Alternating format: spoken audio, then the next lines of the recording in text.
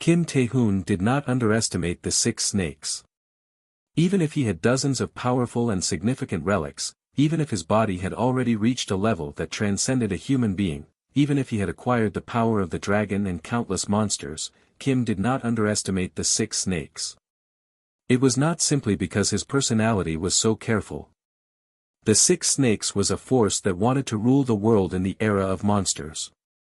In a world where civilization had collapsed, they had planted roots throughout the world and achieved what they wanted steadily. Then, how could he look down on them? If he did, it would be too funny. There was no reason to underestimate them, not at a single point. The fact was the same at this moment. Get out of here. As soon as the sword showers fell, the warriors of the 6 snake who were waiting to kill Hrungnir moved frantically. The embarrassment they felt was enormous. It would be strange if they did not panic when Kim himself made an unexpected sudden attack. But their movements during their surprise were in perfect order.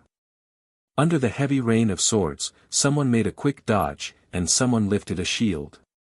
Clank! There were a sound of iron and a wind-splitting sound. Ugh! A faint groan came through it. That was all. No one screamed noisily. Even the dying swallowed their last words before they died. It was evidence that the people gathered here were not a disorderly crowd, but well-trained, and able men who could smile in front of Hrungnir with the dark blue eyes. Don't be inattentive. Our enemy is the dragon slayer Kim Tae-hoon. He's the monster who killed the dragon alone. As said before, Kim knew better than anyone else at this moment that they were not enemies to look down on. And he knew what to do to kill them. Thud, thud. That was why something fell to their feet when everyone was looking for Kim, who was flying in the sky, with their weapons sticking up against the shower of swords. Fao shou shou shou. The thing which fell like that immediately began to pour out a thick cloud of smoke. A smoke bomb. It was nothing but a smoke bomb. Not one, but dozens of smoke bombs exploded, making everything a world full of smoke. Everyone swallowed at the fact. The sound of swallowing was also proof that they were veteran warriors. The smoke bombs restricted their vision and smell. Even if anyone could not tell how the stage was advantageous between more than 100 warriors of the 6 snakes and only one, Kim Tae-hoon, there were those here who soon realized that. Their nightmare became reality too quickly and too easily. Ugh! A scream was heard through the thick smoke, and a bloody smell revealed its presence clearly among the acrid stench of the smoke. There. Don't move rashly. Even in that situation, everyone remained calm. They knew better than anyone the power of the spears and swords in their hands. The spears and swords were powerful enough to tear, pierce, and cut the skin of monsters that could not be harmed by bullets. If they swung such a weapon indiscreetly and attacked their colleagues, it would be a bigger misfortune. Ugh! When a new scream burst out, everyone was patient. Instead, they set their 5 senses up to find Kim immediately and start fighting as soon as the smoke disappeared. If the smoke disappears, we will kill him then. Even at the death of their colleagues and the coming death, they did not shake and waited for the right time. Ho-wo-wo. Someone's huge breath blew away the smoke that filled the surroundings at once. Finally. Of course, the warriors of the 6 snakes now flashed their eyes and opened their ears wide to find Kim. It was dozens of objects floating in the air that welcomed them. It was something similar but different from the smoke bomb that tormented them a little bit ago. Ah! The flares, hidden in the smoke screen, started to explode as soon as the smoke was gone. First, the light burst, and then there was a shrill, ear-piercing sound. Arg! The impact of the flares on the acute 5 senses was so intense that it was fatal. It would be better if a grenade exploded. Indeed, the physical defenses of these people and the relics they wore were powerful enough to withstand the power of a grenade. On the other hand, no matter how great a relic was, and no matter who had a strong physical ability, their eyes and ears were not as strong. Ugh! So, Everyone started to stagger as if they were drunken, with their eyes closed tightly. It was a pain they had never experienced before. But swallowing them at this moment was not the pain that they had never been used to. What attack is next? Dangerous. The fear of being in the defenseless condition in front of the monster Kim Tae-hoon devoured the warriors of the 6 snakes. In that fear, there was only one thing the warriors of the 6 snakes could do: they took as defensive a posture as possible, just as a turtle hid in its shell. At least I have to save my life. It was a natural act that would be taken by any animal with a survival instinct. The natural survival instinct that animals took was an opportunity for a hunter. It was an opportunity to predict the behavior of the prey and to pull the trigger firmly in accordance with the action. Of course, Kim pulled the trigger toward the warriors of the 6 snakes, who took an extremely defensive posture. Swish! The kusanagi that could cut anything in this world painted a semicircle flash. 5. Lin Si and Lin Yining, the twin sisters, had always been winners. It has been true since the advent of the monsters. The 2 sisters fought against the monsters with their bare hands when all others ran away from the monster. Since then, the 2 sisters had never turned away from the monsters in front of them, and they had never thought about defeat. It was the same when the 6 snakes suffered hardships and adversity, when Japan collapsed, and when Taiwan collapsed.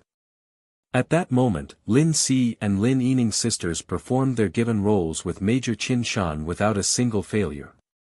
The kusanagi. The same was true when everyone became a turtle in front of the explosion of the flare. She never considered defeat. She had protected her eyes and ears just before the flare burst, and she waited for her chance. She waited for Kim Tae-hoon to take out his card first, and as soon as he pulled out the card called the kusanagi, her mind drew a card to cope with it. The energy consumption of the kusanagi is high. The kusanagi was powerful. It was impossible to stop the kusanagi with a few relics since it was beyond imagination. At the same time, its consumption was beyond imagination. The kusanagi demanded a price so high that even an owner of S energy rank could not use it more than once. After he uses the kusanagi, his power drops sharply for a while. Lin Si thought it as a chance. Because of that, she sent, the Dragon Slayer uses the kusanagi. First, avoid it by any means. Her telepathy was passed on to her twin sister and the people around her, and those who received her telepathy waited in a situation that was invisible and unheard. We'll surely kill him now. Swish. Soon after, Kim's sword, the kusanagi, slashed through a huge semicircular arc and cut everything that was caught in it. The world was cut in half like a sheet of paper. Click. Kim put the kusanagi back in the sheath. The flash disappeared, and for a moment silence replaced it. What? Then the cut-offs began to make a creepy sound as they started to come apart. In that situation, the counterattack of the 6 snakes warriors began. Ding! The beginning was the lute that Lin Si's twin sister held. As soon as she thrummed the strings of the lute, the dull eyes of the people around her began to glow golden, and the golden light brought back the focus to their eyes. At the same time, it stimulated the energy in their guts. Ugh! Ah! Their eyes, which were tinged with a golden light, seemed to be filled with hostility and bloodthirstiness. There was no room for fear in such hostile and bloodthirsty eyes. Those who forgot their fear immediately rushed at Kim as he put the kusanagi in its sheath and took a breath for a while. It's quantity, not quality. If we want to kill that monster, we have to press him down with quantity. In the meantime, Lin Si pulled out one of the 2 swords she had. It was a brightly shining bronze sword. It was a sword that was plain without useless ornamentation, but it was so beautiful in and of itself. After she put the sword on the ground, she shouted, "The Emperor commands, the military, carry out an attack." The moment the spell-like cry ended, the ground began to shake, and the soldiers and horses made of soil began to shoot up from the earth. Thump! It took only a moment for an army of 1,000 troops to be built. The army of 1,000 that appeared like that moved after the warriors of the 6 snakes attacking Kim Tae-hoon. Thump. Thump. Thump. The ground resonated loudly at the footsteps of the earthly soldiers and horses who rushed to line up for battle. In front of the scene, Kim did not perform any special action. After he put the kusanagi back in its sheath, he breathed calmly and changed only his eyes in front of the enormous army that was rushing toward him. His black and shining eyes split in half. Opening his draconian power, his right hand, covered with the scales of the dragon, pulled out a new sword to replace the kusanagi. At that time, the clouds that covered the sky retreated, and the sun that showed up began to shine on the sword that he pulled out. The dragon light sword began to shine brilliantly under the sun. 6. John Gabriel had tried to stab a dagger into the 6 snakes, but he had never ignored their power. There was no way he could ignore it. It was not God, but the 6 snakes that made John Gabriel a new power in Europe, the top person among the influential people, and even the emperor above the pope, holding all the power of the cardinals of the Vatican. Because of that, he could not understand what was happening in front of him. What the hell, the warriors of the 6 snakes were being slaughtered. Not just anyone, but the warriors who the 6 snakes had selected, nurtured, and armed themselves. This is nonsense. The massacre was being done by not a large army of tens of thousands, but only one. A single man was slaughtering the 107 warriors of the 6 snakes. Clang! The end of the massacre was the battle between Lin Si and Kim Tae-hoon. Clang! The sword of Gojian, which could cut anything, and the dragon light sword that could cut anything under the sun, hit with the sound of metal colliding. Of course, the sound did not last long. Lin Si was definitely strong. All her stats were a rank, she had eaten countless monster stones and she could not be weak. But her strength could only struggle in front of Kim. Clang! In the end, at the third collision, Lin Si was no longer able to receive Kim's attack. The sword of Gojian endured the dragon light sword, but her arm holding the sword of Gojian was cut and hurled back, and the blackened left fist of Kim struck her chest in the gap. Puduk. Her ribs crumbled, and there was the sound of her chest caving in. At the sound, Lin Si shouted at Kim, throwing out a gout of blood and squeezed out her last strength. Boom! The sound of a bomb blasting were her last words. Of course, her last words did not leave much impression on Kim. Ah! Rather, the last cry she uttered gave a great shock to Johann Gabriel, who was watching from far away. Hawk, hawk. A horrified sound broke out from John Gabriel's mouth. It was not the sound of reason, but instinct. I have to run away. It was the instinct that Kim's next target was him, after leaving not a single survivor. And as his instinct had warned him, Kim, who had killed all of them, stepped toward John Gabriel as soon as he confirmed that he no longer had any survivors left to kill. Stomp, stomp, stomp. Kim left his footprints clearly on the ground covered with corpses and blood. His walk was not fast. It was slow enough to get him a breath of wind. Nevertheless, John Gabriel could not escape from Kim. He just sat down on the ground and waited for Kim. When Kim stood in front of him, he said reflexively, God. It was the only word he could say at this moment, the most desperate call of his life, when he had been looking for God for a lifetime. But God did not respond. My name is Kim Tae-hoon. Instead, Kim Tae-hoon said, I am the head of the Monster Hunting Guild, the Mac Guild, now in Korea. Instead of answering, John Gabriel blinked his trembling eyes. I will kill the giants and their leader, the huge giant, Kim suggested to him. Whoa! Then, as if waiting, the big cry of Hrungnir the huge giant flowed down from the sky. The sound made Johann Gabriel tremble like an aspen leaf. But Kim said without any tremor, looking at the shaking eyes of John Gabriel, if you pay the price. It was the last notice.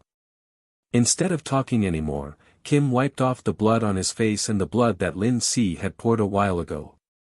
With that appearance, John Gabriel was able to recall one of the most perfect words to explain Kim. Devil. What's the price? The Vatican. And at this moment, John Gabriel made a deal with the devil. There were many reasons why the war with monsters is scary. The strength of monsters that transcended common sense was one of the reasons, and their behavior that could not be measured by common sense was also a scary reason. One of the reasons is that surrender did not work. Against monsters, no matter how hard they shook the white flag, and even if they cried and begged for mercy, it did not work. Whoa! The fact had not changed in the battlefield that was now centered around the main river. Ugh, the moment the Hrungnir's fear hit the battlefield, the Crusaders were virtually incapable of combat. It was natural. Why did this happen to me even though I have a relic? The fear of a dark blue-grade monster was not something they can tolerate just with the power of a relic. Only the combination of the help of a legendary relic and an awakener with a high energy rank could gain the qualifications to face the dark blue eyes. Of course, most people didn't know this because they died when they encountered a dark blue-grade monster. Kowuwu. I must avoid. No one could avoid the huge stones being hurled while nearly incapacitated by the fear. Bang! A stone smashed a tank and the men within. Ugh! My legs, my legs. As screams burst out, trams were crushed, and human bodies splattered, the giants who were once smashed apart beyond the main river like corpses, moved once again. Eueoo. The leg-cut giants crawled, wielding their arms like whips and hammers using their remaining power. Whack! The giants' arms struck the bodies of those who could not even stand properly because their legs were trembling. If Rodan had seen this scene in his lifetime, perhaps the door of hell would have been like this. Jang Sung-hoon, who looked at the scene from a distance, closed his dry mouth. His thoughts as he looked at this scene of hell were not pleasant. However, he did not let his personal feelings color his decisions. What Jang had learned from Kim was that, the more fierce and desperate the war is, the colder and more calculating his action should be. It was still true. From the cold viewpoint of Jang, there would be nothing to change now even if the special forces that Jang and Kim brought were put into the battlefield. They could save a few more people, but it was not profitable when he checked the situation. Above all, Kim had not intervened in the battlefield yet. As the boss said, they placed too much confidence in the effects of the relics, and they were overconfident about their abilities. I suppose why this situation happened was that they were so irresponsible that they thought God would do it all. They could not win a war without a leader. Therefore, without a leader, they must not fight. It was a core rule. So, Jang waited, and the men who had followed him waited without turning away from the scene of hell in front of them. They saw that a sword passed through the center of a giant's chest as it was walking toward the main river, where the sound of artillery could no longer be heard. Thump! They saw that giant with its heart pierced by the sword falling forward. Jang opened his dry mouth at the scene. Now, we begin the operation called, gleaning. 8. Faith is proportional to betrayal. And betrayal makes humans miserable. That was why the vicinity of the main river in Frankfurt was filled with misery. Lord, the only thing that survivors in the southern main river, which was now the stage of the giants, could look for was not a fellow or a boss, but God. Woo-yo-yo-yo. But it was the giants' huge hands and feet that came to them. Bang, bang. The God they cried and sought did not answer them. By the time those who were looking for God in front of the fact began to shudder at the unspeakable betrayal, the giant, who had carried out the massacre that made the betrayal more miserable, fell down. Thump. That was the beginning. Thump. The giants who were advancing to cross the main river grabbed their chests and fell forward, or began to fall back. The huge giants' bodies crashed against the ground, shaking the already gruesome land. What's going on? Everyone was captivated by the fact for a moment. Oh, God! Some found the God that they had been crying for. They truly believed that God had finally begun to save them. Of course, it was not God who saved them. Who? A man was breathing somewhere away from the main river, where he had piled up more than 100 spears and swords. He was Kim Tae-hoon, the main character of the miracle that took place around the main river. The way he did the miracle was simple. He measured the distance to the target. Once he activated the eyes of the black snake and the white snake at the same time. Then he turned his gaze toward the swords and spears piled up behind him. Equals sad face Oliver's sword. Relic grade, grade 1. Relic value, special. Relic effect, it is the sword of Olivier, one of the 12 paladins of Charlemagne. Its strength and sharpness are extraordinary. Equals. He picked up one of them and threw it without a ready posture as if he throwing a javelin. With all his power, he threw it at the chest of a giant who seemed to be too close to him, although it was far away. Whiz! The sword that flew out like that pierced through the giant's heart in a flash. That was the background of the miracle that had happened on the main river. But this miracle was not free. 19. Kim was calculating the number of giants he had killed correctly, and of course, he was calculating the price of killing the giants. Furthermore, he was going to receive the price of their lives from those who survived here today. If they would not pay for it, he would force them to pay out, and he was going to get paid in some way. That was the background of winning the war that Kim Tae-hoon had thought would be impossible. Kim never suffered a loss in any battle, and he received the cost of his wounds in some way through the war to match the risks he took. The remaining giants number 177. However, Kim's dark eyes turned black like a lens and looked at the huge giant Hrungnir. No, I'd rather kill a big one first. At that moment, Kim no longer turned his head to the pile of swords and spears. Cho. Instead, the swords and spears themselves approached Kim as if they were alive, and began to hover around him like satellites. He picked one of them. First, I will go with the sword of Gojin. A man was stumbling as if he was drunken. Stomp. When the man's weak step stopped, there was a battlefield before the man. No, it was more like a grave than a battlefield. There were huge fallen giants all over the place. There was a huge hole in the chest of every dead carcass. The man, Johann Gabriel, was distracted for a moment. Is this really real? But in front of this absurd sight, he did not look for God as always. He really did this. Instead of looking for God, he thought of a man.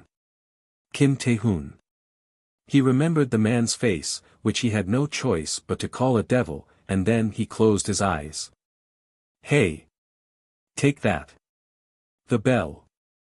John Gabriel could hear a language unfamiliar to him, and he turned his head. Then he saw the men in black and red leather, and pure white feathers, moving briskly around a head-sized bell which was shining with brass. Some of them laid down the fallen people in one place, and some moved to take the bell. The sight frightened Johann Gabriel because the bell was not a normal one. The bell of Jerusalem. The bell of Jerusalem was literally a bell of the Holy Land with the dignity of God. It was indeed a tool that could make God's voice. Oh, no. Of course, John Gabriel ran away, screaming. It was unacceptable, either by instinct or by reason, to be robbed of the bell of Jerusalem by those who he did not know the identity of. But his run did not last long. Blush. Ugh. In the state of being exposed to the fear of Hrungnir, in the situation where he had lost his fighting spirit, his body, which was still frightened by Kim Tae-hoon's appearance, fell to the ground after taking a few steps. A man stepped toward him after he had fallen, stomping the ground. The man was unique in many ways and he had many accessories. The fingers of both hands all had gold rings, stone rings, and jade rings, and on his neck, there were 3 necklaces, such as a Buddhist rosary, a gold necklace, and a cross necklace made of silver. There was no sense of unity in the things he wore. The man held out his hand to the fallen John Gabriel. Are you all right? Who are you? Of course, John Gabriel did not accept the favor. Even though everything was broken, he gave out the greatest sense of anger that he could. Oh, you didn't hear the explanation from the boss. The man who held out his hand to him took it back and smiled. I'm Jang Sung-hoon, and I belong to the Mac Guild. The Mac Guild, the words shook John Gabriel's eyes again. It was words he heard today for the first time, but it was words that John Gabriel would remember as clearly as his name for the rest of his life. Of course, it was not remembered in a good sense. Jang smiled at the reaction of John Gabriel because the reaction was the most obvious evidence that he had met Kim Tae-hoon. He said with that smile, for reference, I'm in charge of the appraisal of the relics in the Mac Guild. The appraisal of the relics? You heard it from the boss, didn't you? He'll get paid for killing monsters since it's not free. Well, that's. You accepted the offer, and you can see the giants dying here. Jang, who was speaking, pointed to the Bell of Jerusalem behind him with his thumb. And what good are the euro, the dollar, and the gold in this age? It's obvious, isn't it? You'll get relics in return. We're taking relics. At that moment, Jang said carefully, with his mouth at the ear of John Gabriel in a very low voice. Not only relics but historical art, even if they have not become relics, can be also paid the price. For example, the Mona Lisa. I don't think it's a relic since it's not here. Where is it? At the whisper of Jang, John Gabriel could see again. I'm the second in command of the Mac Guild, and if the boss is in charge of the actual fighting, I'm in charge of the practical affairs. If you have a close and intimate relationship with me, you'll have nothing to lose. Oh, of course, I'm not asking for bribes, just because I'm interested in art. I dreamed of decorating the house with the Venus de Milo and the Nike of Samothrace. Oh, I'm not asking you to give them to me, but I'm just saying it's my simple dream. John Gabriel could see that the Mac Guild was a devil's den. Then, one of his men approached and told Jang. We found the Nike. Oh, really? Was it there? Yes, it's a first-grade legend. What's the effect? It enhances combat capability. Take it carefully, because it should be displayed at the Mac Guild Museum later. The conversation between his subordinates and Jang proceeded in Korean, but it was not difficult for John Gabriel to gauge the words. He did know what the word Nike meant. Oh, no. The Nike of Samothrace was a valuable Vatican relic, as valuable as the Bell of Jerusalem, and at the same time, a human treasure that showed that mankind had built a brilliant civilization in this land. It was a treasure of treasures that could not be measured. We have to stop them. So, John Gabriel tried to overcome the situation by making an armed demonstration, if necessary. Bloodthirstiness and fighting spirit began to grow in the eyes of John Gabriel. The fact was caught by the subordinate who was reporting to Jang. It was meant to be caught. He's dangerous. The special forces Jang brought were those who would sacrifice on behalf of Kim Tae-hoon as needed. In other words, it meant that they were good enough to replace Kim Tae-hoon for a while. Of course, they were much better than the elites of the Crusaders. They were different from experience. They did not survive in the war against the monsters with the help of relics, they had climbed from the bottom and gained the power of their own. Assuredly, none were weaker than John Gabriel, even if he was ready to fight. Of course, as soon as John Gabriel started to attack Jang, at least one of his limbs would be cut off. Fortunately, no such thing occurred. At that moment, there was a huge boom of thunder, and everyone turned their heads in the direction of it. They saw a blue flash of light cut the sky and stick into the chest of the huge giant. The spear of Indra, Busvi Shakti, had pierced the heart of Hrungnir.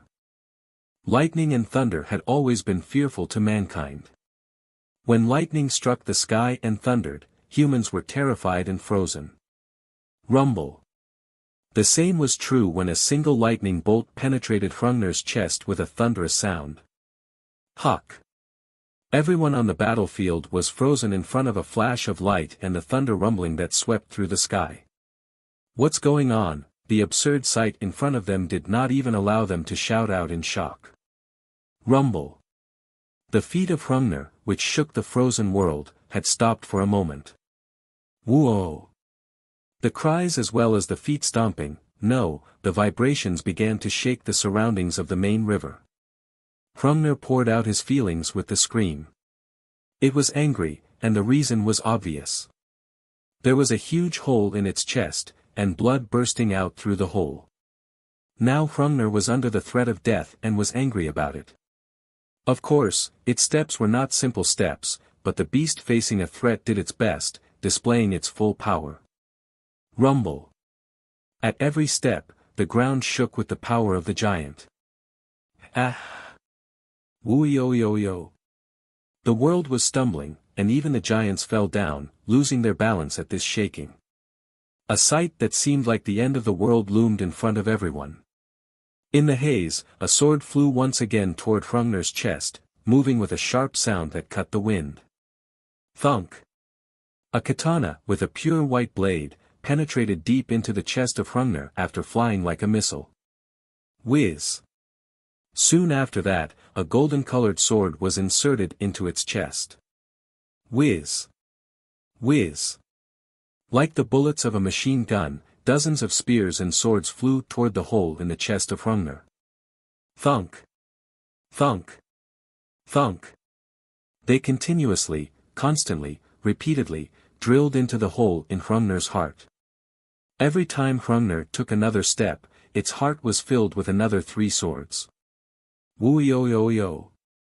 Of course, the more it walked, the more holes were drilled in its heart, and the more it screamed. The cry was weak after Hrungnir walked 10 steps.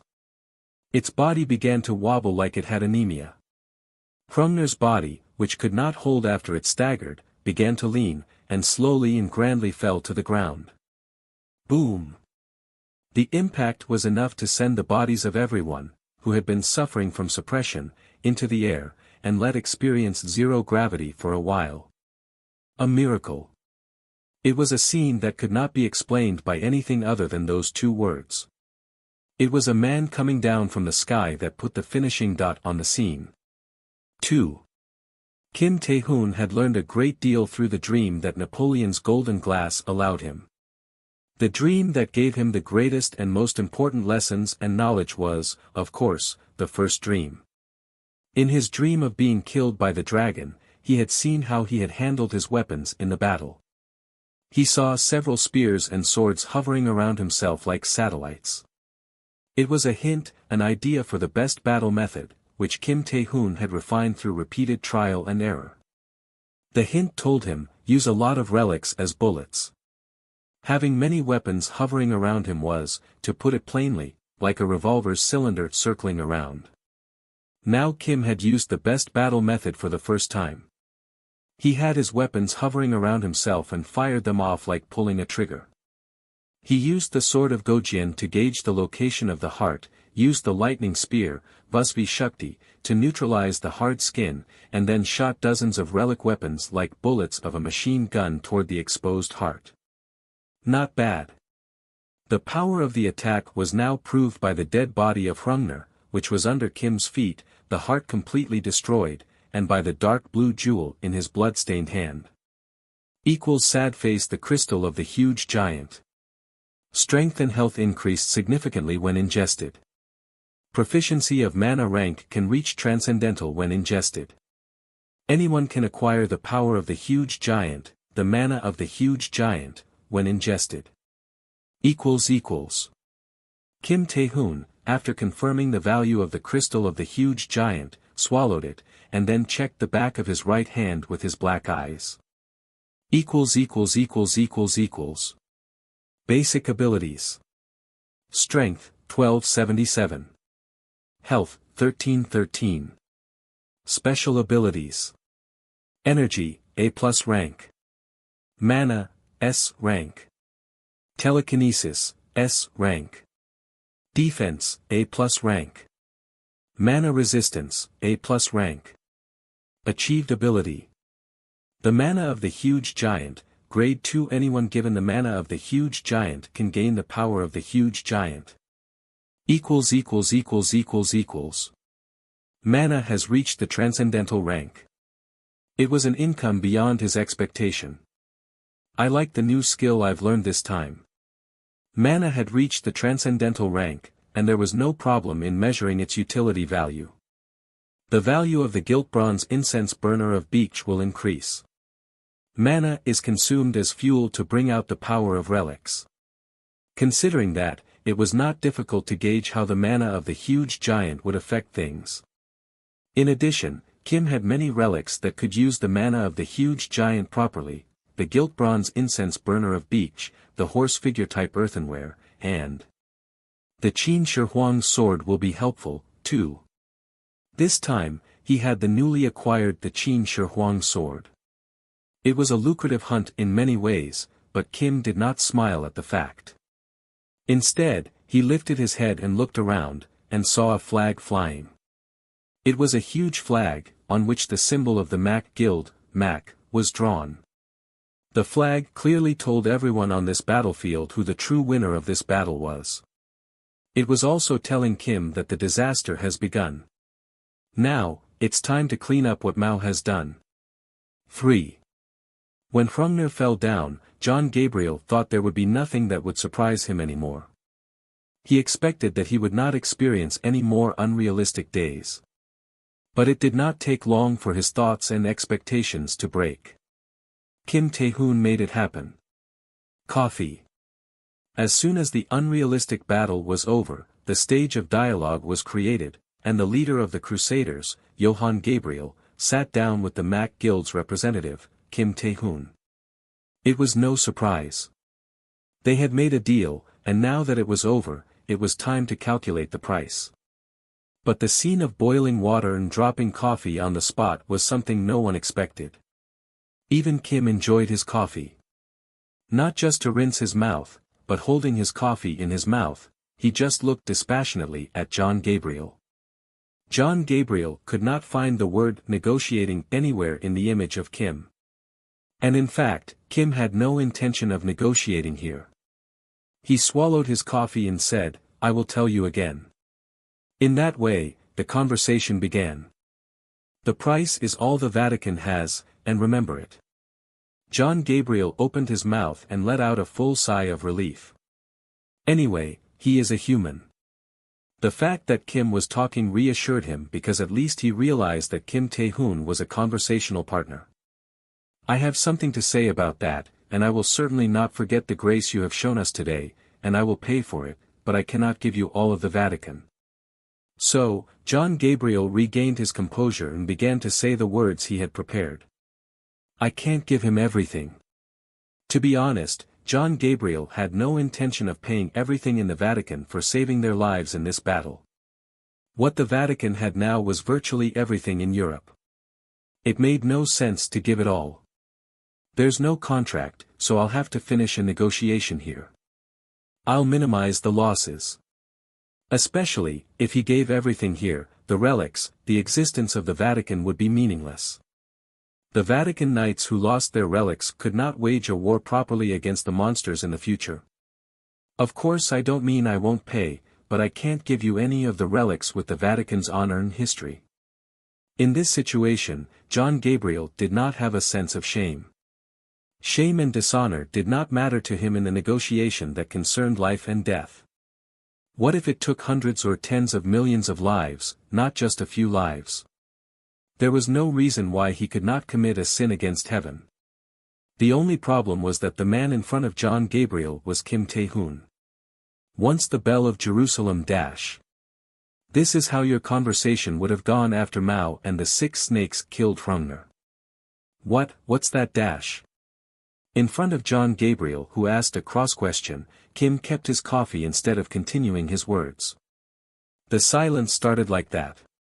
John Gabriel did not dare to open his mouth and break the silence. It was simply a time of torture.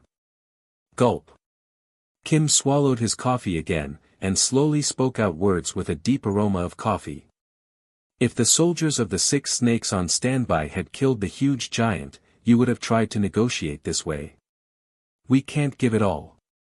We have our situation, so, let's change the deal. John Gabriel did not answer.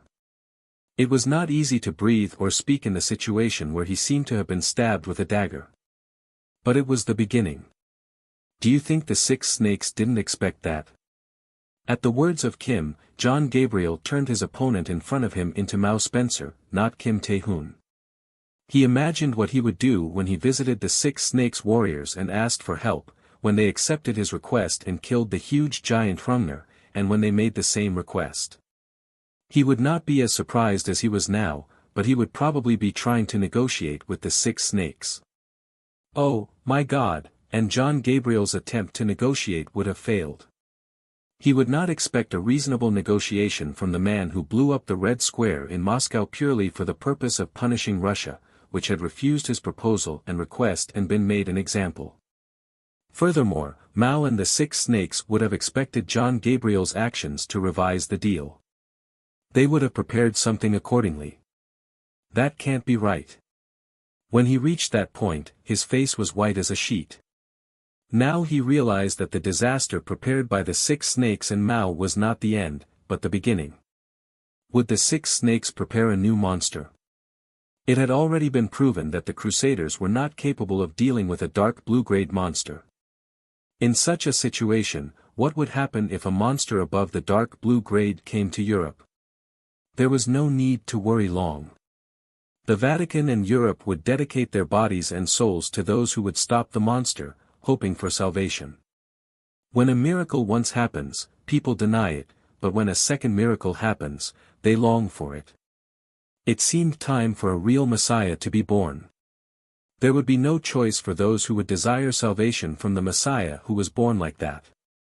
The fact was still true. The second disaster prepared by the 6 snakes would soon hit Europe, and there was only one person who could deal with the disaster. I will return to the point, and I will somehow take the price of killing the huge giant, and if I kill the monster in the future, I will also take the corresponding price. The moment John Gabriel realized it, negotiating was no longer in his mind. Kim Tae-hoon did not speak out any more words that he did not need. He just enjoyed his coffee quietly. 4. Siberia, where harsh winter winds were still raging. In the biting wind, people in white uniforms were gathered in a cluster. No matter how warmly dressed they were in coldness like their whole bodies were being chopped, but no one complained about it. Of course, there was no fire. Even more so, they all had keen eyes that would defy even the severe wind. The keen eyes showed that their determination, responsibilities, and obligations were not simple. It was the men in the white uniforms that appeared in the distance that changed their eyes. It is not here. It is not here. Yes, the warhead is gone. There's a sign of invasion. I think someone took the warhead. At that report, the keen eyes of everyone began to shake like candles in front of the wind. The man who was reporting said with unshakable eyes, but with a mixed expression, "Deliver the news to Major General Vladimir as soon as possible. We've lost a nuclear warhead." To reiterate, the Vatican will have the right to use the relics on this list, and instead, you will pay 40% of the monster stones of the monster that you kill with the aid of this relic to the Mac Guild. The conversation between Kim Tae-hoon and John Gabriel ended easily and briefly. There was no reason for the conversation to be long or complicated since the winner and the loser had already been determined. This right is valid for 1 year, and if either party does not require a termination or change of the contract 3 months before the contract expires, the contract will be renewed automatically for another year. But the real story was what came next. After the leaders had finished their conversation, the men who served them had to verify everything was practical and valid. It was troublesome and complicated in many ways. They had to check each sentence and word used in the contract and measure the merit of the contract. Now, sign it. That role was, of course, Jang Sung-hoon's. In addition, Jang's role was not over at that point. "Oh, and this is a personal request, but I'd like you to put this poster around the Vatican City State. It's not special, but I'm going to make a European branch of the Mac Guild, so I'd like to advertise it. Jang immediately set out to work on creating a branch of the Mac Guild in Europe. It was part of their original plans. The good things are to be shared with you, of course. Even if Kim Tae-hoon was so powerful, it was not easy to have a strong influence on the lands of Europe unless he settled there. Human history had proved it. If he wanted to rule a country, it was impossible unless he eventually won the help of the people in the country. Oh, anyone can join the Mac Guild, and there are no restrictions on race, religion, or nationality. Of course, in the absence of any merits, the Mac Guild European branch would not put down roots properly. Naturally, Jang had prepared the merits. In addition, some of the relics that are not on this list will be rented to hunters in the Mac Guild European branch. It will be at a lower price, I will lend them to the hunters if I like. I am not sure if I've told you I'm interested in art, but certainly I told the head of the Vatican City State, haha. Some of the relics received from the Vatican in return for the fight would be held in the hands of hunters joining the Mac Guild European branch. It would be the creation of something from nothing. It was crazy from the standpoint of the Vatican. I can give you an application if you want. For reference, if you sign up, I'll give you a cute Mac doll. Arriving at this point, the Mac Guild European branch would build their force and get organized incredibly quickly. Oh, don't you care? I don't intend to push you. Huh? The boss? Are you asking where he is? It was his responsibility to represent the presence of the Mac Guild European branch, which began to be structured. The boss is in France now. The Mac Guild master, Kim Tae-hoon, would definitely show Europe who they should choose to back in a world full of monsters. At the moment it happened, the ends of the Eurasian continent would be placed under a single name. Equals equals equals equals equals equals equals equals equals equals equals equals equals equals equals equals equals equals equals 6. The movement of more powerful monsters greatly changed the map of territories claimed by lesser monsters. The Mac Guild had identified this in countless cases. Furthermore, the Mac Guild had also confirmed that when powerful monsters appeared, monsters did not just move, but showed different patterns of movements, according to their grades and characteristics. For example, a blue-grade monster that led a group of at least 500 did not simply run away. As soon as possible, it explored its new territory, and when it found a suitable place, it used its full power to occupy the place. In the process, some clever individuals deliberately saved their prey, rather than kill them all, to keep them as an emergency food supply. This was exactly the case for the Goblin King, the huge golden-skinned goblin with blue eyes. It was originally located in Belgium. There, as its name suggested, it had reigned as king. But it boldly abandoned its territory as soon as the giants came over the Baltic Sea to Germany. Furthermore, after abandoning a large number of the goblins following him, it moved with only 5,000 elites. Its target was none other than the capital of France, Paris, where it made its new territory. Fuck. The entry of the Goblin King in the Goblin Corps into Paris, which began like that, was not hard. Hundreds of thousands of survivors and troops residing in Paris failed to even fight properly against the Goblin Corps. Fuck, damn it. So far, the first reason was that the blue-grade monsters were hunted solely under the Vatican's initiative, and the second reason was that those with great talents and powerful relics residing in Paris had gone to Germany to fight the huge giant. The third reason was the people left in Paris.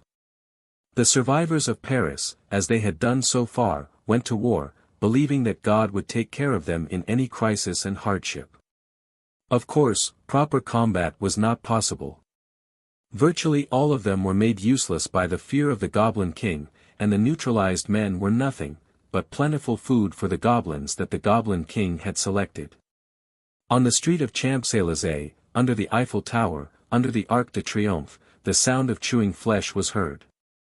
God damn it. That's why Leo Leroy was watching hell now. Damn it. Damn it, damn it. But at this moment Leo couldn't escape from this hellish landscape. I need to save Catherine.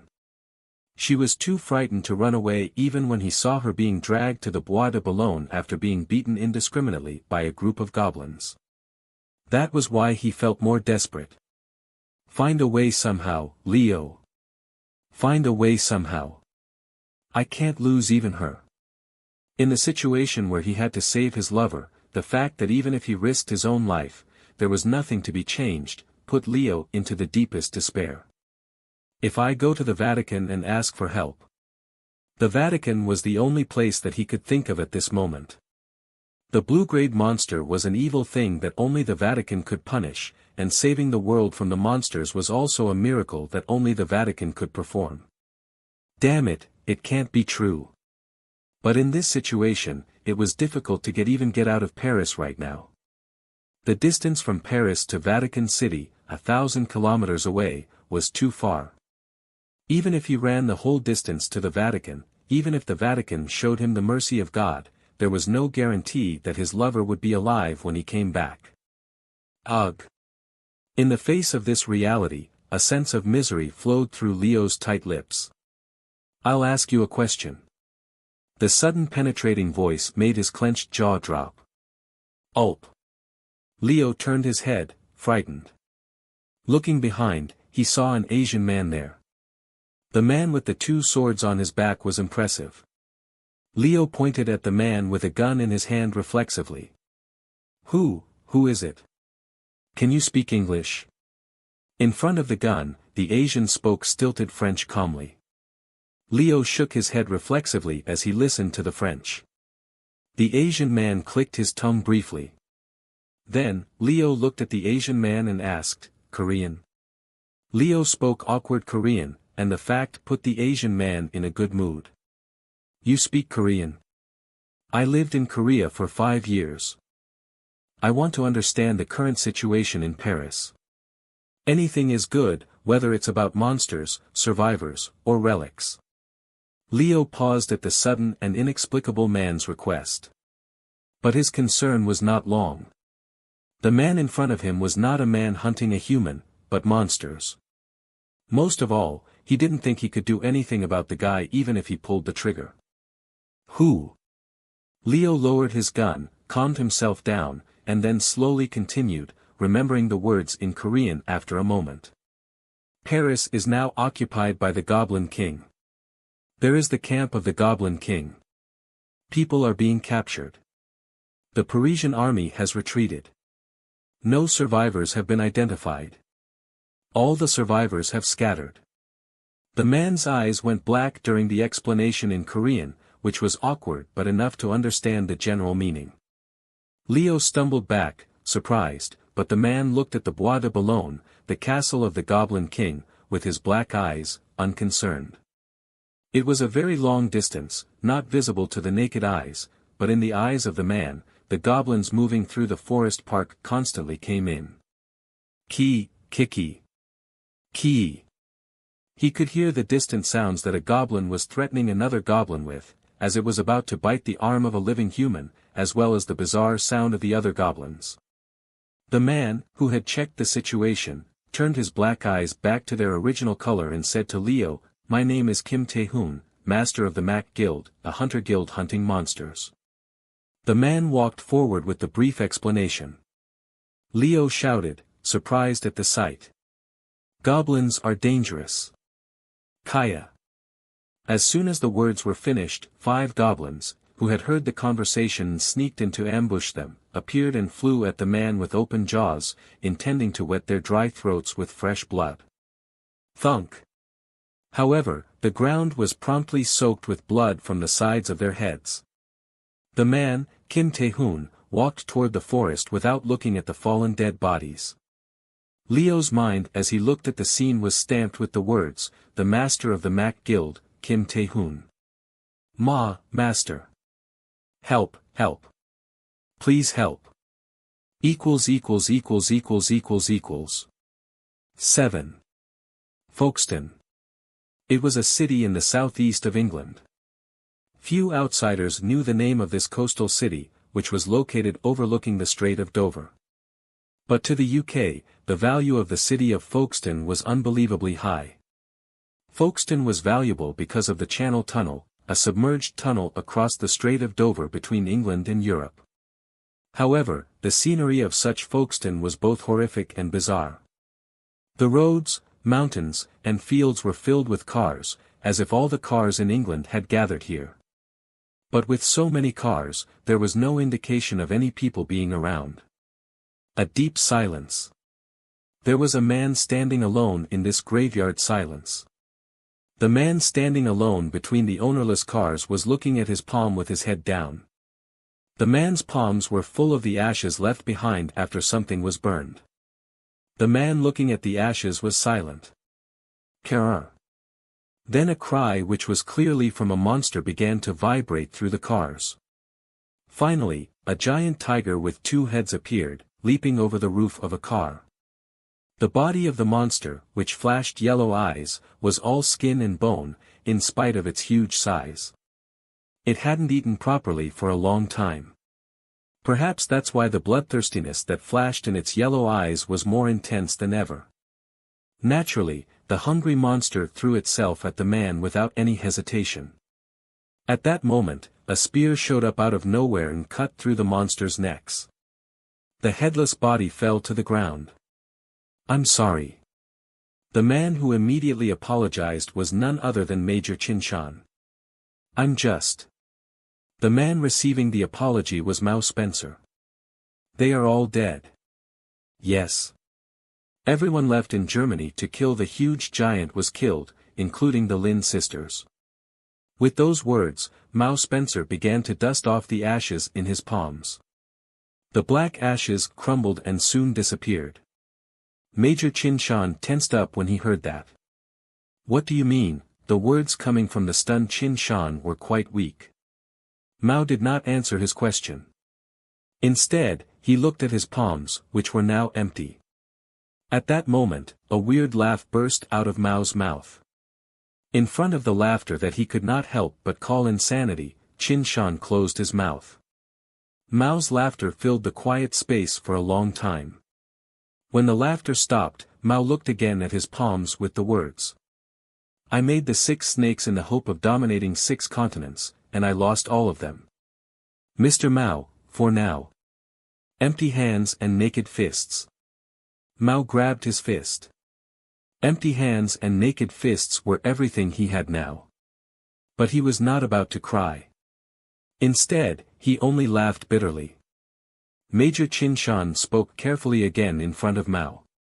"Then what are you going to do?" "We'll leave." "To leave? The Eurasian continent has left our hands, there is no reason to stay here anymore." "Then where are you going?" There was no answer to that question. Instead of answering, Mao looked at the end of the Channel Tunnel, toward France, beyond the Strait of Dover. "The good news is that we can earn enough time thanks to the prepared nuclear bombs." Mao turned his head in the opposite direction after he finished his low-pitched talking to himself. "We will go to Stonehenge first, and then we are going to the United States." At the answer, the United States, Chin-shan appealed to Mao with tears in his eyes. "If we go to America, the Pentagon will never follow Mr. Mao. If they know Mr. Mao is in trouble. Why not go to Egypt, where you still have influence and power? Egypt is too close. We will be caught if we go there. But the United States. The person who is in need should lower his head, and if the Pentagon won't follow me, I'll just lower my head and go underneath them." Major Chin-shan closed his mouth at the teeth-grinding sound at the end of Mao's words. There was no way he did not know Mao's character. Mao felt it was a great humiliation to serve underneath someone who was once his equal. Nevertheless, he had to accept the humiliation. Perseverance. Mao was willing to compromise with humiliation for the future. The bitter smile at his lips began to turn into a little bloody smile as he determined to make the compromise. "I wonder if he can stop the army of the Orc Khan," and, that was the end of what Mao had said. He moved his chin without finishing his words. Chin-shan checked the direction of the chin and nodded. He shouted, "We are going to Stonehenge." Shortly after the cry,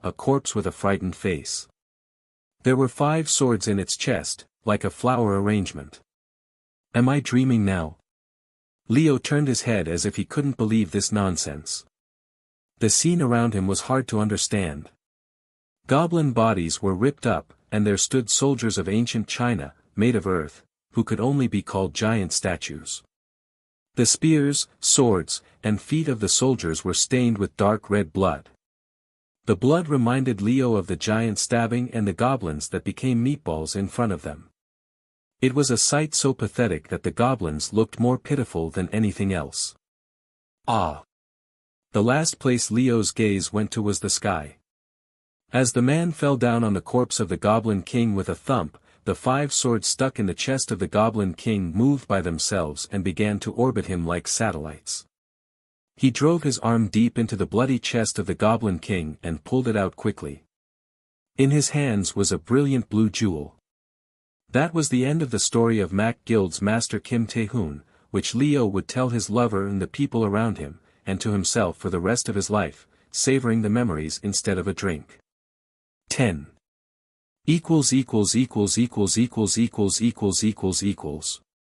Achieved ability. The dignity of the Goblin King, grade 3. With the power of the Goblin King, you can force goblins into submission. Kim Tae-hoon, who confirmed on his right hand with his black eyes, closed his eyes slightly. His expression, after closing his eyes, was not good. It is much weaker than I thought for a blue grade. Kim Tae-hoon opened his eyes again and looked around. The newly acquired relics, the horse soldiers created by the Qin Shi Huang sword, decorated his eyes. The pressure of the horses, which had become even greater thanks to the mana of the giant, was beyond description. In addition, the combat power of the giant horse soldiers was astounding. Mere moments were enough for the horse soldiers to make the Goblin King and its elites, who had destroyed Paris, into corpses at once. But in front of that fact, Kim Tae-hoon never fell into the illusion. I can't believe the power of Paris is this weak. Kim Tae-hoon, the city he knew as Paris, and France were strong. France was one of the 5 permanent members of the United Nations. If they had been weak, France would never have been given one of the 5 permanent seats of the United Nations. No, it must have been weakened. Strength did not mean that it simply possessed nuclear weapons. It had many fighter jets, warships, and tanks. The strength that Kim Tae-hoon knew of was the power to survive the wars, surviving as a strong nation after the great wars that dominated human history for many years, including 2 world wars. Such Frenchmen gave away Paris, the heart of the nation, so helplessly against the blue-grade monster. That was the reality of France now, the reality of Europe. They've had their teeth pulled out perfectly. Not only are they a toothless tiger, but they have become a toothless pig. They no longer had teeth to survive in the age of monsters. This is his snare. It was what the 6 snakes wanted. A beast without teeth can never be a beast. The toothless beast has no choice but to leave all its fate to the real beast in order to survive in the age of the monsters. Of course, it was more important than anything for the 6 snakes, who were trying to control everything in the age of monsters. It was necessary to turn the beasts who could bite them into toothless dogs and pigs. The work of those 6 snakes was so perfect. China and Russia have collapsed. China and Russia, 2 of the UN's permanent members, had virtually collapsed. They could no longer exercise their proper powers. France's perfect teeth were pulled out. And at this moment, France clearly understood that it had no more teeth. The British won't be any different. With the situation in France like this, chances were not very high that Britain was different. It was doubtful how much Britain, which was completely and miserably sealed off, could have endured, compared to the Continental Sealing Act that France took to block off Britain. Is the US the only one left? Under these circumstances, the only country left was the United States. It's pathetic. In front of the facts, Kim Tae-hoon remembered his dream of the day again, and his dream of self-determination. He had done everything. He killed the Emperor of Orcs, the Immortal Wolf, the evil dragon Fafnir, the Dragon of Disaster, Quetzalcoatl. Nevertheless, he chose to die on his own. There was nothing left in the world.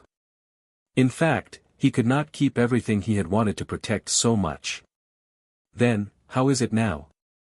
There are no more predators with sharp fangs in the place where the 6 snakes have passed.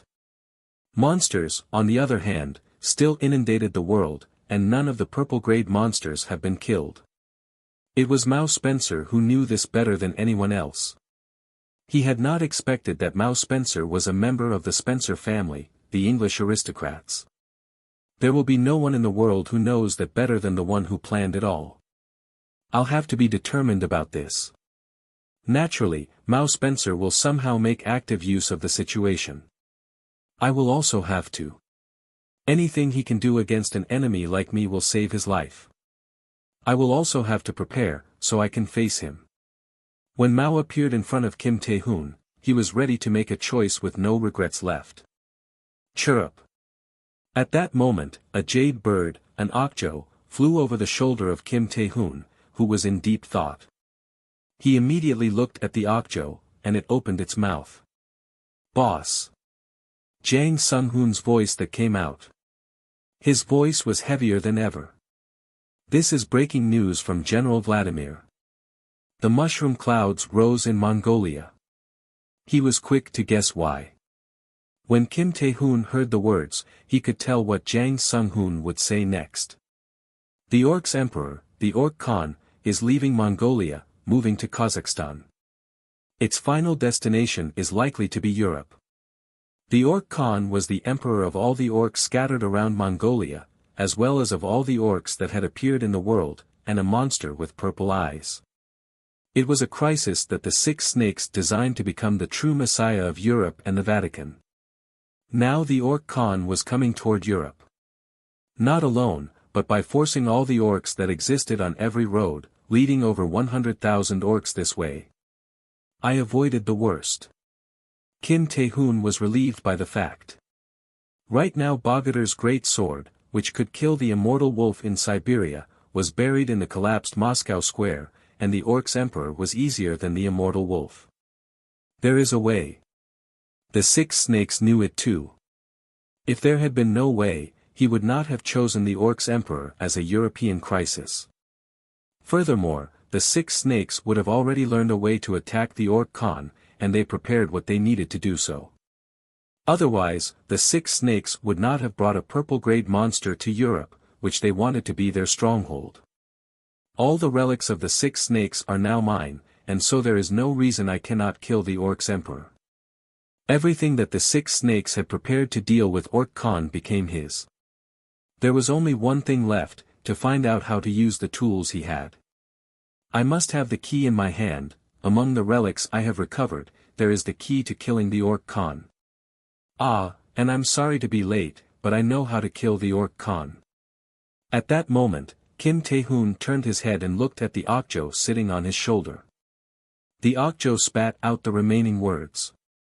I saw it in my dream when having a drink yesterday. 10. Vatican City. The capital of Italy, the center of Rome, a majestic place, was now ruined. 2 men were talking to each other in the background of the terrible sight. When the conversation between them was over, one of them suddenly put something in his mouth. Then the man, after swallowing what he had put in his mouth, said with a salute, "Then, boss, I'll see you again within 4 weeks." Changchun City. Originally, it was located in the north of the Korean peninsula, and 7 million people lived there. But now, it was hard to find any trace of them, let alone living human beings. There were footsteps there after a long time. The main source of the footsteps was the soldiers. The footsteps of those, who wore the national flag of the Republic of Korea on their right shoulders and the divine animal mak on the left, were cautious, but there was no cowardice. In Changchun City, which now belonged to the monsters, they were walking more imposingly than anyone else. It was not a bluff, nor the courage of ignorance. As if to prove it, as soon as a giant centipede rose from under the ground, the soldiers began to move like wolves on the hunt rather than in surprise. Restrained shots burst out, and as the giant centipede struggled against them, some of them pulled back bows they were holding instead of guns. Twang! The arrows that left the bowstring rose and drove deep into the head of the writhing centipede. Twang! 5 arrows from all sides punched into the head of the centipede in succession. In the head of the centipede, flowers made of arrows bloomed. It was incredible to see such accuracy. Such archery skills, which were really close to the miraculous, made the body of the centipede like the Tower of Pisa. The giant centipede began to totter. Of course, unlike the Leaning Tower, the body of the centipede fell to the ground without delay. There was a heavy thump, and sandy dust spread out. "Go up and take a look." It was the first time they spoke. A man who was given the order immediately began to climb the ruined building. The man climbed the wall, clinging to it like Spider-Man. The man who had climbed up the building and secured his lookout point took a telescope and looked around. "Sergeant." At that moment the man stopped his head as if he had found something and called out to the ground. "The orcs are moving." At the word, orc, the soldiers below smiled with a deep tension. "What are their numbers?" "About 500. But the pale smiles disappeared like melting snow in front of the number of 500. The same was true of Sergeant Lim Young-soo, who got the report. In the head of Lim Young-soo, the report sent by the search party came to mind. The search party report was correct, there is an orc community near here. The search team, which was searching Manchuria, told him that there was a large orc community in Changchun City. That was why Lim Young-soo and his men were here. Their job was to remove the monsters in the north of the Korean peninsula before they crossed the Yalu River and caused problems. It was especially important to remove monsters that gathered together, like orcs, when they could be removed. If a powerful orc appeared, the orcs would become an orc army under the powerful orc, and it was obvious where the orcs would head. Of course, 500 was not an unreasonable number. 500 is enough to kill in the city. Nevertheless, Sergeant Lim Young-soo was considering fighting instead of retreating. Because he was stupid? It couldn't be. Because of the resonance? Of course not. There was only one reason to try to engage, because of the Mac embroidered on his shoulder. To a Mac unit, 500 orcs were not things to avoid, but creatures to annihilate. They were now the best in Korea and even the best elites in the world. Huh? Lim Young-soo heard the surprised voice of the watching soldier. "What's going on?" The orcs suddenly changed direction. "What?" "They're heading in the opposite direction, west, toward Mongolia." The soldier put away the telescope in his hand and immediately dropped to the ground. He landed in front of Lim Young-soo at once reported with a firm expression. "Not a group, but all groups of orcs from every side are moving in one direction at once. The numbers are not normal. The orcs around here are gathering in the same place at the same time." After the report, Sergeant Lim Young-soo no longer considered combat. "I think something's going to happen, which we've never experienced before." At the words of Sergeant Lim Young-soo, his men's expressions hardened. A chill ran down their spines. Underscore underscore underscore underscore underscore underscore underscore underscore underscore underscore underscore underscore underscore underscore underscore underscore. 2. Vatican City. In a world where everything was falling and collapsing, something new emerged there that was even more glorious than before. Flags, new flags, were fluttering all over the Vatican. It was a beast that occupied the flag. It was a beast that has not existed in the Vatican, or in Europe. The animal was Mac. It was amazing. Who would have imagined that Vatican City, the real ruler of Europe, would hang the flag at the same height as their flag, an animal they had never seen? Did you hear the rumor? I heard that he had taken Paris back in one morning. He finished it in an hour, not a morning. But even more surprising was that no one had any doubts about it. The degree of recapturing Paris is an after-lunch level of exercise compared to his display in Frankfurt. I'm glad Mac Guild came to Europe. If it had not been for him, the Vatican would have been trampled by the giants. Yes, I'm so glad. Everyone was grateful for the flag of the Mac Guild flying there in Vatican City. What about my directing? Two men were walking down the streets of Vatican City where the flags of Mac Guild fluttered. For reference, I have changed our Mac mascot design a little bit, in a more ferocious way. Jang Sung-hoon was the man explaining things. Maybe next year, Mac Guild will be more famous than McDonald's. I should have made a corporation and listed it. Of course, it was Kim Tae-hoon next to him, listening to the explanation. Oh. There it is. The place where the two of them were heading for a cool conversation could be called the heart of Vatican City. That's the Sistine Chapel. The Sistine Chapel was the place where the Mass of the Pope was held, and the conclave was held to elect the Pope. I didn't know I would see the creation of heaven and earth and the Last Judgment like this. It was also the place where the masterpiece of Michelangelo's soul, one of the most famous artists in the world, was left. The first thing that welcomed Kim Tae-hoon and Jang Sung-hoon as they visited the Sistine Chapel, was the soldiers who were camping in front of the cathedral. Wow, they've collected a lot. The number of men was considerable. 100 units were roughly visible. This is what we see, and the deployed numbers. Phew. If they added the number of those who were hiding around the Sistine Chapel, it was possible to say that the number would be more than 1,000. It was a large enough number that shrinking back was expected. However, it was not Kim Tae-hoon and Jang Sung-hoon who were shrinking at this moment, but the soldiers facing them. As evidence, the soldiers' necks, which faced Kim Tae-hoon closer, were tensed. But no one thought of it as blame or shame. Kim Tae-hoon killed the giants and their leader alone.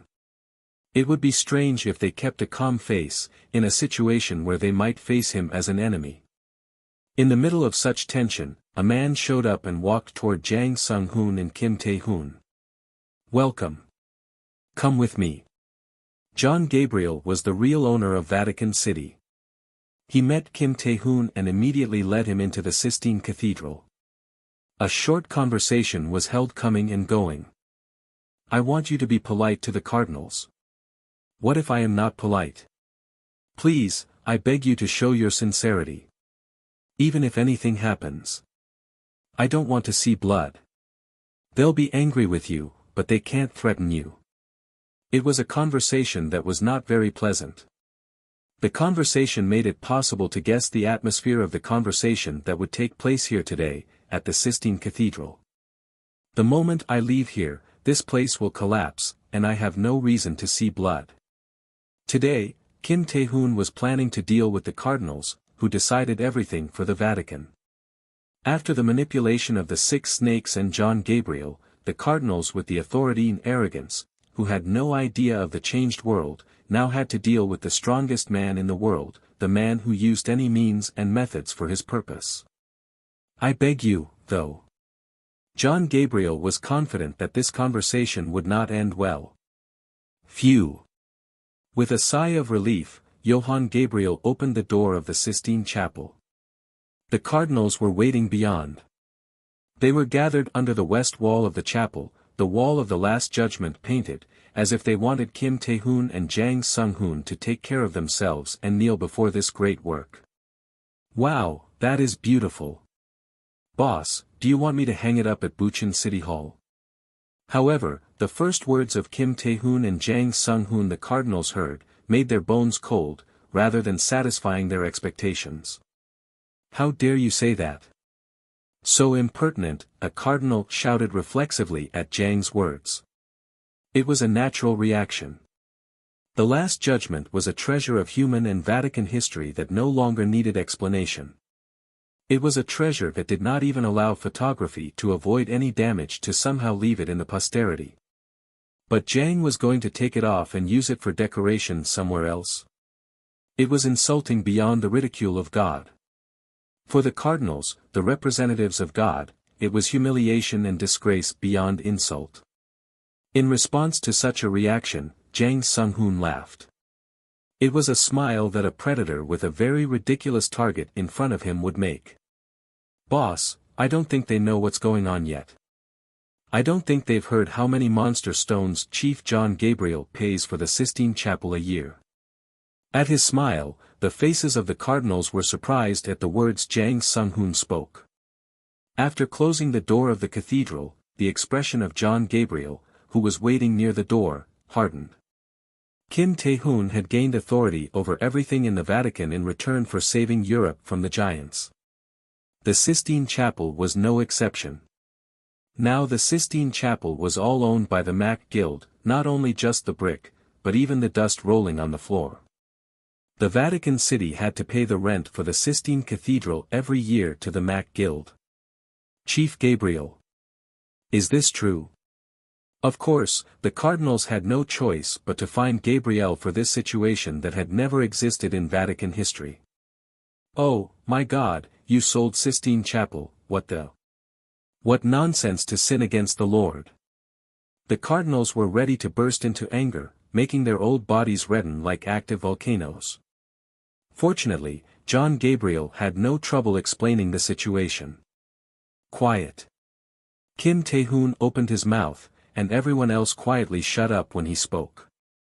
It was a surprise. Ugh. Ha. The cardinals had dedicated their lives with patience and faith to the invisible, unheard, untouchable, and unappealable God. No matter if they went in the wrong direction now, their patience and faith would not fade. They were willing to accept death for God.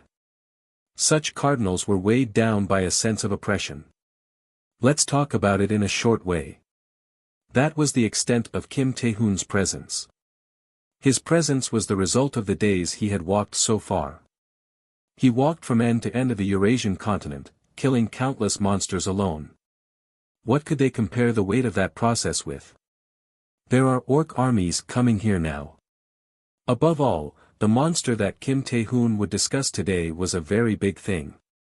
It is the orcs' emperor, the Orc Khan, who leads the horde.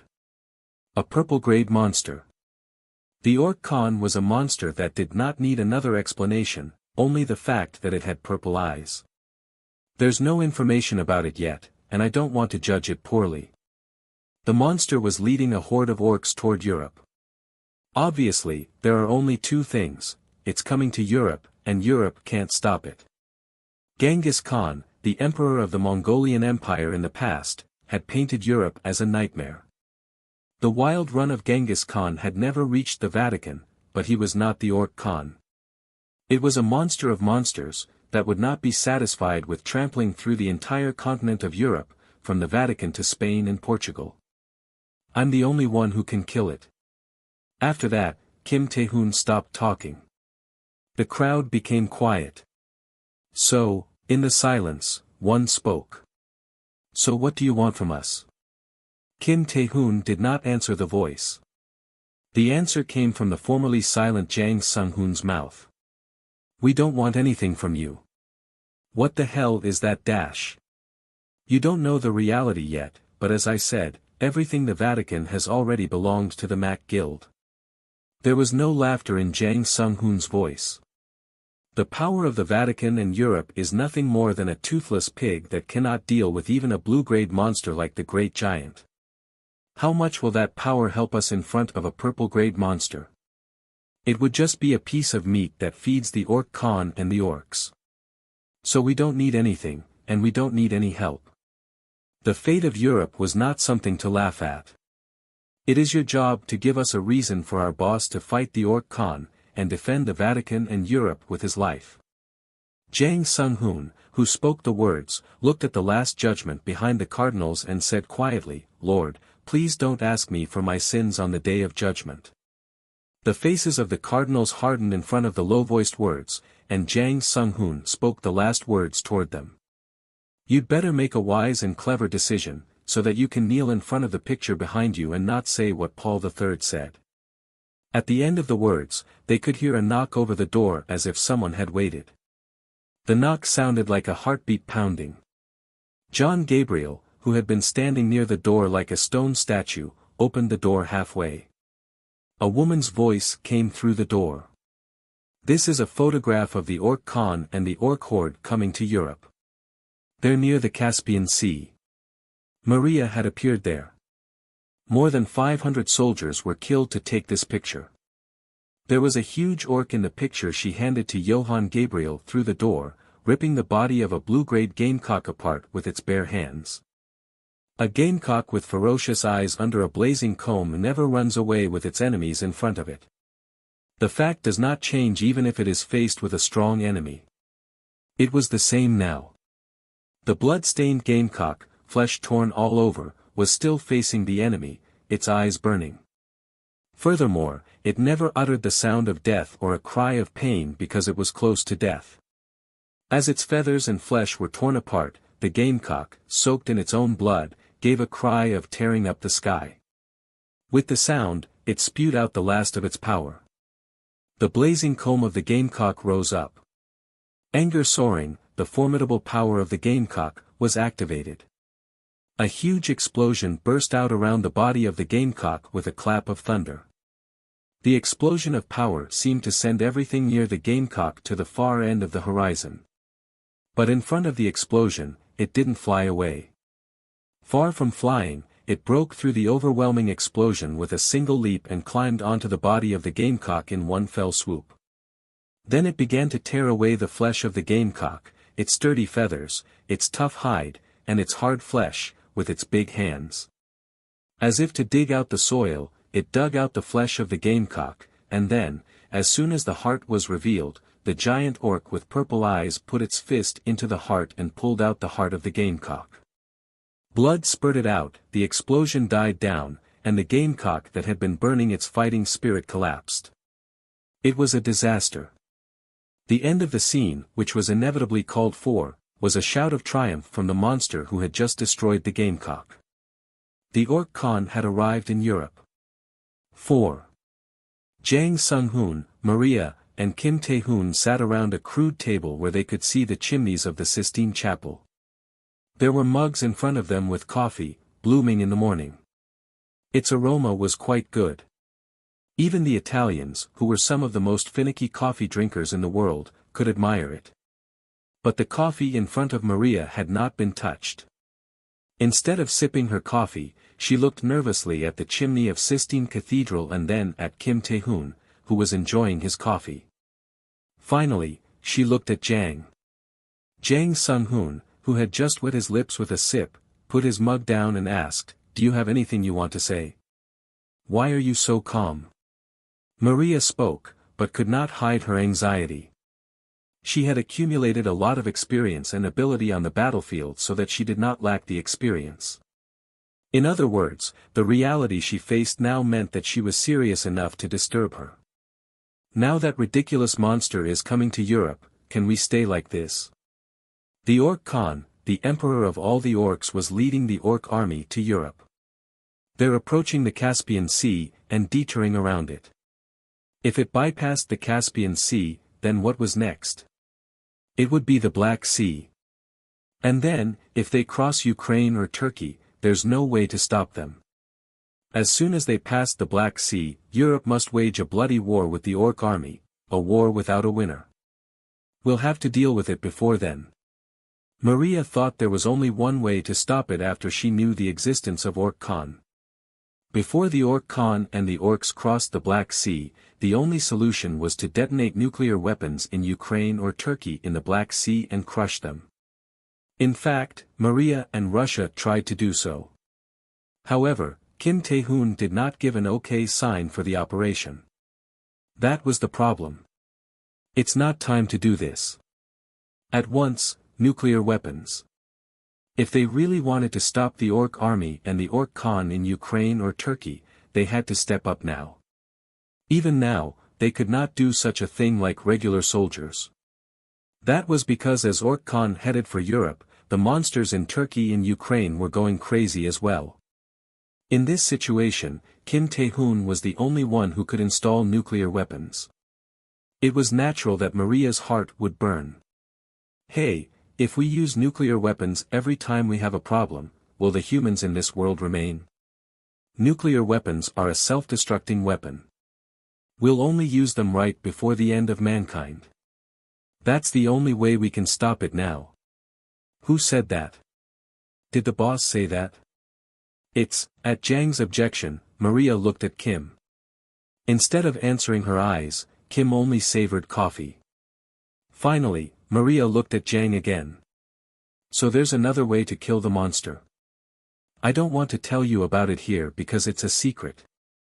You and I know each other, and if you could arrange a meeting with a woman for me, I'd really like it. It's rising. Kim Tae-hoon's voice crossed the line between Maria and Jang Sung-hoon. The two, who were facing one another, turned their heads and looked at the chimney of the Sistine Chapel. They could see white smoke streaming up through the chimney. 5. That's all we can give. Along with the words, the cardinals began to put the papers in their hands slowly and in order on the table. It was a subscription, a Mac Guild subscription. After a long discussion, we have come to the conclusion that there is nothing else we can give you.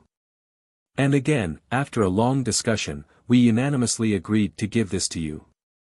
The cardinals accepted the fact that they no longer had any materials to pay Kim.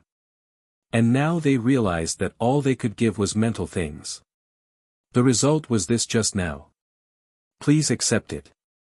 It was what Kim Tae-hoon and Jang Sung-hoon wanted. Apparently, in exchange for the great giant, Kim Tae-hoon took possession of everything the Vatican had. He also wrote a contract. But how effective would the contract be? It was not very reliable a contract in the first place, and there was nothing as useless as a contract at this time. Furthermore, their opponent was not just a group, it was the Vatican. It was a group that had shown faith and commitment to one being for more than 20 centuries. Putting them under with only material difficulties had never been done by anyone in human history, and attempts to subdue them in that way had always created greater chaos. Kim Tae-hoon was no different. He would not make the Vatican give in from the bottom of their heart just with force and violence. All he had to do was make the Vatican defeat itself. It was the only way to make the Vatican a comrade, not an enemy, and to admit that mankind was facing a disaster that had never been encountered before, and that the Vatican must follow Kim Tae-hoon to survive the disaster. I checked my subscription. So, the Mac Guild accepted the Cardinals' choice. By this time, the Cardinals have become members of the Mac Guild, and I now ask for active cooperation and service for the Mac Guild. After Jang Sung-hoon received the subscription from the Cardinals, he began to organize it. In addition, the Mac Guild will do our best to protect its members. Jang Sung-hoon, who had arranged the subscription forms, finished the words and looked at Kim Tae-hoon. Everyone looked at Kim Tae-hoon. Kim Tae-hoon spoke in front of their eyes. We'll finish it in the Black Sea, prepare the battleship. Kim Tae-hoon moved to protect the Mac Guild. 6. The Black Sea. Until December 30th, 2016, it was the tensest sea in the world. While countless countries claimed the Black Sea as theirs, the occupation of the Crimean Peninsula by Russia, which began in 2014, made the Black Sea a chessboard of world powers, not just Eastern Europe. It was funny that the monsters ended the tension. For a while, the screams of humans filled the Black Sea that had become the monsters' hunting ground, but it was literally only for a while. In Turkey, where humans had disappeared and the Black Sea was to the north, peace, and abundance, which could not be compared with the past, had begun to take its place. It was the orc horde that broke the peace, the abundance, and the stillness. They were overwhelming from the beginning. As the 100,000 orcs marched on the ground without rest, the ground shook like an earthquake and screamed. The sound alone scared the powerful monsters and made them run away. On the other hand, those who could not escape had to face the most terrible death in the world. The hungry orc horde ate anything that was alive. There was no hunting in the process. There was no battle. There was just a process of eating it if there was something alive. No matter how huge the monsters were, only bones were left when the orc horde ran. But it was the presence of a giant orc moving at the rear of the horde that produced more overwhelming results than the 100,000 orc horde produced. It was about 4 meters tall. It was obviously rather big. Of course, it was not so big compared to the monsters that were called huge. But the muscles that filled its body were definitely different. The muscles seemed to be twisted with steel, and they were so intense that just moving its body lightly made the viewers gasp. The figure with the green skin reminded them of the Hulk from Marvel Comics. The difference from the Hulk was that 4 sharp fangs were protruding up and down from the muzzle of this monster, and that its eyes were shining purple. That was the only difference. The destructive power that it could show was not lacking compared to what the character Hulk showed in the comics. There was no difference between the ferocity of the Hulk and the ferocity of this monster. It was impossible to face even at long distance, not just right before it. It's not a joke. The soldiers, who were watching the Orc Khan from a distance with a telescope, felt the fact. We could not imagine that it was this bad. They were Russian soldiers, all fluttering. They were not just soldiers, but those who qualified to fight monsters, with patterns on the back of their right hands. We've got more than the B rank in our energy, but we can't get any closer. Furthermore, they were not merely awakeners, but also elites. Everyone had a combined strength and stamina of more than 500, and a higher energy rank than B. They were those who had the qualifications and abilities to not be disturbed in front of powerful monsters. We wouldn't have been able to get this close without this cross.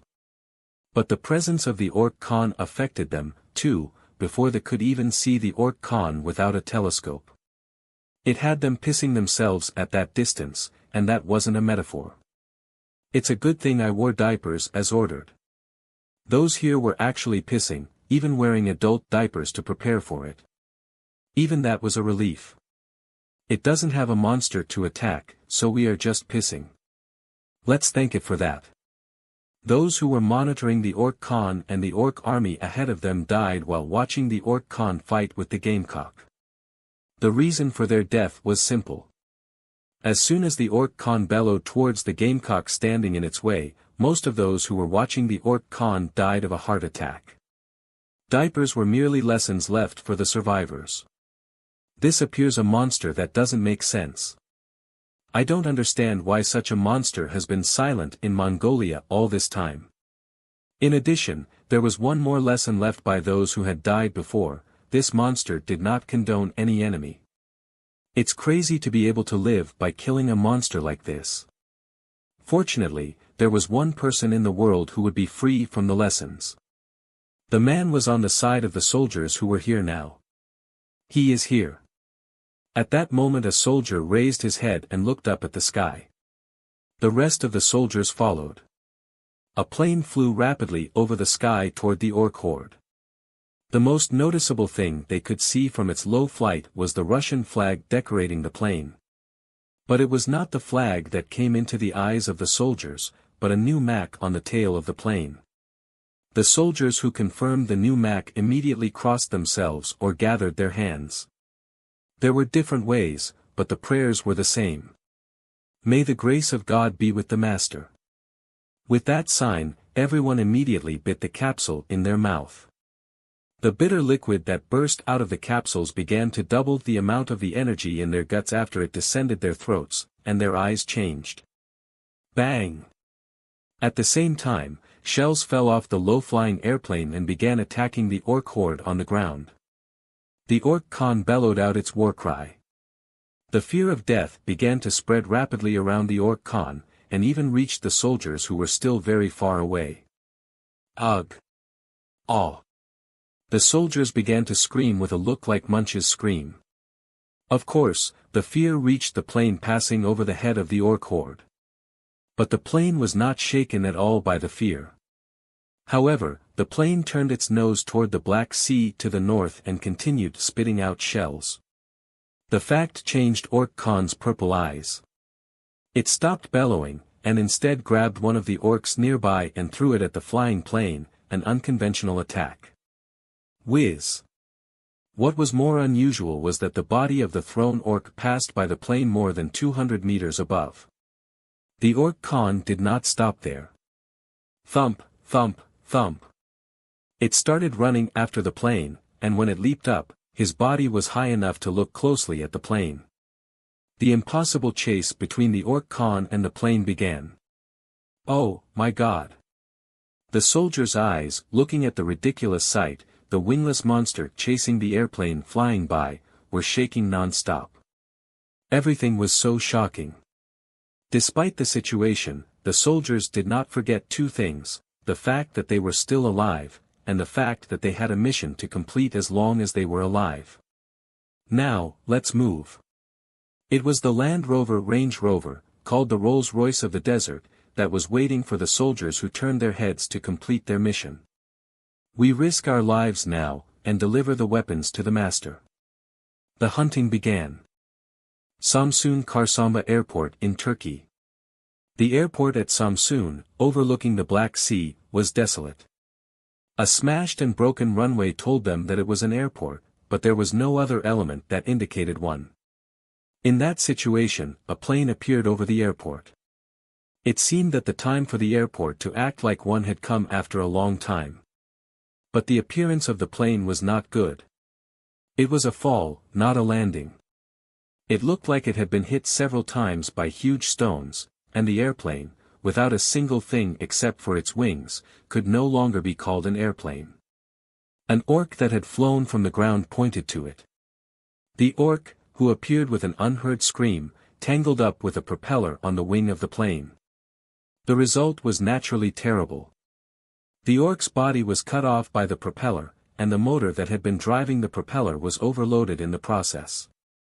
The plane, which had lost its wings, barely managed to stay aloft, and it fell heavily towards the ground. It was all over in a flash. The plane crashed on the runway at Çarşamba Airport, and the debris scattered all over the place with a crunch of impact. The bombs in the plane burst in succession, and the remains of the debris were blown away. But it was not the end, merely the beginning. On the runway at Çarşamba Airport, the tide of orcs came in, shouting fiercely. The orcs were not afraid of the fires everywhere, the sharp wreckage of the plane, or the bombs that might explode at any moment. They rushed to the plane and surrounded it at once. One of the orcs strode toward the cockpit of the plane, looking past the blazing flames. But when it realized that there was nothing in the cockpit, a question formed in the orc's mind. Then, another orc screamed, looking at a place that had nothing to do with the plane. All the orcs looked over. Huge horse soldiers made of soil faced the orcs. Unlike a horde of orcs, who were free and unruly, the horse soldiers appeared to take the same steps at the same time, keeping the line together. Thump! Thump! Thump! The horse soldiers began to walk faster. Thump! Thump! Thump! Thump! The horse soldiers began to race. As they did, the spearmen at the front line of the soldiers leveled their spears straight ahead. The orcs did not back down or panic before the appearance of the horse soldiers. Rather, they began to run toward the soldiers that were coming at them. Very quickly, the two groups clashed like clapping hands together. Bang! Bang! A bloody and soiled battleground unfolded over the runway at Çarşamba Airport. Ko-ho-ho! In the meantime, a huge dragon made of golden smoke began to fall down on the runway. The orc hunting began.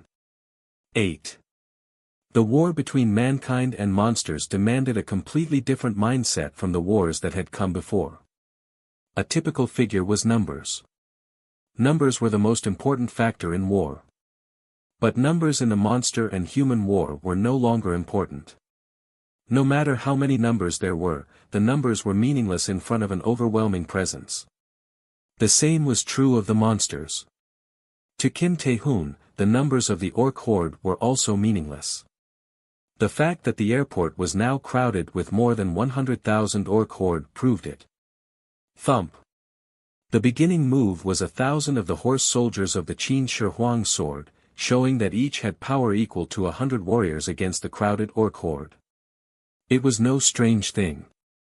Originally, the horse soldiers were able to cope with an orange-grayed orc. Now, the horse soldiers were able to gain the power of the giant using the mana of Kim Tae-hoon. It was a nightmare for the orcs. The great spears and swords wielded by the soldiers of the Qin Shi Huang tore the orcs, crushed them, and the giant horses trampled on them and filled the airport with the screams of orcs. One soldier, in particular, played the most outstanding role. It was made of clay, but it looked completely different from the horse soldiers of the Qin Shi Huang, the horse figure-type earthenware, master statue. The master statue and the servant statue, who became much more massive due to the mana of the giant, carried out a massacre across the orcs. They took an outstanding active part in the combat. But even that great performance was not comparable to the dragon who was going through the battlefield. A giant dragon, 100 meters long, made of golden smoke, was making its way over the orc horde, wandering around the airport. The dragon of the gilt bronze incense burner of Beach, which supported the great work of art, was spreading its prestige in the distant country of Turkey. Of course, the dragon was not alone. Various animals of the golden smoke filling the gilt bronze incense burner of Beach were also rampaging throughout the battlefield. Even though Kim Tae-hoon had not yet participated in the battle properly, the 100,000 orc horde was not able to achieve the right results. There was only one thing that could change this situation. The orc Khan with the purple eyes walked toward the battlefield. Its eyes were angry. The same was true of its actions. The orc Khan stood there, hit things that interfered with it without mercy, or crushed them with its feet. The orcs with yellow or green eyes screamed under the anger of orc Khan. With a cry that humans could grasp the meaning of, the orcs began to move away from the orc Khan. Its surroundings turned into an empty field. The master statue of the horse figure-type earthenware ran in without hesitation. A war horse made of clay breathed hard, and a warrior of clay mounted on the horse stared at the orc Khan with a sword in his hands. The warrior of clay had no ulterior motive for fighting the orc Khan on its master's behalf, and orc Khan did not condone such a warrior's challenge. The orc Khan reached the warrior with just one leap from place to place, without any help. Then, with a single punch, the warrior's body was shattered. The startled horse spewed out a harsh breath. The breath became its last. Orc Khan lifted the horse with one hand and smashed it down the ground. The horse figure-type earthenware, which had performed wonderfully against the orcs, became garbage in an instant. Of course, there was still a chance. Jingle! The servant statue of horse figure-type earthenware rang the bell for his master, so his owner could again compete against the orc Khan. However, the attempt was shattered by something suddenly flung out. The master statue that the orc Khan threw out shattered the body of the servant statue. It was overwhelming. The orc Khan, who showed such a commanding presence, began to swell its chest greatly. The orcs looking on trembled and covered their ears with both hands, even though they were fighting. Soon after, orc Khan vomited what had been filling its chest into the world. Kwawaya. A great fear, far beyond dragon fear, devoured the Karsamba airport in one gulp. It was thunder, a devastating attack. The attack caused the eardrums of orcs to burst, and some of them fell to the ground, vomiting blood as they were. The solid bodies of the horse soldiers of the Qin Shi Huang cracked like the land in severe drought. The worst was the golden smokes of the gilt bronze incense burner of Beach. They disappeared without even screaming. The fierce battle had become a futile struggle.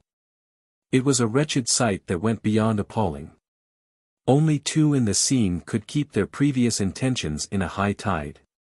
One was Orc Khan, calmed this battlefield with only one roar, and the other was Kim Tae-hoon, who had created this battlefield. Who? Kim Tae-hoon, who had appeared with his back to the Black Sea at the end of the runway, informed the Orc Khan of his appearance with a long sigh. Kim Tae-hoon was already preparing for the fighting. Draconian mode was activated, with the dragon light sword in his right hand, and a new Aegis shield in his left hand. His appearance seemed ready but weak. It seemed that he had spent all his strength holding back the fear of Orc Khan. That was the difference in power between Kim Tae-hoon and Orc Khan. He was seemingly out of power against it. The Orc Khan could not help but notice. It immediately noticed that Kim Tae-hoon, despite withstanding its fear, could not threaten it. Of course, the Orc Khan had no such hesitation. The Orc Khan ran toward Kim Tae-hoon. The distance between them was about 1 kilometer, but it was only a short distance of 100 meters for the Orc Khan. 8 seconds were all the time Kim Tae-hoon had against the Orc Khan running at him. It was enough time to breathe once and end. It was enough time to blink a few times. It is entrapped. It was enough. It was the time it took to invoke the trap Kim Tae-hoon had already set. Gleipnir. With his cry, golden chains began to rise under the ground. 9. The Orc Khan is never tired, so it never stops, and it has enough vitality and resilience to survive a nuclear explosion. It was the information that Kim Tae-hoon, who had finished the hunt, handed to Jang Sung-hoon, who would kill himself in front of him. You will never kill it just by cutting it. The Orc Khan was a paragon of the impossible. Even I can fight it for a few minutes at best. The Orc Khan, with the strength close to infinite, could fight without rest, and its vitality and resilience overwhelmed even a dragon. It seemed to be a god of war. In a fight to see blood, it was the incarnation of battle that could win against any monster. In other words, the way to beat it was to avoid close quarters. In some ways, it was a contradiction. But in that contradiction, they found the right answer. That's why the 6 snakes prepared Gleipnir. The 6 snakes found a way to kill the Orc Khan, despite it seeming impossible to anyone. We will grab Orc Khan with Gleipnir and use a warship to drown it in the Black Sea. They were going to bury it at sea. At this moment, Kim Tae-hoon used the method on behalf of the 6 snakes. As the Orc Khan charged at Kim Tae-hoon, gold chains began to rise from under the ground, wrapping around the Orc Khan in a flash. The Orc Khan groaned and exerted strength all over its body, but the chains began to melt into its skin, rather than breaking. It was enough time for the snare of Gleipnir, which had held even a god, to hold the Orc Khan. As soon as Gleipnir caught the Orc Khan, its real power was revealed. The gold chains that had been concealed under the sea like a submarine optical cable began to reveal themselves. At the end of the exposed gold chains was a great warship. It was a Moscow-class battleship, second largest after the aircraft carrier among Russian warships. The battleship, of course, began its voyage toward the center of the Black Sea when the bait was caught. Fighting hard, the Orc Khan worked to defy the power of the chain dragging it towards the Black Sea. The tug-of-war between the warship and the Orc Khan began. It was ridiculous, actually. The Moscow-class warship had more than 100,000 horsepower. But a 4-meter-high monster, no matter how much muscle it had, was impossibly tugging at the giant battleship. Common sense was unacceptable. The Orc Khan had never recognized common sense. It screamed as it realized the uncommon sense as reality again. It began to endure the power of the battleship dragging it towards the sea with its screams. It was something they could not believe. Of course, the power competition could not last long. As time went by, the battleship began to speed up, and if the battleship was at full power, not even the Orc Khan could sustain its efforts. Furthermore, the land on which Orc Khan was standing was giving way as it fought this ridiculous competition of power. The body of the Orc Khan held out, but the ground began to crumble under it. The Orc Khan's body gradually moved toward the Black Sea, and it did not seem that Orc Khan had much time left standing. But that was enough time. Orc Khan had no intention of just fighting with brute force ignorantly. It began to rip off the golden line, the Gleipnir, which held it. It tore the Gleipnir away, and its flesh came with it, but it did not care. It would rip out all its hide if it needed. It knew by intuition that if it was dragged into the sea like this, it would die in the deep sea no matter how much power it had. It feared death that it had never feared before. The struggle seemed to work. Chwak. Although Ork Khan's body was gradually dragged into the Black Sea, the method of tearing out the Gleipnir merged in its skin along with the skin began to work. It was really going to rip the skin off its body and remove Gleipnir with it. If a sword had not been drilled deeply into its back, its attempt would have worked. Surprised, the Ork Khan turned its head and looked behind it. In its eyes, Kim Tae-hoon, who had set himself as bait, had come in. Toot! And it saw a Land Rover Range Rover racing toward Kim Tae-hoon. 10. Moscow. The red square had been beautiful, but now it had become a place of ruins, and heavy equipment to restore the ruins. Major General Vladimir's complexion was whiter and colder than the accumulated snow as he looked at the scene. It was human beings who had finally destroyed the castle that had endured the monster's invasion.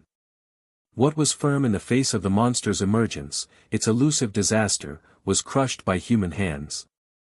Major General Vladimir knew better than anyone what it meant. Even if we win the war against the monsters, that's all. After that, there will be a war between the Awakeners. The war would not be over unless humans survived. Vladimir sighed a long breath.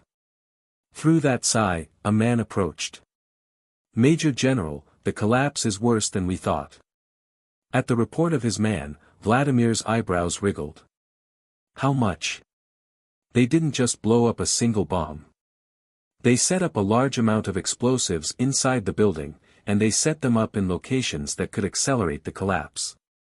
Did they do it without being noticed? It's not something they could do in a short time.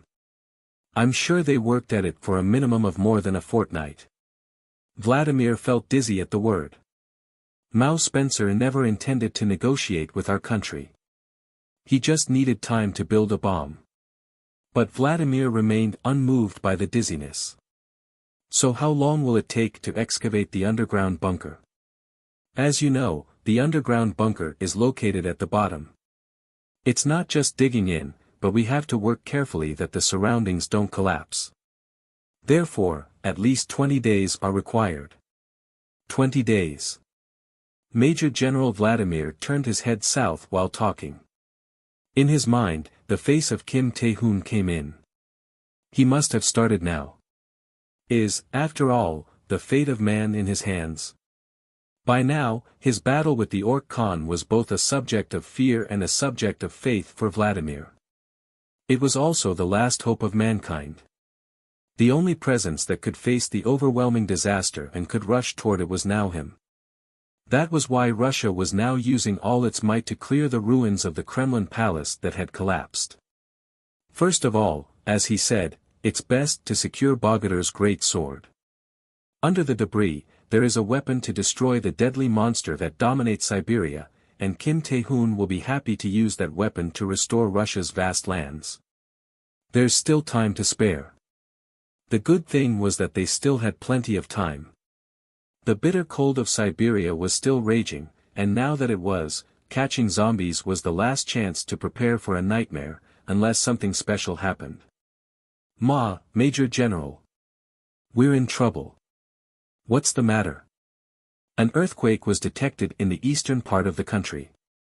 There was no reason for trouble until the winter was over, unless strange things beyond common sense happened. It looks like a nuclear bomb went off. The Black Sea was always quiet. Unlike other seas, the Black Sea, which had a lot of hydrogen sulfide in it, did not have many living things. A huge battleship floated on the eerie stillness. It did not show any such thing as dignity or great honor. The battleship looked like a horde floating on the water. Even though it was big enough to carry thousands of people, they could not find any trace of human beings anywhere. It was no wonder it was dead. Kim Tae-hoon was drinking coffee on the deck of the ship, a place where a bizarre silence could be felt. Who?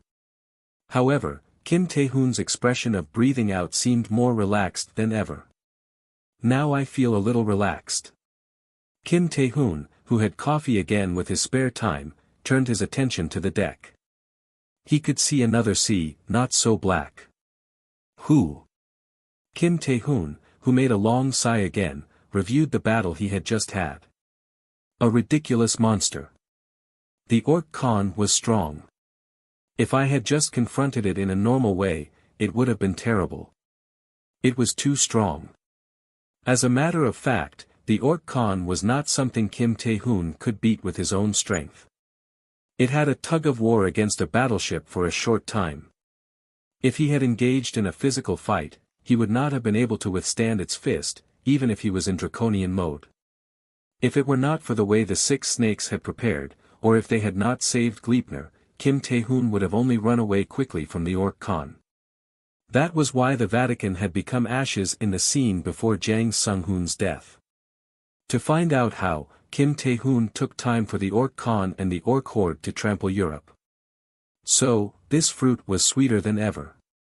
Kim Tae-hoon closed his eyes, savoring the strong aroma of his coffee. As the Vatican was guarded, the appearance of Fafnir was prevented. In addition, the success of the hunt for the Orc Khan was significant in many ways. The most important thing was that he kept the Vatican. Kim Tae-hoon had never forgotten what he had said to himself in his dream. Kim Tae-hoon had told himself before his self-suicide, the moment the Vatican collapsed, the evil dragon Fafnir from myth appeared. If the evil dragon Fafnir, who could not be killed without the sword of Siegfried, Ba-mung, had appeared, Europe would have become a land empty of humans. The Bogadir's great sword can be recovered in a month. Here, the work to secure the Bogadir's great sword, sleeping in the underground bunker of Kremlin Castle, was proceeding smoothly. It did not seem difficult to secure Bogadir's great sword before the bitter cold of Siberia ended. With the Bogadir's great sword and the jewel of Orc Khan, there is no reason to fear Chernobog. Finally, Kim had gained the strong power of the Orc Khan's heart, the jewel of the Orc Khan. He did not know what the power of Orc Khan's jewel was. However, it was clear that it would give power that could not be compared with any power he had. Furthermore, what if Bogadir's great sword were added here? It seemed that all preparations for hunting the immortal wolf Chernobog were over. The game would soon be actually over. And if I kill Chernobog, then... After he killed Chernobog, Kim Tae-hoon would no longer need to be afraid of death. After that, there would be only one thing left, the 6 snakes. Mao Spencer, now it's your turn to be beaten. Kim Tae-hoon's eyes, which were planning the next hunting in the leisure time, began to sink cold and black, like the Black Sea. I will get the blood price somehow. As he watched, a bird flying over the Black Sea came into him. 2. The Sistine Chapel. It was the noblest stage of the Vatican, the Pope's stage for Massachusetts. But now the Sistine Chapel was occupied by soldiers in military uniform. Of course, there were no such things as charity or sacredness anywhere in Sistine Chapel. Only the harshness, the murderous spirit, and desperation were seen there. At the center of the grueling atmosphere was a map of Russia. Around the map, several people were making serious faces. Jang Sung-hoon was also present. So, here, in Yakutsk, a city in northeast Russia, a nuclear explosion occurred. It was Maria who answered the question of Jang Sung-hoon. Yes. Is there anything special here? No, nothing special. Is there really not anything special? There was no report or any major military facility in Yakutsk city that I knew of. John Gabriel was also in a position to talk here. John Gabriel, the chief of the Vatican City, Maria, the representative of the Russian military, and Jang Sung-hoon, the second leader of the Mac Guild, were there. The theme of their conversation, like a summit meeting, was the nuclear explosion in Yakutsk, a small city in the northeastern part of Russia. Then why did a nuclear bomb go off in Yakutsk, northeast of the vast Siberian fields? The 6 snakes would know that. The nuclear explosion, the terrible violence that man created, had hit Siberia. That was why the atmosphere of the Sistine Chapel was so bad. Moreover, a nuclear explosion was the worst violence created by mankind, and the violence that only mankind could create. We need to figure out what Mao is trying to do. The nuclear explosion that hit Yakutsk City was not a coincidence, but a result of a human being with intentions. Jang did not miss that fact. Why did he detonate a nuclear bomb here? For what? A nuclear bomb can never be detonated remotely now. This means that they had set the timer, but it's unlikely that they set the timer recently. It is more likely that the nuclear bomb timer was set up in Mongolia to stimulate the Ork Khan. The reason for the nuclear explosion in Mongolia was simple. It was to provoke the Ork Khan so that it would lead the Ork horde to Europe. With an offering of the Ork Khan, the six snakes would become the savior of Europe and rule everything in Europe. But Jang could not easily guess the intention of the explosion in a small city in northeastern Russia. Is it to provoke the immortal wolf? It was the immortal wolf Chernobog that came to his mind right now. It was likely that Mao had used a nuclear bomb to move the immortal wolf, just as he had brought the Ork Khan to Europe using a nuclear bomb. However, even Russia does not know where the immortal wolf is now. In a situation where only a timer setting can trigger a bomb, the chance of this explosion making the immortal wolf move at will is not high. But it was hard to say that the possibility was high. First of all, the activity radius of the immortal wolf was not certain, and its range of activity included all of Siberia, one of the world's largest areas. On such a stage, could they move the immortal wolf with a nuclear explosion? If the immortal wolf is headed for Europe, even if it stimulates the immortal wolf, the six snakes would be between a rock and a hard place. If the immortal wolf moved to Europe, there would be nothing worse for the six snakes. The six snakes wouldn't take a gamble like that, and they never operate that way. They don't bet on nuclear weapons instead of chips, even if they do. Betting on a nuclear weapon means there's something else to be sure of. From the standpoint of the six snakes, they would now lose their Europe, which would be their base, without being able to use it properly. It would be the same as killing themselves. It is not the immortal wolf that they want to move. Jang Sung-hoon knew better than anyone that the six snakes were not those who would kill themselves. Here, Jang measured the person who had planned this. He thought of Mao Spencer, who was capable of anything for his own purposes. At that moment he figured out what the man really wanted to do. What Mao Spencer wants. He's going to destroy the Korean peninsula. The reason he detonated a nuclear bomb is that he's going to destroy the Korean peninsula. With what? With monsters. But the immortal wolf should be excluded. Then, what's left? Not long before, Jang came up with an answer. Ms. Maria, has Russia ever seen a monster above the blue grade? Maria answered without hesitation, there have been a few blue-grade hunts, but they've never hunted a blue-grade monster before, and I'm honestly sure that Kim is the only one who can hunt a blue-grade monster. So how many dark blue and blue-grade monsters has Russia discovered in its territory? I don't know the exact figures. Because of Chernobog and the zombies, it was difficult to search. Just tell me the number you figured out. 21 blues, and 9 dark blues. What happened to those monsters? Well, those who could escape from Chernobog would have run away, and those who could not escape would be frozen in Siberia as zombies. How much heat is generated at the moment of a nuclear explosion? Yes. When Maria asked a question instead of an answer, Jang no longer continued the conversation. Instead of talking, he put his hand on the map of Russia and near nations. It was Mongolia that he picked up. It was because of the Ork Khan here that most of the monsters in Russian territory did not come down to the south. So, he moved his hands near the Caspian Sea. And now the Ork Khan has moved toward Europe. He went back to Russia. The zombies would have woken up from the heat of the nuclear explosion, and they would naturally follow the living. And now, where the survivors of East Asia are gathered. The last journey ended on the Korean peninsula. When they reached that point, everyone was silenced. Jang Sung-hoon also fell into a depression.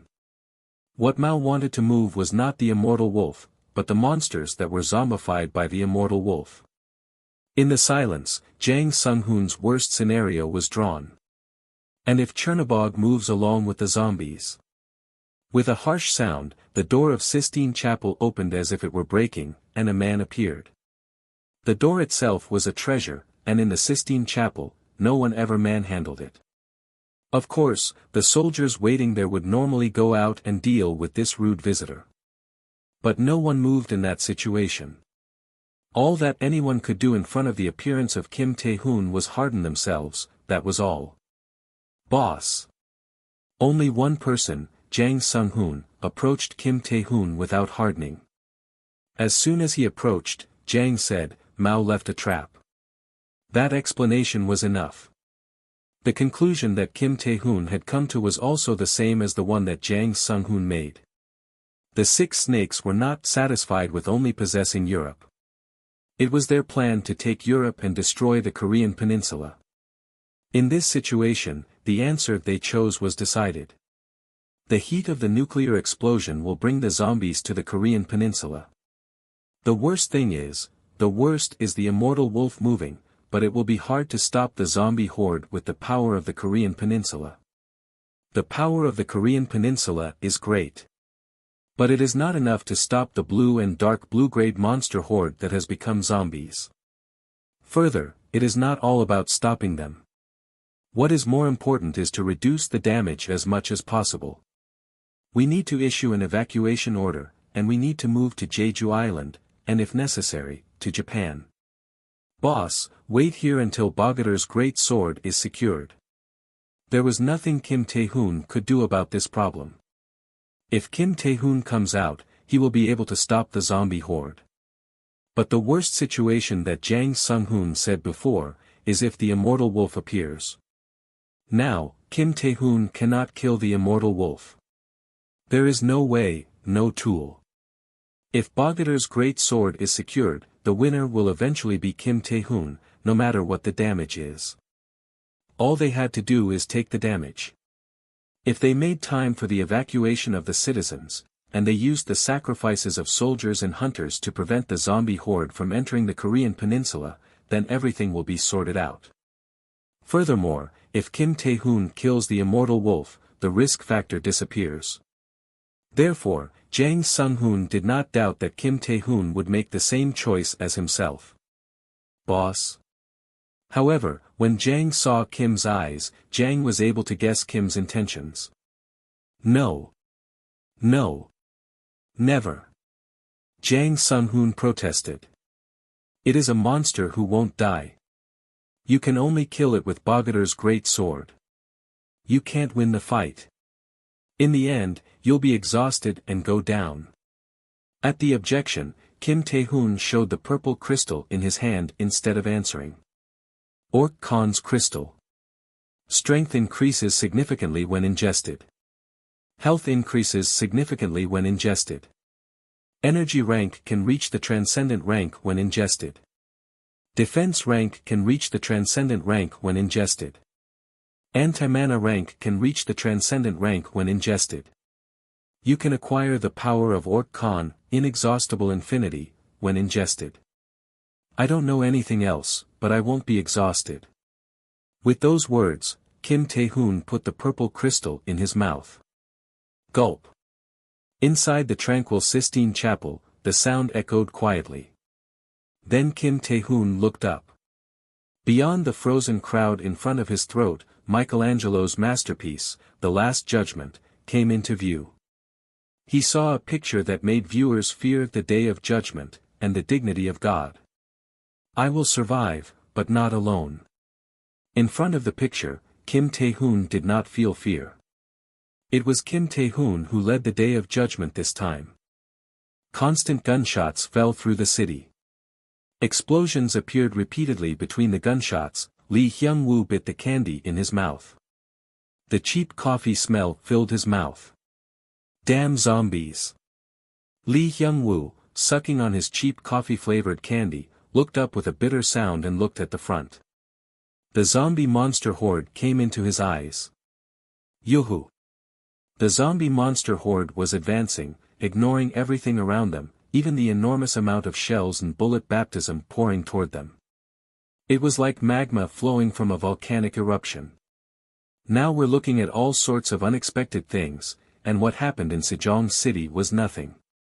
At the scene, grumbles came out of the mouth of Sergeant Lee. Of course, no one heard his low complaints between the endless gunfire. Even if they heard it, no one paid attention to the complaints. The same was true for Sergeant Lee. He did not care about the complaints, even though he spoke them. Damn it. The situation was too urgent to care about such complaints. We shouldn't give up Tonghua City. Tonghua City itself was nothing special. It was not a place where great resources were buried, there was no important infrastructure, nor was it a historical point. The next after Tonghua is the Yalu River. The problem is that Tonghua City is the last city on the Yalu River, which is the baseline of the Korean peninsula. In other words, if the front line retreats from Tonghua City, then the next place to fight is near the Yalu River. It's a deadline. If the zombie monster horde crosses the Yalu River, it means that the Korean peninsula has been invaded both realistically and symbolically. We have to buy as much time as we can, even if we give it to them. In many ways, it's a damn war. The goal is to buy time before defeat. The worst part was that the purpose of this battle was not to annihilate the enemy, but to draw time. It was virtually impossible to win against zombie monsters, who did not die. Such was the judgment of headquarters. Even if Korea had the world's highest power and was experienced in the battling monsters, it was against monsters. Now, the opponents were zombies, not monsters. So headquarters declared the purpose of this battle was to earn time for citizens to evacuate. This war, I am already tired. To be honest, Sergeant Lee Hyung-woo did not have the will to fight this battle. It was strange to have a will to fight a war that would be lost regardless. If the veteran Lee Hyung-woo, who had fought with the monsters, was that demoralized, there was nothing to say about the soldiers who had little experience. Sergeant. A soldier wearing a helmet appeared by Lee Hyung-woo as he was caught in his anguish. What's the matter? The order to retreat. Retreat? At the end of the cross-question, 5 fire trucks appeared on the battlefield. At the same time, someone shouted. Stop firing. An intense cry that could not be said to be human swallowed the city at once. Meanwhile, the soldiers from the fire truck moved quickly. Pour the water. Pour the water. A stream of water began to pour from the fire hose pointed at the zombie monsters. At the same time, a thick smell was blowing all over the place. It was gasoline they could smell when they visited the gas station. The gasoline soaked the zombie monsters that had started to move more actively in the gap between the bombardment and the shelling. In the meantime, the soldiers who built the front line began to withdraw from the battlefield. The same was true of Sergeant Lee Hyung-woo. Come on. Move faster. He began to move away from the battlefield, urging his men. It wasn't long before the smell of gasoline no longer pierced his nose. The city of Tonghua was engulfed in flames with huge explosions. Lee Hyung-woo, who turned his head and looked at the scene, held his teeth tightly. Oh, my God. In front of this insane war, Lee Hyung-woo felt like reality was a long ways off. However, in front of the fuss, Lee did not seek God. At this moment, all the people here wanted was not God, but a man's advent. 4. The troops are withdrawing from Tonghua and Byron. With the report of the subordinate, the small horses on the map came down near the Yalu River. However, Colonel Lim Hyun-jun did not look at the horses. Instead, his gaze was on a horse sitting near Vladivostok. The horse was different. It was a piece that looked like a chess horse, but unlike the usual horse, was engraved with the word, soldier. In addition, the piece was a piece of the divine animal Mak. What's the situation of Mak unit? The sculpture represented the most elite military force of the Republic of Korea. The last news came that they were engaged in a battle with a zombie-grade green monster, a zombie ogre. Of course, the missions given to them were also the most difficult tasks. It was to remove the monsters above the green grade, which general soldiers and hunters could not kill. Without any support, they had to do everything on their own. What about the damage? So far, 5 dead, 12 wounded. The damage was as bad as it was difficult. However, in front of the terrible result, Colonel Lim Hyun-jun did not express any emotion. Instead, he looked at the map and asked again, what about civilian evacuation? We're on the right track, but there are too many people. Search party, report. The number of zombie monsters on the Korean peninsula is increasing, the activities of the search party are impossible. It was a nightmare report. In front of the report, Colonel Lim did not reveal his feelings at all, nor did he change his expression. The situation was straightened out in his mind without any signs. Even if they're zombies, monsters below the orange grade can be brought down by ordinary soldiers, as well as by the armored hunting units. The situation was not good. The war itself was too sudden. It was not just a monster, but a zombie monster was outside the scope of the plans of Colonel Lim. The problem is that when zombie monsters above the green grade or higher appear, no more engagement is possible, and the front line is forced to retreat. The bigger problem was that even if they built a barrier line to block zombie monsters, the line would actually collapse when a monster above the green grade appeared. This was a battle where they could not help but retreat. In short, there was no hope or possibility of victory in this battle. The whole point was to earn some time for a few more people to escape. Since they were the military and hunters of the Republic of Korea, they were able to carry out this battle without any strain.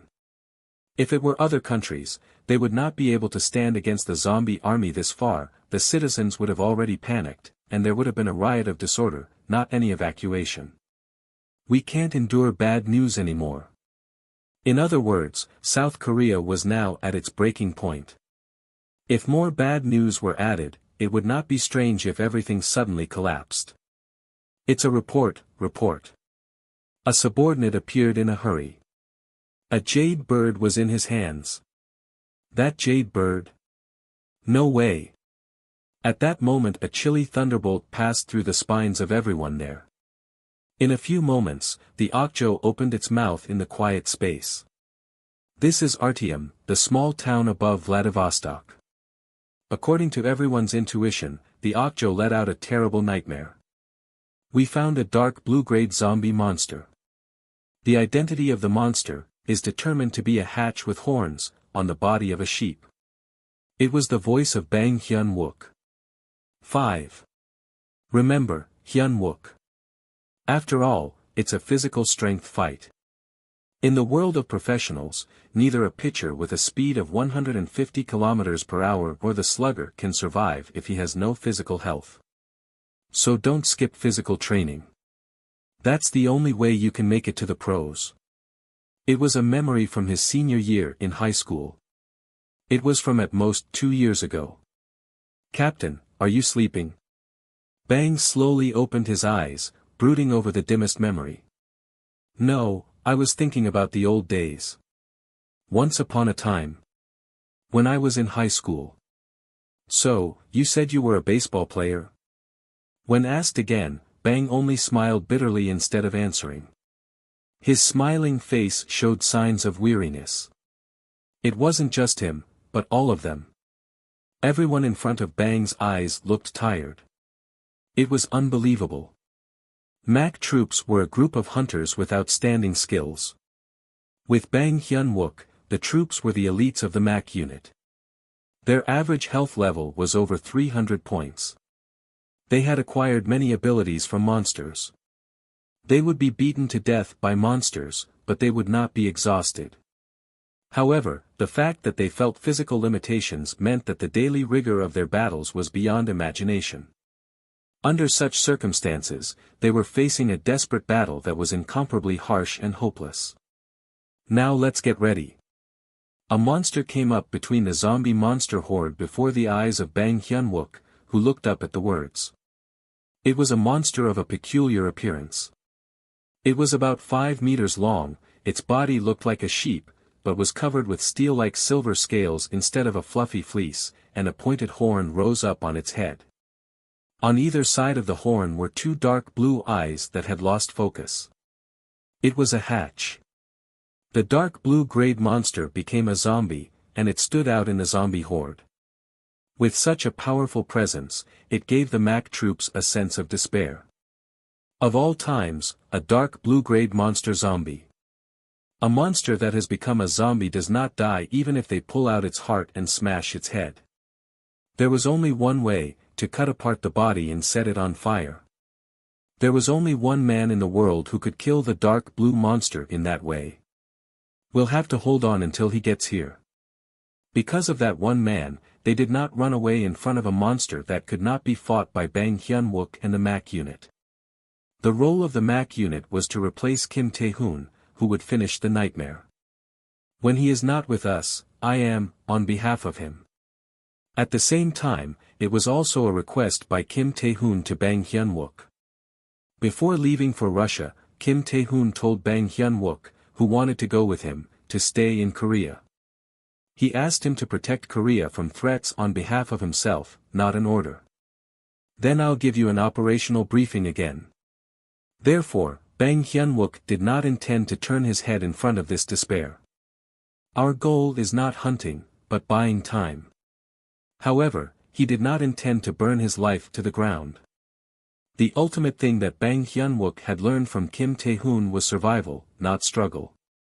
The same was true of this time. First of all, I would like you to step up and clear your area while I catch its eye.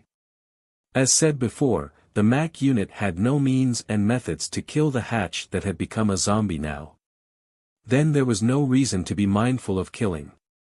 It was just to lure, and if they could buy time, it would be enough. That was all. Then I'll lure it back north. Well, let's cheer up for the last time.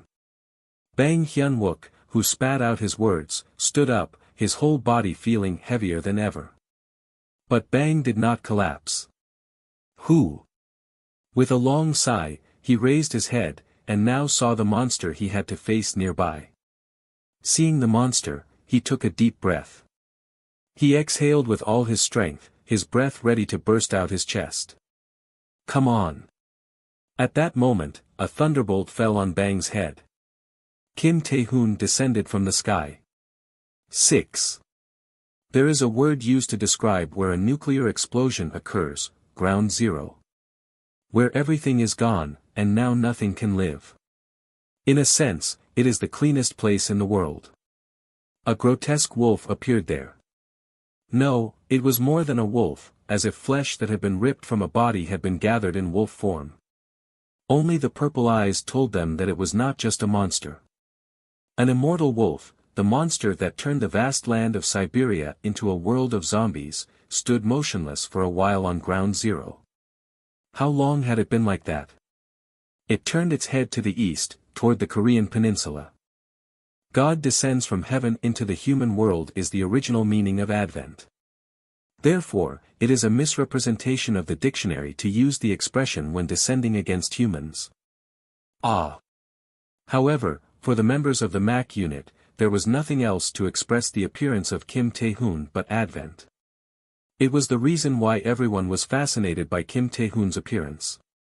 As if to repay their expectations and expressions, Kim Tae-hoon, who had dropped down from the sky, immediately started to move toward the battlefield. Kim walked through the city toward the zombie monster horde that was pushed between the buildings. As he walked, Kim grabbed the handle of the sheathed sword in his left hand with his right hand. Then he drew the sword at once, without hesitation, toward the zombie monster horde. Thunk! A flash of light cut the city in half. 8. Achieved ability. The inexhaustible infinity, grade 1 Orc Khan's power does not consume health, energy, mana, or telekinesis. The inexhaustible infinity gained by killing the Orc Khan was an ability that did not tire. No matter how hard he worked, he did not feel the limit of his physical health, and even if he used special abilities such as energy, telekinesis, mana, his abilities never touched bottom. It was like he could drive a car without gas. Therefore, it was a terrible encounter for the monsters when Kim Tae-hoon was holding Kusanagi, which demanded the most consumption. Thunk! Kim Tae-hoon, who no longer had to worry about the consumption of energy, repeatedly wielded Kusanagi. The sharp flashes from the sword of the Kusanagi cut apart the bodies of the zombie horde and the buildings of Artyom. Yoo-hoo! Zombie monsters with upper body and lower body or legs or neck were cut off and fell to the ground, breaking in half with grotesque cries. Of course, the zombie monsters did not die by that alone. Those who lost their ankles or feet still ran with their legs cut off, while those who were separated from their lower bodies used their arms to crawl and move, and those who fell on the ground repeatedly made noisy threats. The bodies of the zombie monsters that were cut off were buried by the buildings of the city. The sight of dozens and hundreds of buildings being cut off and collapsed was more bizarre than eerie. It looked like a disaster, as if the city was hit by a tsunami, like a city collapsing in front of an earthquake, like a tornado tore its buildings apart and was soaring high into the sky. It was not a human-made result. So to speak, it was the punishment of God. Am I dreaming now? In front of the scene, the members of the MAC unit, who were now superhuman, were stunned. Bang Hyun-wook looked at the battlefield with blank eyes. Of course, the battle was just the beginning. If it had been a battle that ended with just cutting the bodies and covering the bodies with the wreckage of the buildings, Kim Tae-hoon would not have come here. As soon as Kim Tae-hoon put the Kusanagi back into the sheath, something ran out of the wreckage of a collapsed building. Whoosh! It was a dark blue-grade monster, the zombified hatch, flying toward Kim Tae-hoon. The hatch charged horn down, its speed hard to believe. The physical force of the hatch, with a sheep's body 5 meters in length, larger than a lion, moved so quickly it was unimaginable. In front of the sudden, powerful, and aggressive attack of the hatch, Kim Tae-hoon pulled his body sideways using his telekinesis. The hatch, horn down, shot past Kim Tae-hoon like a missile. The wake flapped Kim Tae-hoon's clothes. The body of the hatch punched through the buildings behind Kim Tae-hoon as if it were an artillery round. Huck! The men of the MAC unit around came to their senses after the hatch moved a kilometer away. However, waking up did not change anything. There was nothing they could do in this ridiculous battle. Big brother. Only Bang Hyun-wook tried to move at this moment. That ability is dangerous. The hatch's ability was to propel its body like a cannon shell. It was a power beyond common sense. The hatch had just moved a kilometer away in 4 seconds or so. 250 meters per second was nearing the speed of sound. A few tons of an object moving at a speed close to the sound speed, its destructive power was clearly shown by the city buildings behind Kim Tae-hoon. It's really dangerous. Bang Hyun-wook's spine, who had been preparing to buy time against the monster with such a ridiculous ability, cooled quickly. It's not easy for Big Brother either. At the same time, Bang Hyun-wook realized that the ability of the hatch was also threatening Kim Tae-hoon. That attack of the hatch is hard to defend against, and it is impossible to stand up to. Instead, there are plenty of gaps. After one attack, it cannot control itself. It was still true now. The hatch, which crashed through buildings like paper, could not stop until its body was stuck in the ground. If someone baits and lures it into a trap, we can kill it. I'll help you. In this situation, it was Bang Hyun-wook's role to always be the bait, and he did not want to give that role to someone else. However, Kim Tae-hoon did not answer the cry of Bang Hyun-wook. Instead, Kim Tae-hoon untied the golden bracelet on his left wrist and threw it on the ground. Ba-ea. In the meantime, the hatch, which had regained its position, took a position facing Kim Tae-hoon again, after pointing its horn. It looked like a rocket on the launch pad. Kim Tae-hoon shouted at it, "Gleipnir." At that moment, the golden chains leaped out of the ground under the hatch's feet and wrapped around its body. Ba-ea. Everyone in sight, even the zombie hatch tied in a golden chain now, had a stunned look. Only one, Kim Tae-hoon, accepted all of this and pulled out the sword of the Imperator on his back to face the hatch caught in Gleipnir. 9. There is a saying that war is a battle of information. It is also because of the great influence of valuable information, and information treated as confidential can decide victory and defeat on the battlefield. But that was not the only reason. Even if it was not such a secret, the ability to deal with general information is also very important in war. Simple information is not simple information on the battlefield. When the battle begins right away, there is countless amounts of information on the battlefield. In addition, there was a lack of communication facilities, and all that was possible was wired communication. Even if the conditions are not good enough, all kinds of information come in freely. In some cases, information which is transmitted through human resources, information may arrive 3 hours before the information dispatched 5 hours earlier. It is the commander's ability and role to find the answers in the information gathered. Colonel Lim Hyun-jun was faithful to the role and was competent at the same time. He made the best decision, and his decision brought him to the peak of the Korean military in the flood of information coming in from all over the battlefield. But at this moment, he could no longer be a competent leader. It's breaking news from Hworyong City: the zombie monster horde has been removed. It's breaking news just in from Hysan City. The zombie monster horde has been destroyed. The zombie monster horde was destroyed in Manhwa. The monsters that appeared in Sinuiju were wiped out. The breaking news that flowed in simultaneously from the cities along the Yalu River was unbelievable. The advent of the master is done. And at the end of all the reports, the word master and advent were attached together. The soldiers never used the words, but Colonel Lim Hyun-jun could not find words that could clearly convey the situation now. He showed his emotions on his face for the first time. Haha. He smiled awkwardly on his flimsy face. At his laugh, the first since the battle with the zombie monster horde, his men seemed to understand rather than be surprised, and they were also laughing awkwardly. The MAC unit has arrived from Vladivostok. It was the return of the MAC unit that stopped the laugh. I'll get a report right away. MAC unit and Bang Hyun-wook had arrived at the headquarters, and of course, Colonel Lim Hyun-jun called them. Bang Hyun-wook immediately told Colonel Lim Hyun-jun, Big Brother said that he would deal with the immortal wolf in the Manchurian field, and there is something for the battle. Colonel Lim Hyun-jun's expression was firm at the report, since the immortal wolf was the fate of Kim Tae-hoon, as well as the fate of the Republic of Korea to deal with a monster of the purple grade, a monster that could not die.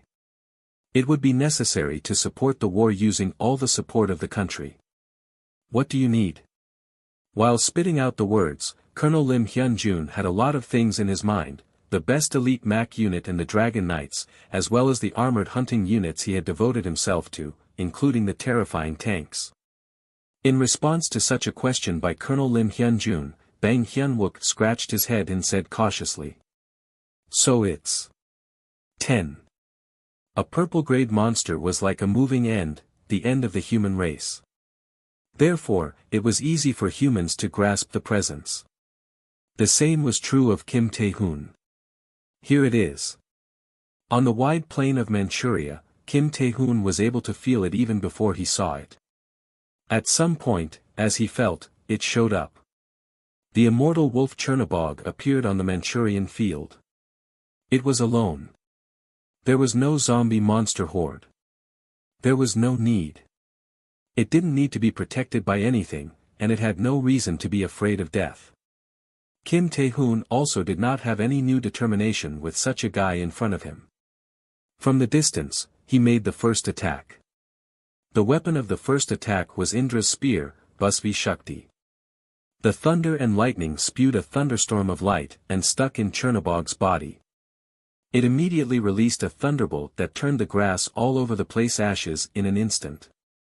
The attack turned Chernobog's body to ashes, too, shredded and scattered all over the place. However, that was all. Its whole body was shattered, but the presence of the creature filling the Manchurian field did not disappear at all. Soon after, one piece of the flesh that had fallen from Chernobog's body began to grow, and then it was restored to its original shape. Vasvi Shakti, which had always left a surprising wound, was just a tool to earn a minute or so in front of Chernobog. At that moment, a gold chain rose from beneath the ground, and it clung to Chernobog's body. Gleipnir. The chain that led to the death of Ork Khan turned Chernobog into a mummy. Chernobog was crushed. As if clutching jelly, Gleipnir grabbed Chernobog and its body was scattered into shattered pieces. The same scene was repeated after that. One piece of flesh popped out of its body began to form a wolf again. It was enough. As expected. The fact that Kim Tae-hoon's countless weapons could never kill Chernobog was not just speculation, but the fact. He also recognized that all he could do was buy time, and delay Chernobog reaching the Korean peninsula a little longer. So, Kim Tae-hoon did not hurry. He didn't push it. Instead, he took out something he had never used before when dealing with monsters. He opened his bag and took out something as important as a relic in it, a coffee dripper, solid fuel, bottled water, and new beans from Italy. Kim Tae-hoon, who spent the time making coffee, took a sip of the coffee. He filled himself with the deep coffee scent. He then drew a picture with his black eyes, looking at the distant Chernobog, palms open. It was a picture of a straitjacket made by his own telekinesis on Chernobog's body, a picture that would pull the body of the creature bound like that and tie it to one place. At that moment, Chernobog's movements stopped for the first time. The fight between the undying monster and the tireless hunter began quietly, with a cup of fragrant coffee. Since the appearance of the monsters, Moscow, the capital of Russia, had become a city of silence and tranquility. The new powers of Russia wanted to maintain their power and status through fear, and of course, they did not allow anyone but themselves to raise their voices. Come on. Move fast. But now there were countless voices filling Red Square. Here. Get through this way. Get this out of the way. Send someone. How many times do I have to tell you, huh? It was not just one voice. The languages and races of various countries, including English, German, French, and others, were coming together to raise their voices. What was even more surprising was that the noise, the talk all at the same time, was organically intertwined for one purpose, like when the Tower of Babylon was built, when everyone in the world was not subject to language barriers. This is great. Jang Sung-hoon admired the scene. I feel like the integration of Europe that no one has ever done, has been done here. At that moment, Jang Sung-hoon's memory returned to a few days ago, the day Kim Tae-hoon had left for Korea. On the day Kim Tae-hoon left, Jang Sung-hoon made a public announcement throughout Europe with the help of the Vatican, and noticed that they were recruiting applicants to clean up the debris of Red Square. There was no compulsion. It was not a situation where coercion was possible. In the situation where Kim Tae-hoon left alone for Korea to stop the immortal wolf, what Jang Sung-hoon could do was more limited than he thought. Life is always unexpected. To be honest, Jang Sung-hoon did not expect much when he made the announcement. In the age of monsters, who would walk to Moscow, where there was still cold weather, and who would take shovels and pickaxes there and take on the hard work? There was no great benefit to be given. To put it bluntly, Jang wondered if he could even give them something to eat. However, the results were different from Jang's expectations. Tens of thousands of people were willing to take a long journey on their own, and they were breaking and removing the wreckage that had fallen, on their own. Everyone was willing to take the priceless abuse under the flag of the Mac Guild, not the flag of a country. Kim Tae-hoon made Europe move.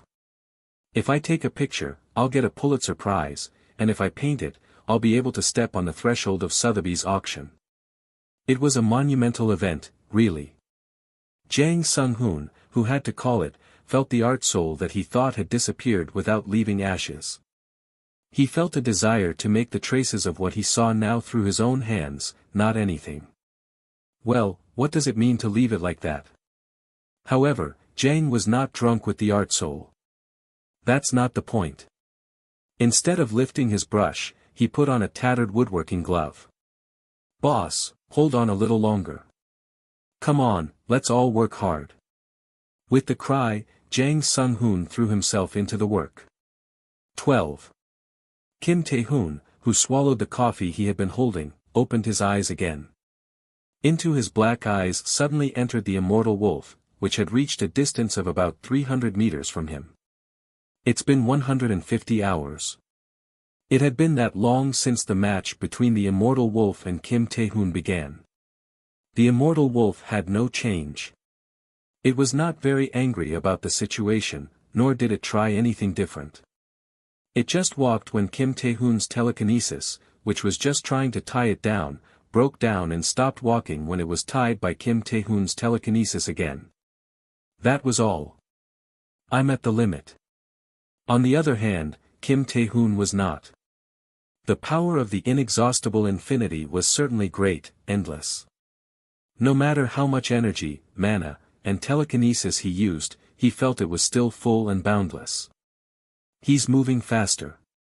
The problem was that Kim Tae-hoon's body was not infinite and not eternal. I'm sure I'm good enough to stay here. Moreover, Kim Tae-hoon's body was not much better than he thought. It couldn't have been good. After eating the crystal of the eight-tailed fox, Kim Tae-hoon's body was virtually the same as receiving a death sentence. Even after that, he kept filling his body with transcendental power that was not allowed to human beings, again and again. He filled his body with the dragon's power, with the power of the blue Qilin, and with the power of the great giant. He even possessed the power of the Orc Khan, which would drive him crazy, the power that he could not but call a curse because it was too powerful. In the end, he used the power as much as he liked. If he wanted his body to be safe and eternal, it would be a delusion, not greed. It's been a long time, and this feeling of death coming is right in front of me. In a sense, Kim Tae-hoon was in the midst of the most dangerous moment. If he could not kill the immortal wolf in front of him, if he could not eat the monster stone, Kim Tae-hoon would face death from his own power. There was not much time left. Kim Tae-hoon knew his condition well. He knew that his body could not last 3 months without the power of immortality. He also knew that the more he used his strength, the faster his lifespan would be shortened, and in order to stop the immortal wolf for more than a week, Kim Tae-hoon had spent most of his life. This is the first time I've ever wasted my life like this. Kim Tae-hoon always used means and methods to live. So, it was a strange thing. However, Kim smiled lightly at this situation. So much has changed. At that time, Kim Tae-hoon's eyes, above his pale smile, wriggled. He sensed something coming here, toward the vast Manchurian field.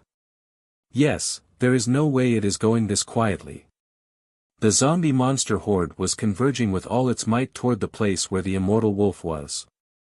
Its numbers were considerable. Is it near 10,000? No, it'll be more.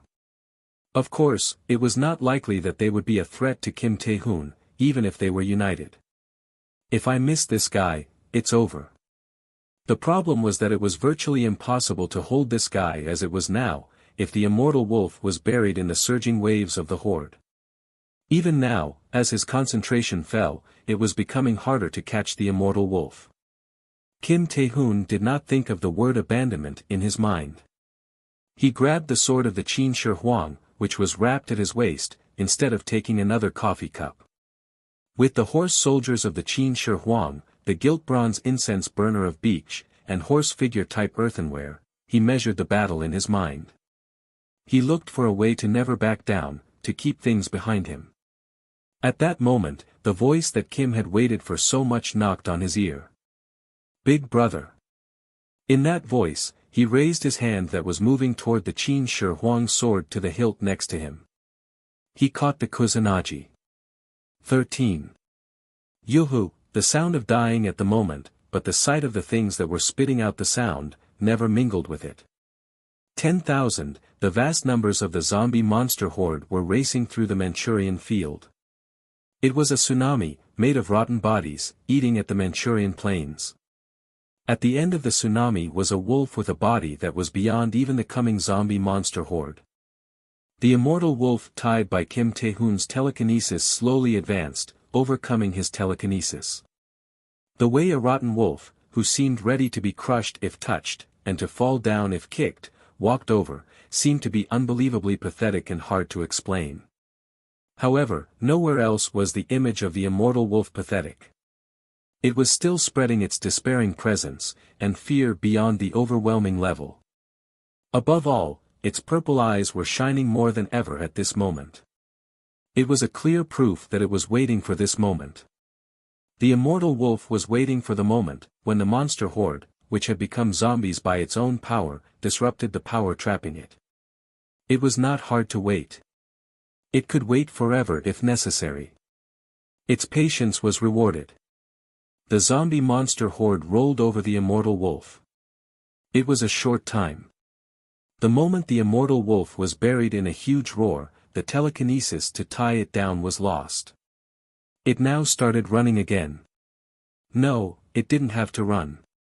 The immortal wolf was swept forward by the crazed surge of the zombie monster horde.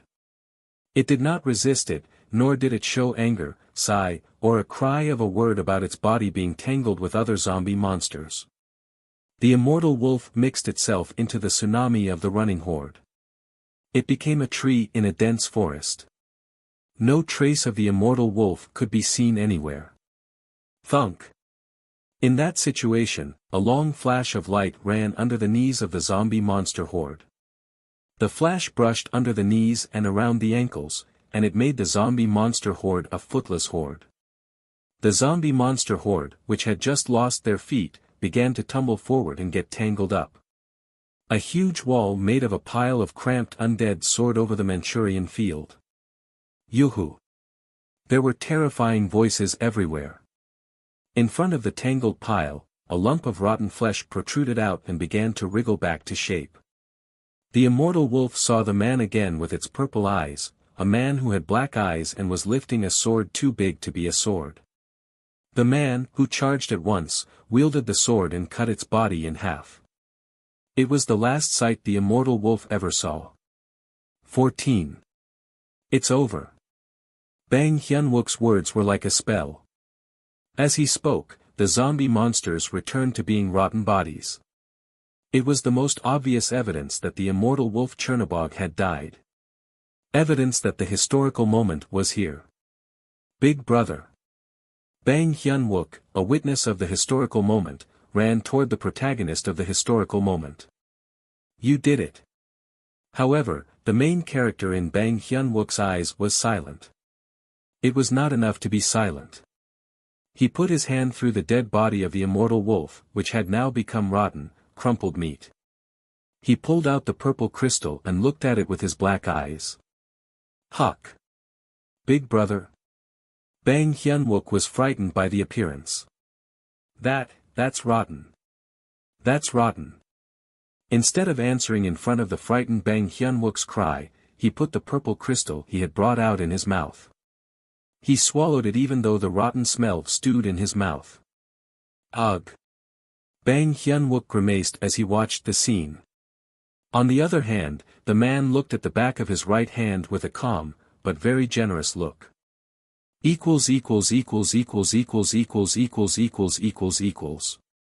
Basic abilities. Strength, 1932. Health, 1955. Special abilities. Energy, S rank. Mana, S rank.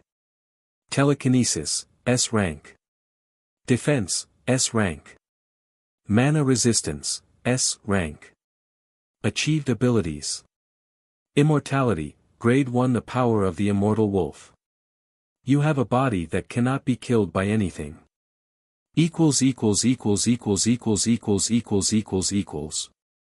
When the man finished checking his right hand, the man gave his gaze to Bang Hyun-wook, who had drawn near. Then he opened his mouth. Now is the time. Yes. At the cross-questioning of Bang Hyun-wook, Kim Tae-hoon handed over the 3-meter-long sword he was holding to Bang Hyun-wook, instead of answering. Oh. Huh. What's wrong with you all of a sudden? Surprised, Bang Hyun-wook received the great sword.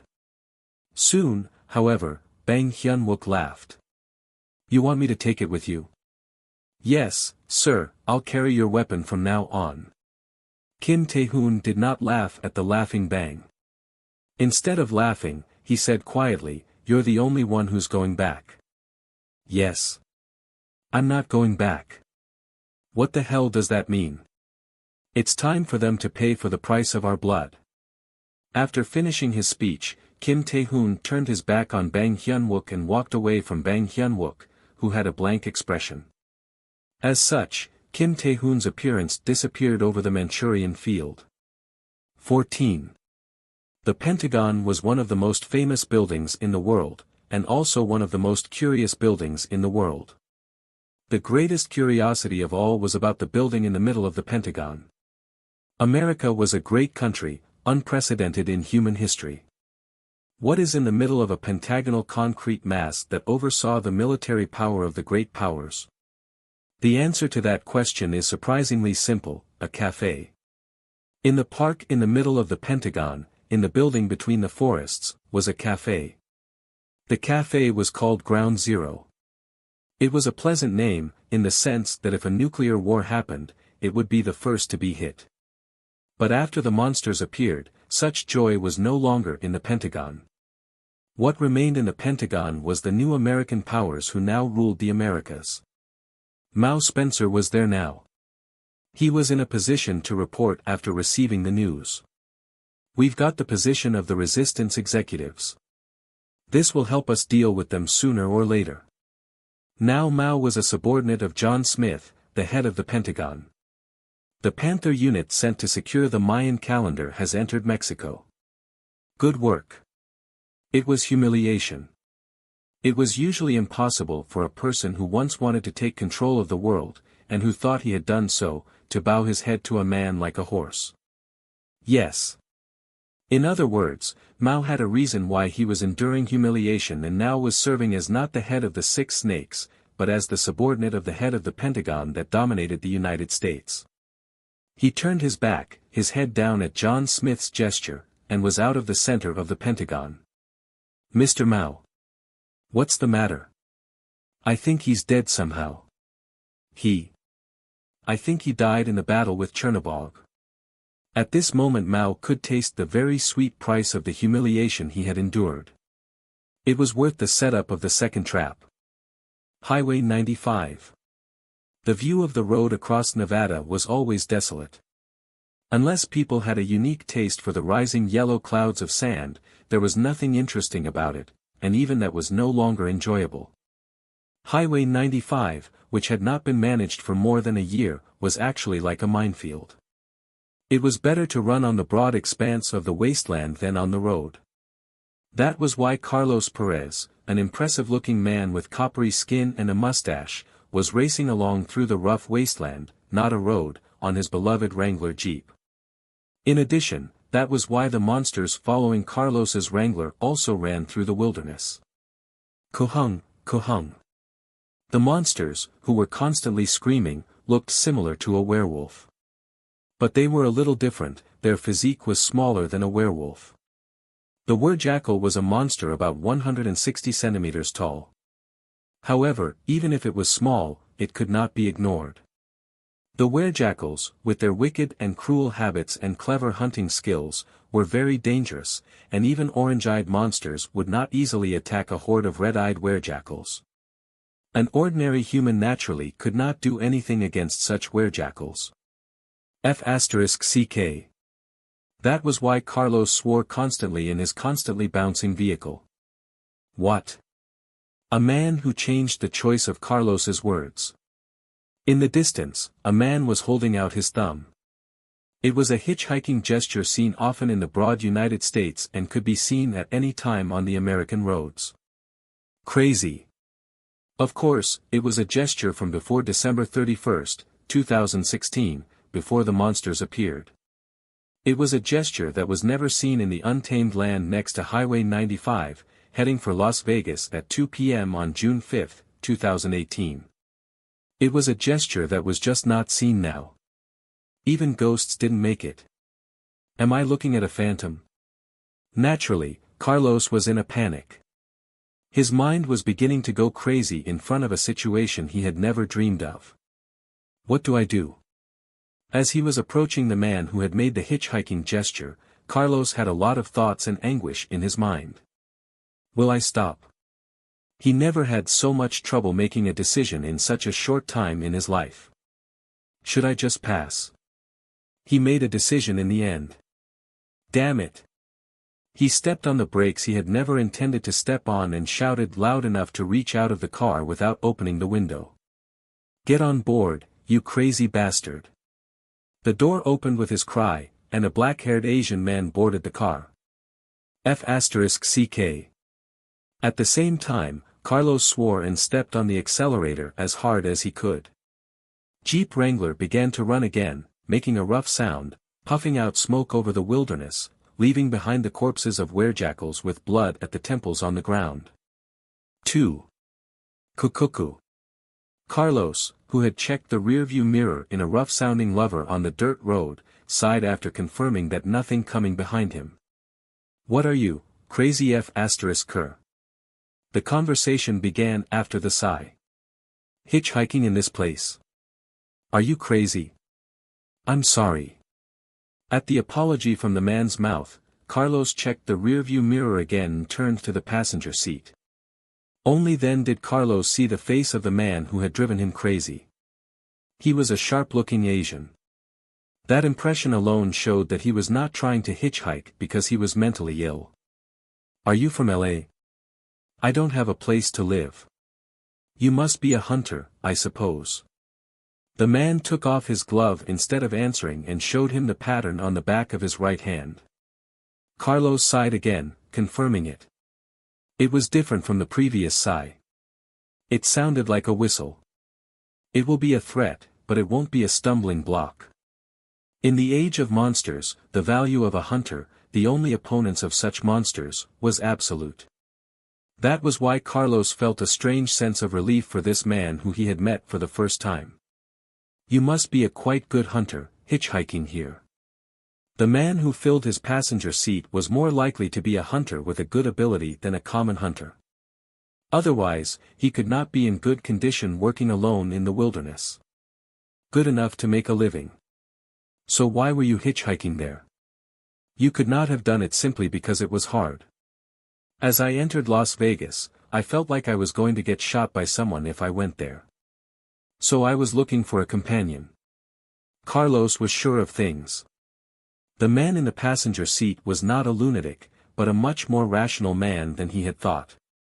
That's wise, but it was unnecessary.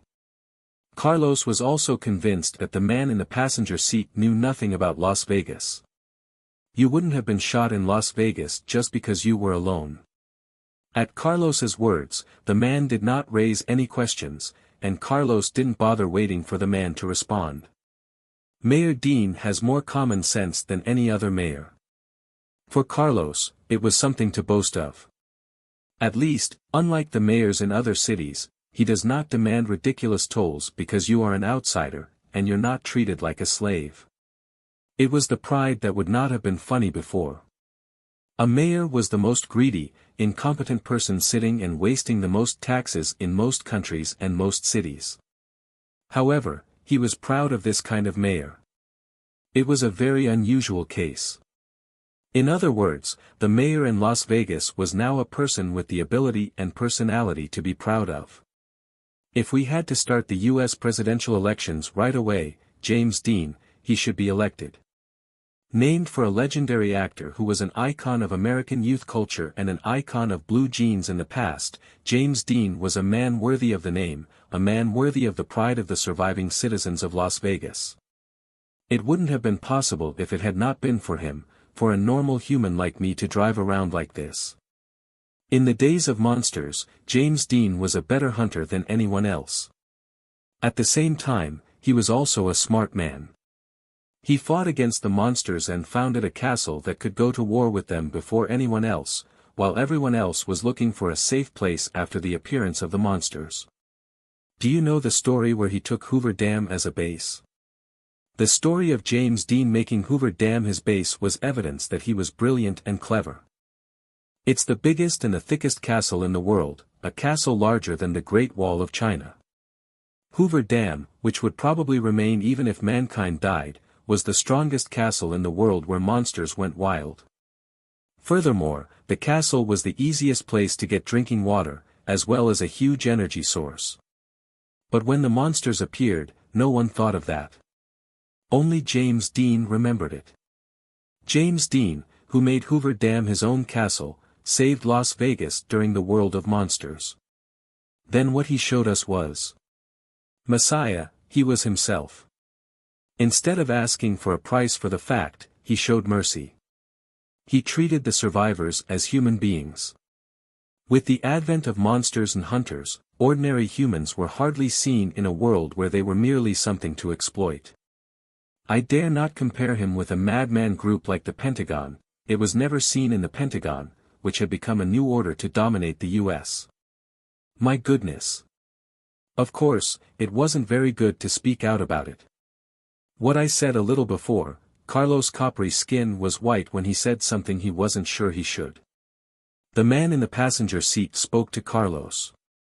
I don't like the Pentagon either. Above all, I'm not a member of the Pentagon. I wouldn't have hitchhiked like this if I was a member of the Pentagon.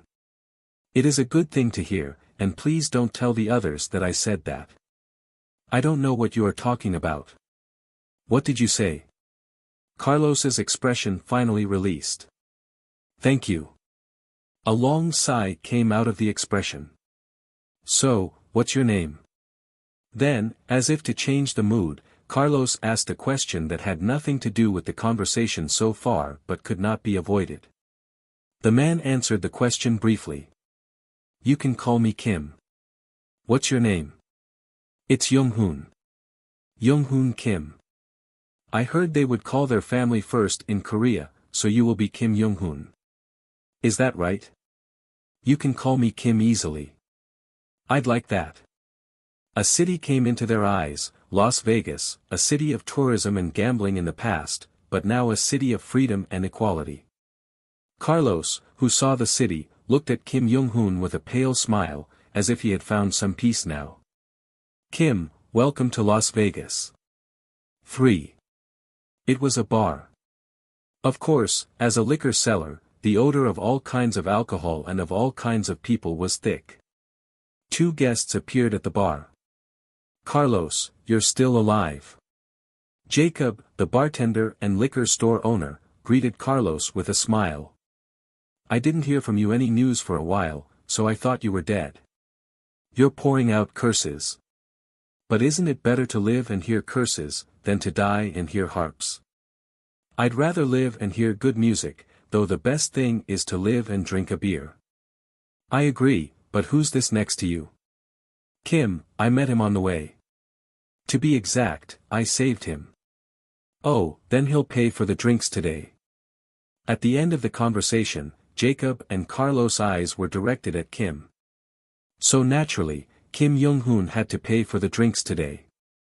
They had done this before, obviously. Eventually, Kim put his hand in his arms, took out a pocket instead of a wallet, took out a red jewel from it and threw it at Jacob. Order. Jacob smiled. Give me a beer, Budweiser. Carlos's order for Jacob was an extraordinary one. It was impossible for Budweiser beer to be produced in an era where most of the infrastructure had collapsed. In fact, few of the drinks sold at Jacob's bar were famous in the past. There was nothing but wine and vodka, and not a single beer. But Jacob was not embarrassed. He didn't even get angry. Because he knew in the first place that what Carlos wanted wasn't a real Budweiser beer. I like Budweiser. Jacob didn't even have to give Carlos a Budweiser. All he had to do was put the handmade beer made by himself in a jar labeled Budweiser. In addition, Jacob, who operated a bar after the appearance of monsters, was a man who had experienced countless things. He would not be surprised at anything. And what about you? For your information, vodka, or wine is expensive. I can only give you a cup with a red stone. That's a small cup. Coffee. Jacob was surprised by Kim's order. So was Carlos. Coffee? Carlos had to think for a while what the word coffee meant. What does that mean, coffee? After the agony, he made a ridiculous face. On the other hand, Kim Tae-hoon looked at Jacob and said, "Is there no coffee here?" "Even if there is coffee, but it's just the beans from almost 2 years ago." "It's all right. I'd like a drink, please." Jacob shook his head with a snap. "I'll get you when you're in the seat." While Jacob went to prepare a drink and coffee, Carlos and Kim Tae-hoon took a seat. And as soon as he took the seat, Carlos said, "You have a unique taste for coffee." "Oh, no. Coffee is not a unique taste. I drank 3 cups of coffee every day for a long time." "Yes, I did. I'm sure I used to have coffee in my mouth." At Carlos' words, Kim did not answer. In addition, Kim was not even looking at Carlos. His gaze was directed at a group in a corner. "Is there anything interesting over there?" Carlos followed his gaze and looked at the corner. There were people there who were wearing leather jackets made of the skin of a scaly lizard, completely different from their surroundings. Huck. As soon as he confirmed the fact, Carlos quickly turned his head to fear that his eyes might run into them. Then he warned Kim in a low voice. "It's hunters from the Pentagon. Don't look them in the eye. If you touch them, you'll be dead from summary judgment." The warning turned Kim's eyes. The two shut their mouths for a moment. The silence was long. "I did not expect to meet the Pentagon hunters here. If they are going to provoke a quarrel with me, what can I do? Damn it." Carlos's anxious mind revolved around the conversation he had had with Kim in his Jeep car before coming to Las Vegas shortly before. Is that why? As soon as a waitress put a beer in the bottle of Budweiser and the coffee in the cup of Budweiser, Carlos grabbed the bottle and put it in his mouth. He began to gulp down his beer, as if to swallow the anxiety that had choked his throat. Cha! The effect of the beer was certain. His blocked neck was pierced, and the coolness filled his chest. "Yes, I live for this taste." Carlos's closed mouth opened. On the other hand, Kim held a glass of beer hot with coffee and put the coffee in his mouth. He closed his eyes and mouth for a while. He listened to the voices of hunters from the Pentagon who were secretly talking in the corner. So the date? A week from now, in Death Valley. On the day the Vegas Rangers go on a blue-grade monster hunt. We will get rid of Mayor Dean there. At the voice, Kim Tae-hoon, who had coffee in his mouth, smiled faintly. Carlos asked him a question, "Why did you come here?" Kim answered the question. "I'm looking for a man." Carlos flinched unknowingly at his changed expression, at the horrifying smile at the end of the reply. "Finally, I found the starting point. When the age of monsters came, when the world was in a mess, and the world began to flood with despair, James Dean was grateful for 3 facts. 1. Being given the ability to kill monsters, and 2. The freedom of the gun laws of the United States. The third was his trusted colleagues and followers. The Vegas Rangers, a gathering of James Dean and the hunters who followed him, was based on these 3 things. They were literally rangers, those who would fight for the safety and peace of the citizens, not for the personal interests and greed of the individual. Their values did not change even after Las Vegas was subordinated to the Pentagon. "We'll go hunting the desert dragon in a week, as planned." That was why James Dean and the Vegas Rangers planned the desert dragon hunt, the creature that owned Death Valley National Park west of Las Vegas. It was a great and noble set of values. It was something that impressed and was admired by everyone, showing rather than hiding. But James Dean didn't reveal it to anyone. It was because of the Pentagon. There is one thing to remember, don't let the Pentagon dogs know that. From the moment the Pentagon made a strange demand to the managers of each city under their command, do not hunt monsters above green grade without the permission of the Pentagon. It was a demand that did not fit the reality of the facts, that one more monster had to be killed faster for the safety of the citizens, and for the safety and future of the nation. But the Pentagon began to do something ridiculous to fulfill its demands, as well as make such a ridiculous request. The moment they know that there will be some kind of interference, they ruthlessly punished those who attempted unauthorized hunting. In addition, in this era, relentless punishment was not simply throwing people in prison. Maybe they are trying to kill us. Though there's no clear proof of that, there's plenty of conviction. It was a situation that deserved to be prepared for death. Yet we have to do it. In this situation, James Dean and Vegas Rangers ignored this request of the Pentagon. There was a reason. If we continue this way, we'll all be the dogs of the Pentagon. The purpose of the Pentagon was the reason. Not just us, but the whole world. The Pentagon was going to use monsters to completely control the land of America. They were going to use the monsters' threat to humans as a tool to rule humans. The problem was that it was an amazingly effective way to do things.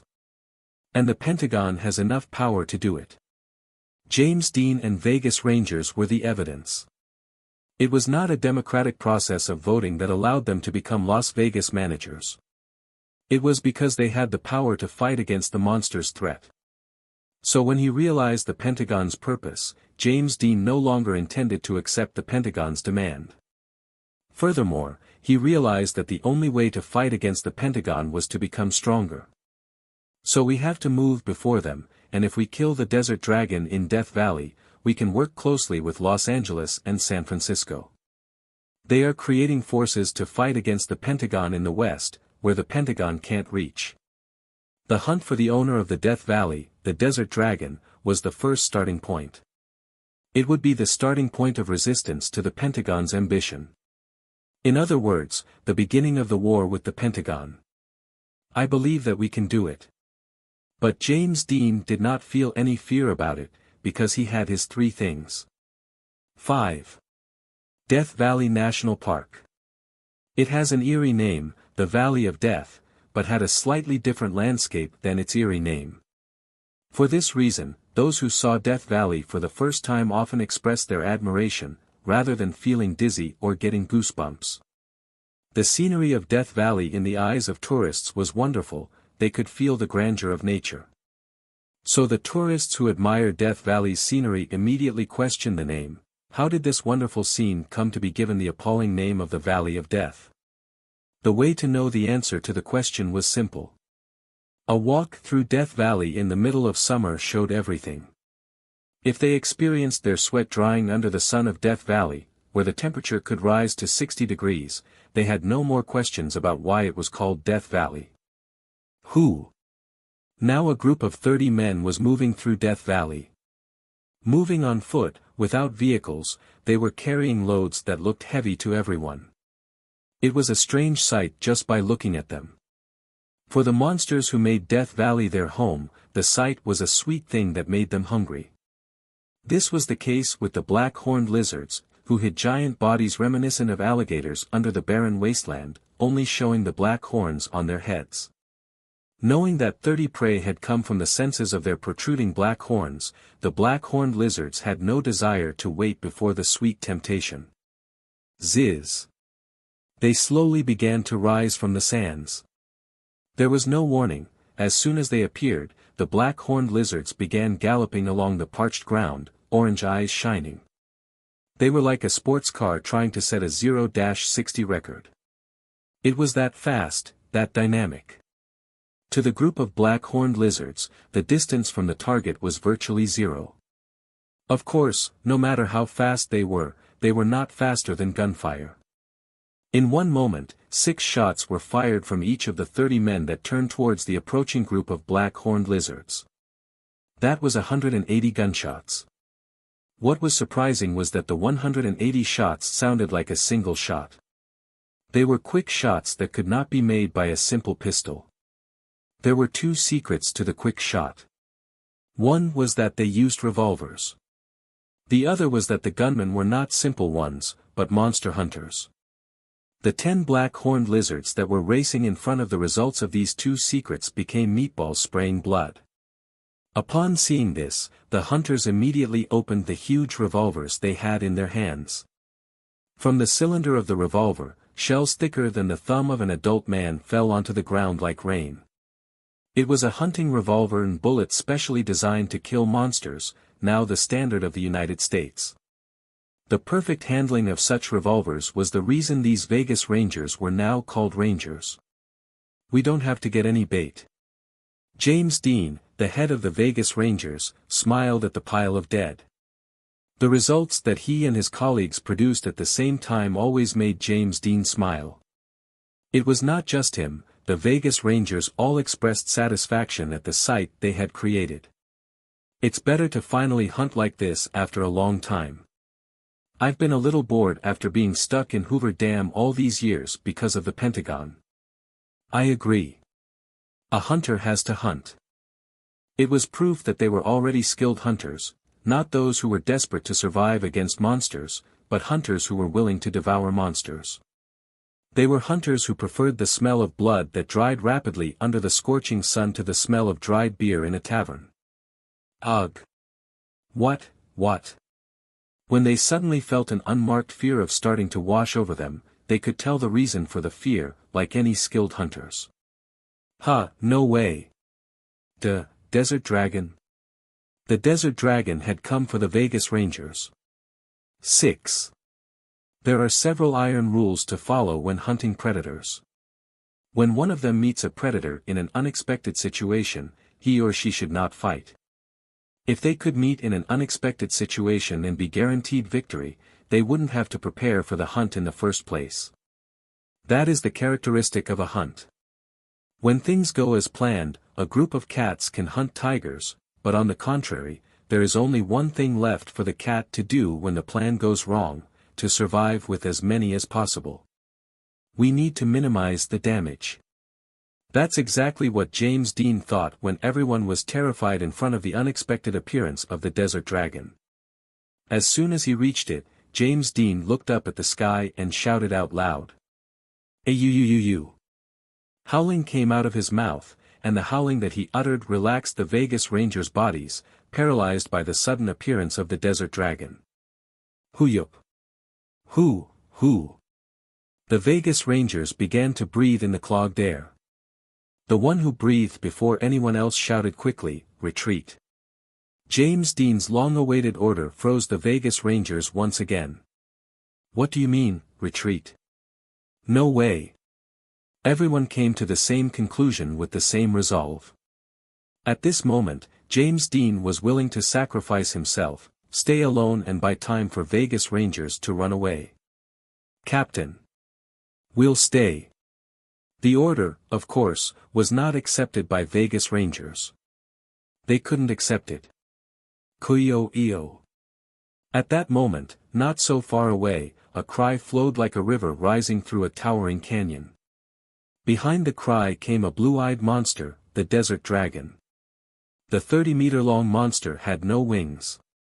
Instead, it had 4 thick legs, covering piles of sand instead of ironclad scales.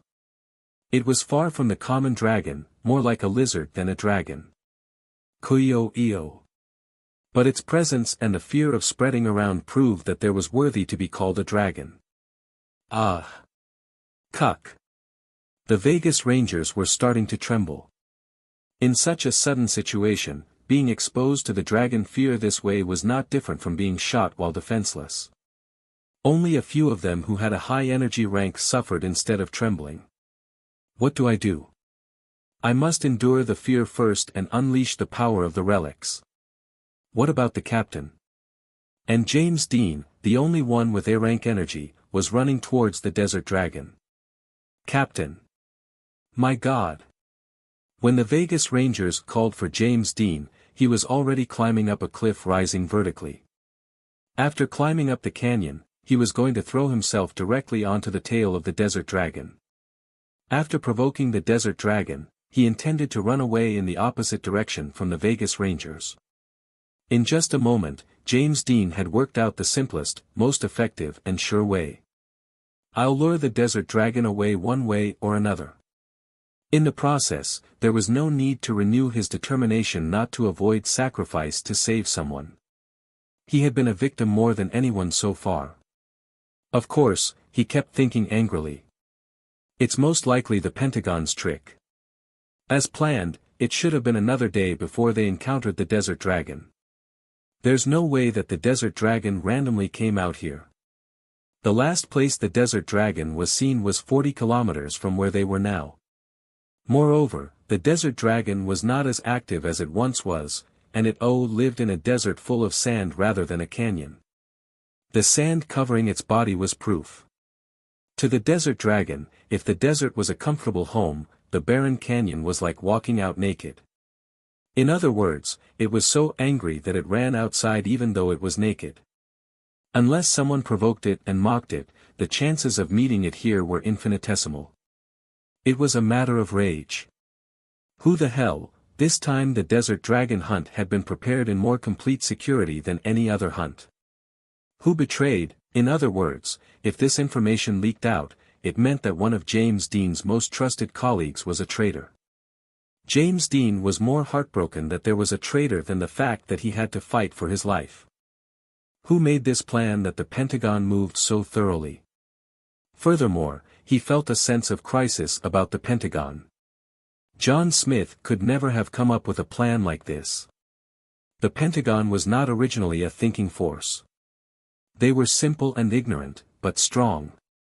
They were the group that used violence the most violently. But now the Pentagon was using violence cleverly. Damn it.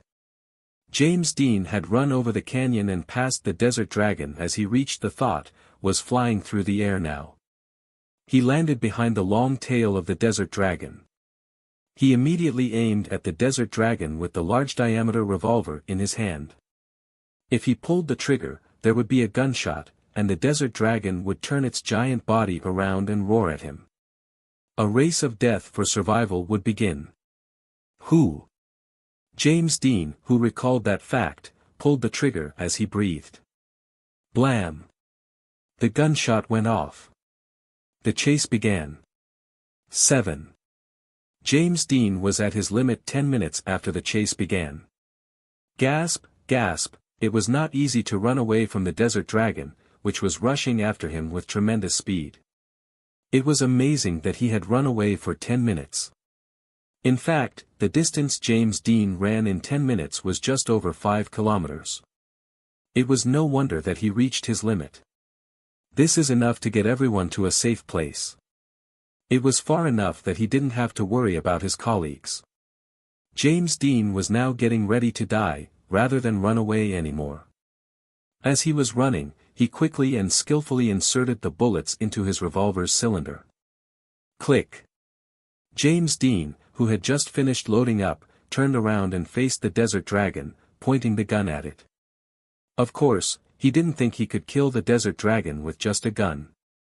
Considering his ability, it would have been more likely to hurt the desert dragon after holding the metal in his hand and injecting energy. Nevertheless, holding a gun was to mark his end like a ranger. I can't believe I am going to end my life like this. James Dean wanted to decorate his end with gunfire, not a crude sound. His dream came true right away. Blam! Gunfire, intense gunfire, shook Death Valley. At the same time, something like a thunderbolt fell down on the body of the desert dragon. Puwat! It penetrated the body of the desert dragon, which was much harder and denser than steel, in a breath. The sight shocked James Dean. What is this? It was an unthinkable sight. Is my gun a relic? But what was more surprising was what happened next. Ah! The scene shocked even James Dean, who had seen all the hardships of life. The desert dragon, its body made of sand, began to collapse and crumble. It was a sight that could only be seen the moment the desert dragon was destroyed, the moment it died perfectly. Oh my God, so the moment James Dean saw the scene, he sought God without realizing it. But it wasn't the God James Dean was looking for that showed up on the body of the desert dragon, which had fallen into a pile of sand.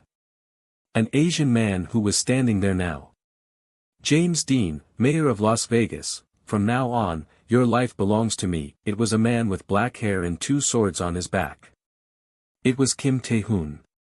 Las Vegas. The city of tourism and gambling was also a city of crime. Those who lost everything were often more likely to be criminals, and those who gained everything were more likely to be targeted by criminals. There was no better environment for crime to play. Las Vegas was full of hideouts with crime syndicates and secret spaces that were nowhere in the city's design. Even in the days after the monsters appeared, those facts did not change. One of the high-end houses with swimming pools lined up on South 14th Street in Las Vegas, one of the fine homes of a lawyer or accountant, was one of those places. In the basement of the house, where the leader of a small drug trafficking organization lived, there was a bunker built for a nuclear explosion, and inside it was filled with untraceable methamphetamine, guns, bullets, and dollars.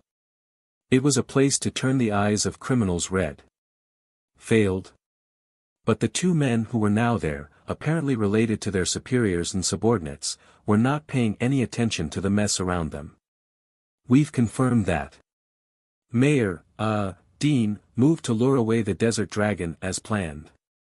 But why is Mayor Dean okay now? I don't know. It was proof that they weren't just criminals whose greatest pleasure was to get high on drugs. Of course, it didn't mean they were good, righteous, and just people.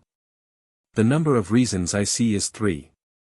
1. Mayor Dean succeeded in running away from the desert dragon. 2. Mayor Dean killed the desert dragon on his own. 3. You guys were like shit.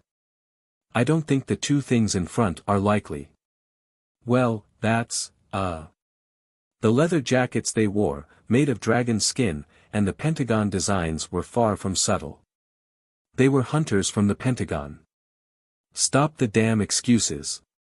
This case does not allow an excuse. They were now gathering in this secret place and talking. Of course, there would be no such thing as a normal story. Damn, unless Mayor Dean is a fool, he'll solidify the guard from now on, and find the traitor. James Dean was the target of the Pentagon hunters who were now in Las Vegas. It was a story to be shared only in private.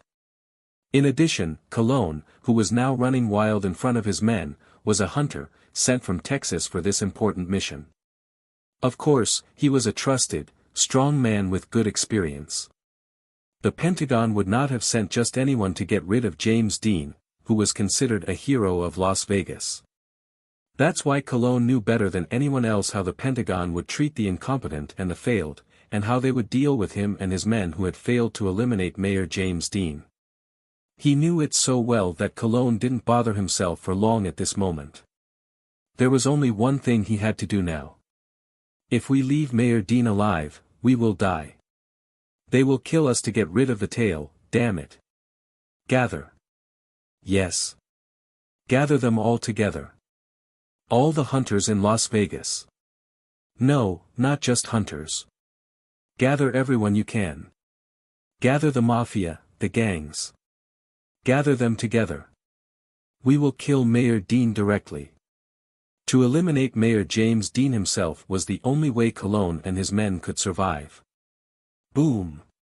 The door of the underground bunker where they were hiding was broken in loudly. What is it? Cologne and his men sprang up from their seats in astonishment. The two of them could see a man crossing a broken door.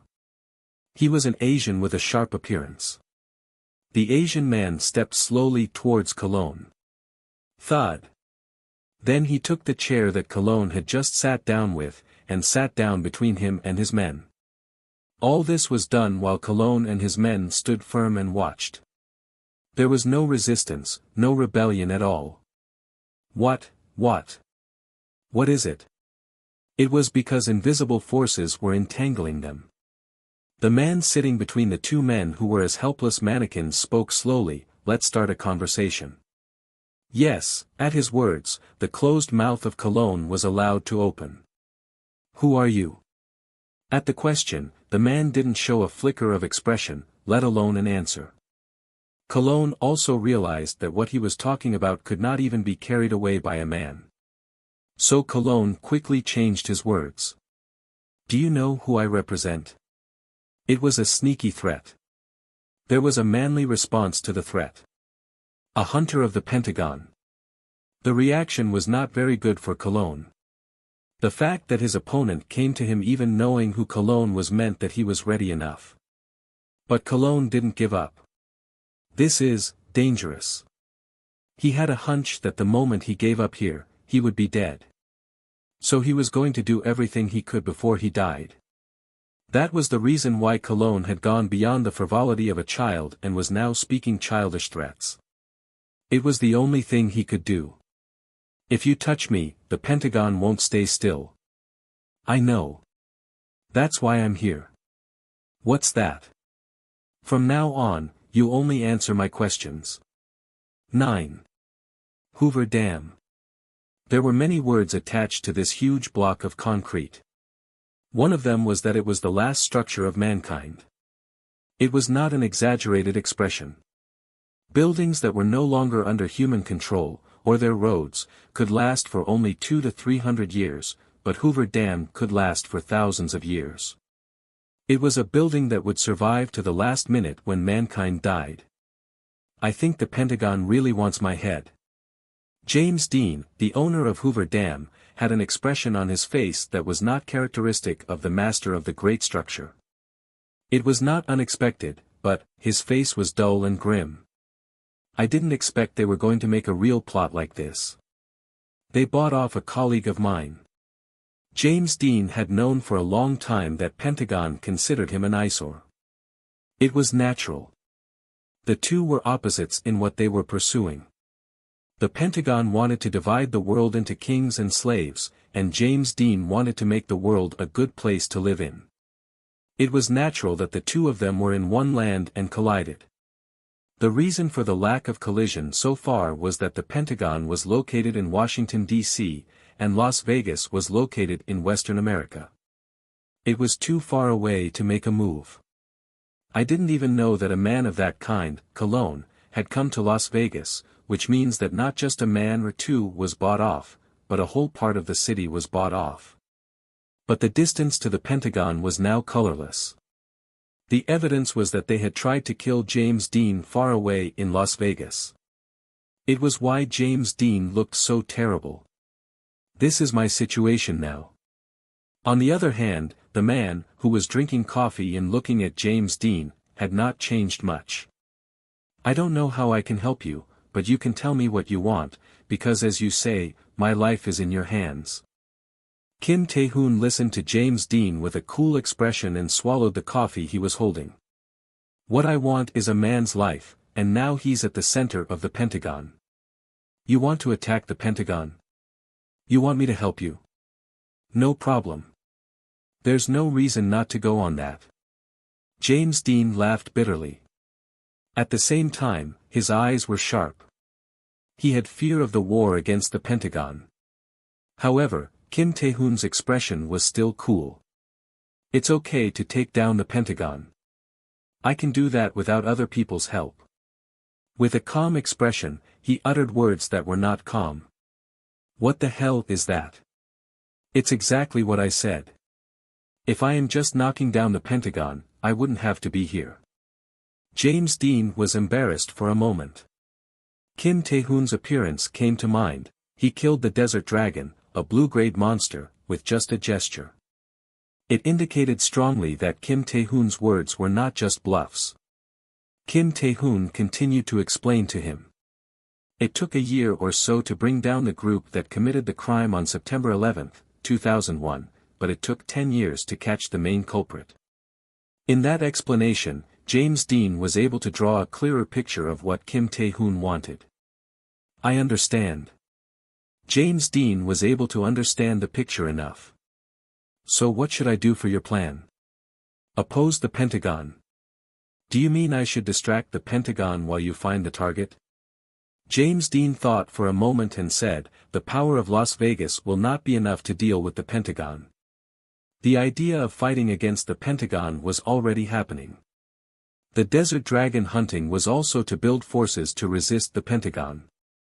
If so, it was a great opportunity, not a crisis, now that Kim Tae-hoon could support it. We need to establish an organic partnership with at least San Francisco and Los Angeles, and the Western Alliance. That is the least we have to do. James Dean immediately brought out his plan. The problem is that these three places need to remove the monsters that are the obstacles to organically cooperate, but it's not easy. He also brought out the greatest difficulty in carrying out the plan. Especially in Yosemite National Park, there are 7 blue-grade monsters, the most troublesome. At the end of his words, Kim Tae-hoon answered briefly. That's no problem. James Dean was happy with that. If you help me, I'll be able to subjugate the monsters as soon as I can. You don't have to. But at the answer of Kim Tae-hoon, James Dean had to tilt his head sideways. What does it mean? I removed everything on the way. At this moment James Dean looked blank for a moment. In more detail, James Dean could not grasp the meaning of Kim Tae-hoon's words and could not accept the facts he had deduced. In front of James Dean, Kim Tae-hoon took a sip of coffee in his hand. Oh my God! After the long silence, James Dean's sigh burst out. James Dean stroked his face with his hand. Clearly, what Kim Tae-hoon had told him was good news, and he should be pleased. But James Dean could not feel the joy of this fact. What the hell, the efforts he had made so far seemed to be just a trivial struggle. But Kim Tae-hoon did not intend to comfort him. How long would it take to build a Western alliance that combined LA and San Francisco? Kim Tae-hoon knew better than anyone that comfort was not very helpful in the current era. He knew that only those who felt discontent could survive until now. James Dean did the same. He did not retreat from his fear. The Pentagon has forces in the West, so it will take time to move away from their eyes. I expect it will take about a month. What if you move, regardless of the Pentagon's movements?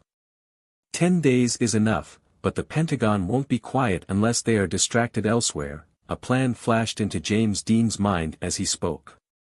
Texas, he said immediately. If we can destroy Texas, we can build stronger forces to fight against the Pentagon, as well as to earn time. The word Texas narrowed Kim's eyes. As you know, Texas has oil fields. The Texan oil fields were the largest oil fields in the United States. They were basically supplying the rest of the country. In addition, the value of oil fields would be absolute in a situation where most civilizations had collapsed, like now. And Texas is in the center of America. Texas was located in the central southern part of the United States. If the Pentagon and the Western League started a war, Texas would determine the scale of the victory and defeat. So the Pentagon used all its means and methods to make Texas more secure. Of course, the Pentagon was more focused on securing Texas than anywhere else. That's why the Pentagon has the greatest influence in Texas, and at the same time, their anger at the Pentagon is the greatest. The Pentagon had never done anything with charity, mercy, or morality there. As he had said before, there were only kings and slaves in the world of the Pentagon. The resistance is there, and the people of Texas believe in the resistance because real values are admitted everywhere. In Texas, which had suffered the greatest damage and persecution of the Pentagon, the number of people who resisted the Pentagon was also the highest. Who should I go to Texas and help? Jennifer Mitchell is the head of the resistance. What are her outward features? Don't you know her?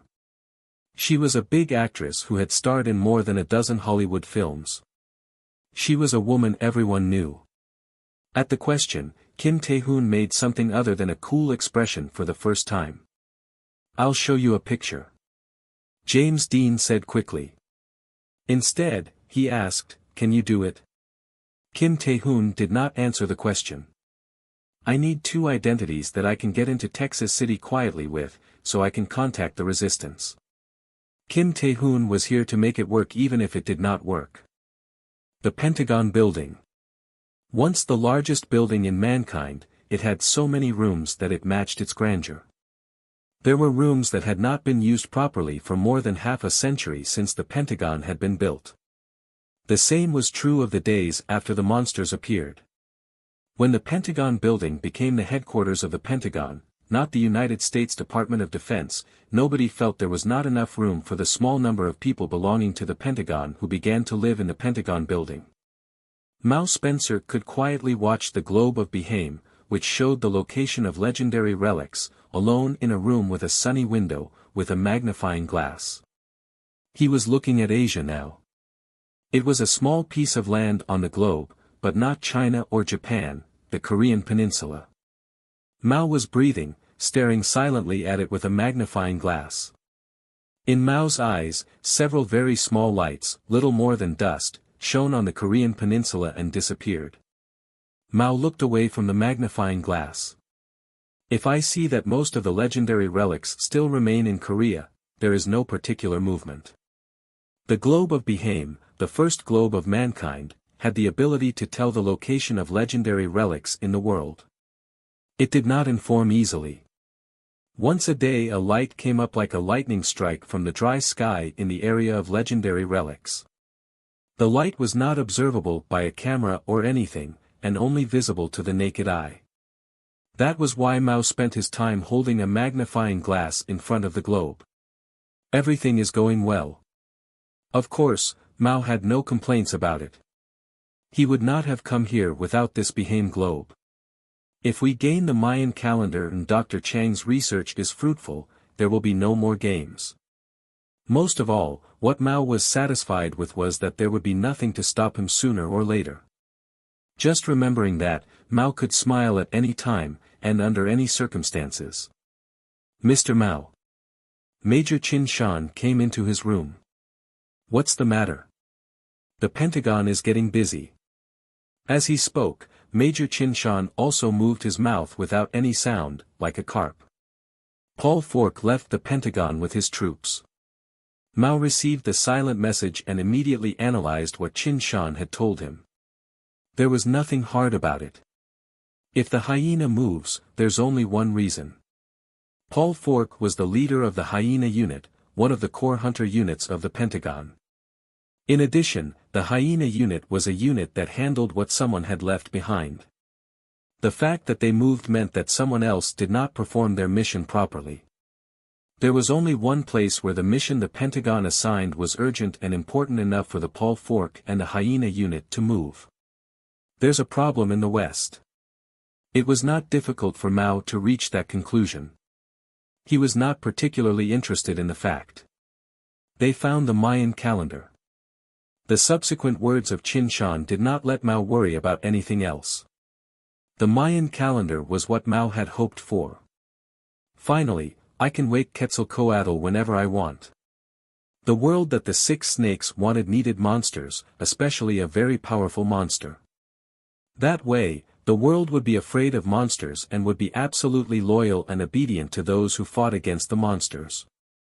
In other words, the ability to control powerful monsters was the most necessary ability for Mao's world. The strongest and worst dragon is now in my hands. The Mayan calendar, the relic, was a terrible thing that could wake up the Quetzalcoatl, the strongest and worst of the purple-grade monsters. It was the monster of the monsters, and could not be compared to the Orc Emperor or the immortal wolf that had appeared so far. It was a disaster that could lead the world to an end, to final destruction. I've got the best shield. In other words, it was the best shield. No one in the world would want to face Quetzalcoatl in exchange for killing Mao. Even Mao himself did not intend to face Quetzalcoatl. So it was the best shield. There's only one left. So now Mao had only one thing to do, getting the strongest spear that could break anything in the world at once. When Dr. Chang's research is fruitful, even the best spear will come into my hands. It would not be long before even the spear would come in Mao's hand. And as soon as the day came, Mao would not spare what he had. Judgment Day is coming. Mao smiled a deeper smile. At this moment he was sure the game was actually over, until he heard the news from the city of Dallas, the center of Texas. 2. The biggest problem that mankind had faced since the advent of monsters would be sufficiently explained by this short word, energy shortage. People lacked the energy to move their bodies, and they didn't have enough energy to rebuild civilization. In such a situation, the value of oil could not be matched by dollars and gold. It did not take long for those who survived the appearance of the monsters to realize that. The same was true of America. The survivors of the United States, who had the most powerful army in the world, were freer to carry guns than any other country, and were able to win more victories than any other country in the war against the monsters that started suddenly. The world once blamed the legalization of American gun possession, and it was America that was right, because only those with guns could survive when the monsters appeared. That's why all the hunters carry guns. Those who had one naturally began to flock to Texas, where the Texas oil fields were, the most important oil fields in the Americas.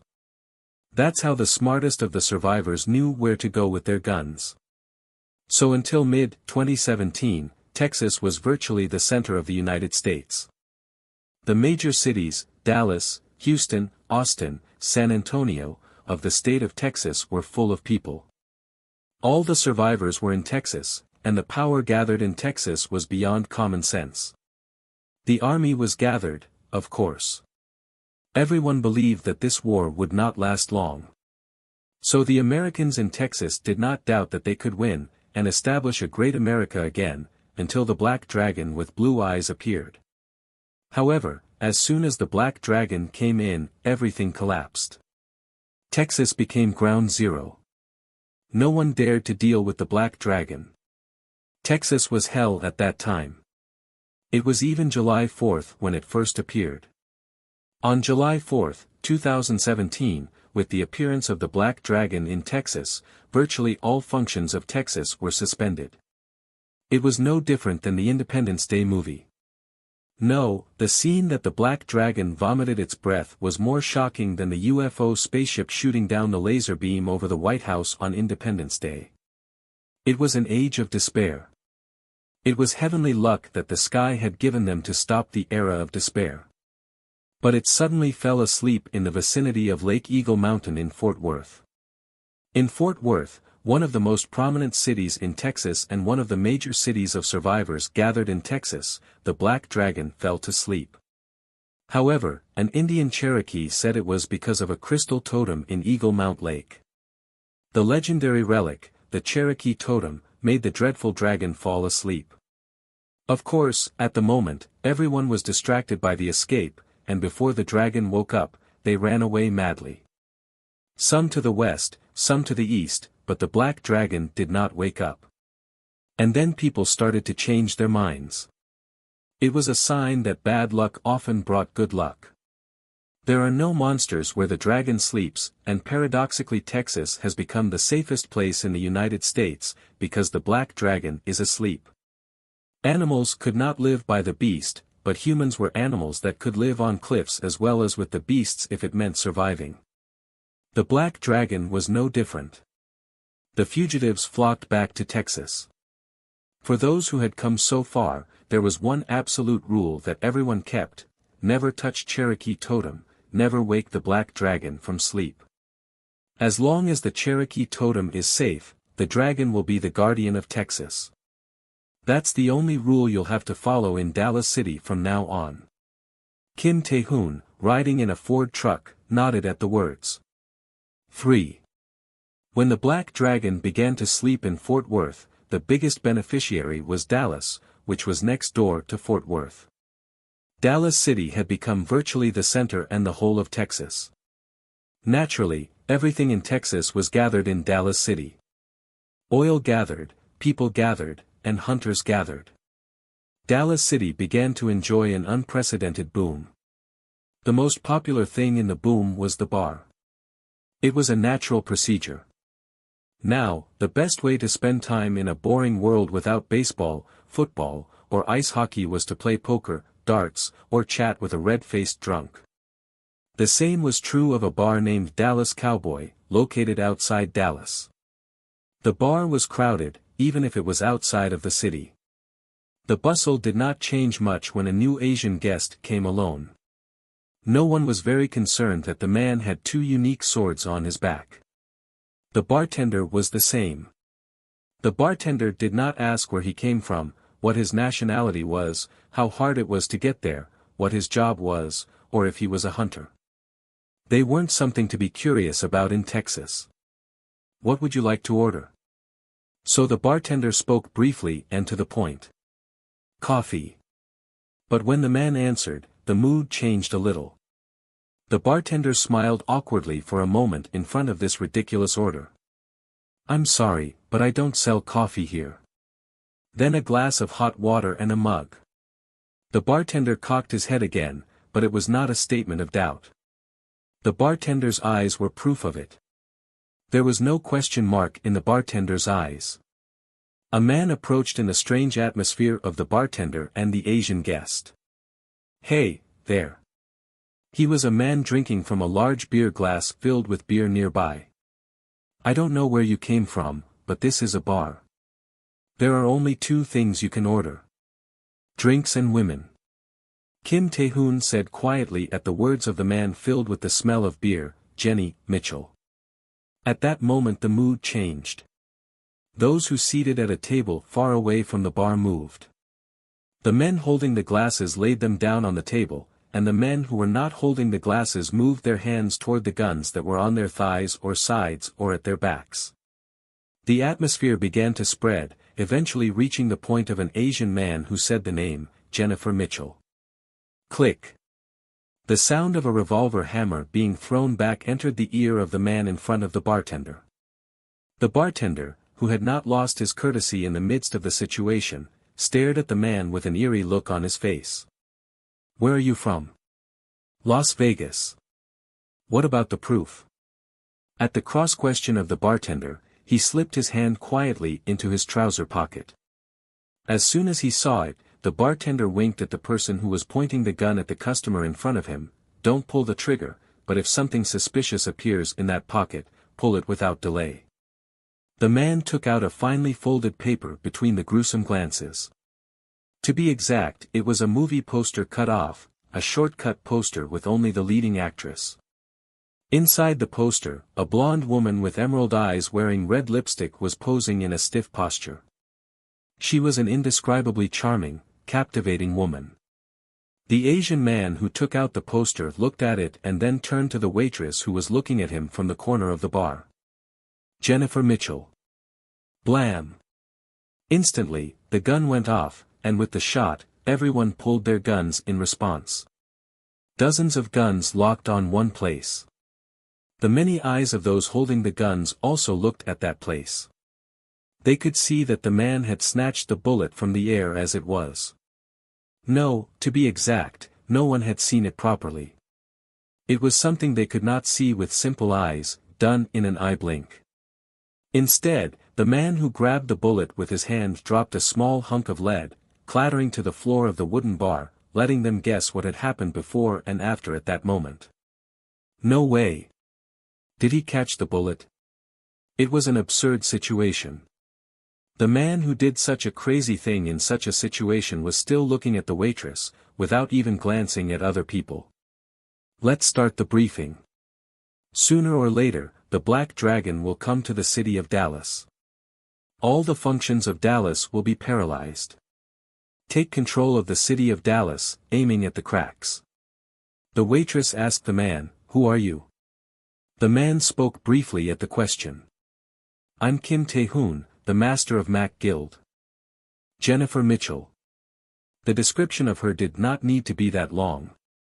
She had blonde hair, green eyes and was a beautiful woman that most of the world could not help but admire, a world-class actor with 9 Hollywood movies behind her.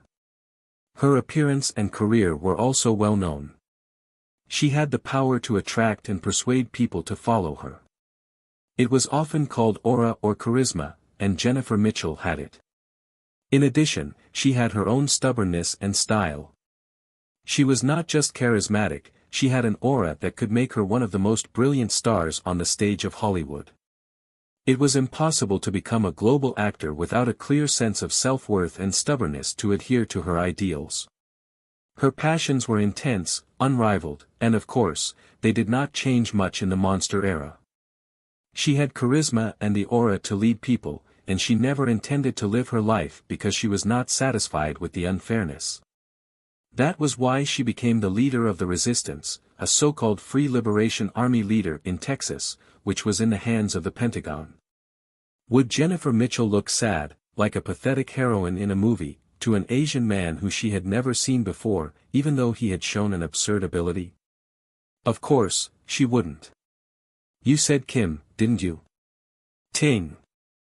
She took out a grenade she had hidden in a pocket between the shabby wrinkles of her skirt, and she pulled out the safety pin at the same time. She asked, keeping the safety handle depressed, Kim, what do you want? The occupation of Dallas City by the resistance. Why are you helping us? Don't get it wrong. Of course, Kim Tae-hoon was not a man to be daunted in this situation. This is not a negotiation or a deal. Rather, the opposite, Kim Tae-hoon's enemies so far had been too great to be frightened by a grenade. If he was really scared and lowered his posture here, it would be an insult to the enemies who had died by Kim Tae-hoon. I'll tell you again. I don't intend to negotiate, or make a deal. Crucially, Kim Tae-hoon had many experiences dealing with groups like the resistance. So at this moment, he did not intend to negotiate or deal with them. What he wanted to do was a one-sided demand. To put it bluntly, it was a threat. Jennifer Mitchell's eyes flashed sharply at Kim Tae-hoon. But Kim Tae-hoon's eyes were overwhelming enough to make her nervous, who had been fearless against the Pentagon. Where on earth did he come from? In front of Kim Tae-hoon, Jennifer Mitchell, who had great charisma and aura, could not show her hostility right away. Instead of getting angry, she put her brain to work. She acknowledged that her opponent was out of the ordinary, and she began to consider getting something more advantageous in this situation. Did you say that you are going to wake up the Black Dragon? Don't be ridiculous. If you wake up the Black Dragon, Texas, including Dallas, will be destroyed. She got to the point. The most shocking and key thing Kim Tae-hoon had said was that he would wake up the Black Dragon sleeping in Eagle Mountain Lake. Please don't think that we didn't do it because we didn't know about it. What the resistance forces of Texas were pursuing was not like overthrowing the regime. It was to prevent the unjust, inhumane, immoral Pentagon from hurting anyone. Of course, the Texas resistance had never thought of waking the Black Dragon just to hurt the Pentagon. Using the Black Dragon to drive out the Pentagon would be like bringing a tiger home to deal with a local mad dog. It was not a good idea for anyone who called Texas their home. If anyone wanted to wake the Black Dragon, the resistance would be willing to hold hands with the Pentagon to stop them. From that point of view, Kim Tae-hoon, who was going to wake up the Black Dragon rather than the Pentagon, was more dangerous. Kim Tae-hoon answered her question with a cool expression. The role of the Black Dragon is to paralyze Dallas with the fear for a while. Jennifer Mitchell asked back, with a ridiculous laugh. You can kill the Black Dragon any time you like it, as I see you're babbling about like that way. In her cross-question, Kim Tae-hoon lightly spread his right hand instead of answering. Ugh. At that moment, Jennifer Mitchell's grip on the grenade faltered. Thud. The grenade fell to the floor. Oh, no. Jennifer Mitchell was surprised, and the people around her were shocked. At that moment, lives flashed before people's eyes. The grenade that fell to the floor was sucked into Kim Tae-hoon's hands. Kim grabbed the grenade tightly and squeezed. The grenade crumpled like an empty can of drink. 3 seconds later, there was rumbling bang, and a small explosion broke out in Kim's hand. Kim Tae-hoon's hand was covered with the scales of the dragon, and his eyes were slitted like a dragon's. It was the draconian mode. The explosion of the grenade was just a minor nuisance to Kim Tae-hoon, who wielded a power that was mighty and transcendent. Kim Tae-hoon kept his draconian mode and unfolded his palm covered with scales. The grenade fragments tinkled to the floor. Nobody could sigh or even show surprise in front of the scene. It was so shocking it made them impossible to judge it rationally. In the stillness, Kim Tae-hoon said quietly. A couple of days from now, at 11 p.m., the Black Dragon will appear in Dallas. There may a slight error on the time, so take it and prepare. Kim Tae-hoon looked at the bartender for the last time and said, hot water and a mug. The first thing the Pentagon did after it took over Texas was to replace the mayors of Texas major cities with those who suited their tastes. In the process, the Pentagon was supported by many influential, experienced, and talented people. It was so natural. It was like holding some of the absolute power that Texas would become the center of the Americas, and even of the world, in the future.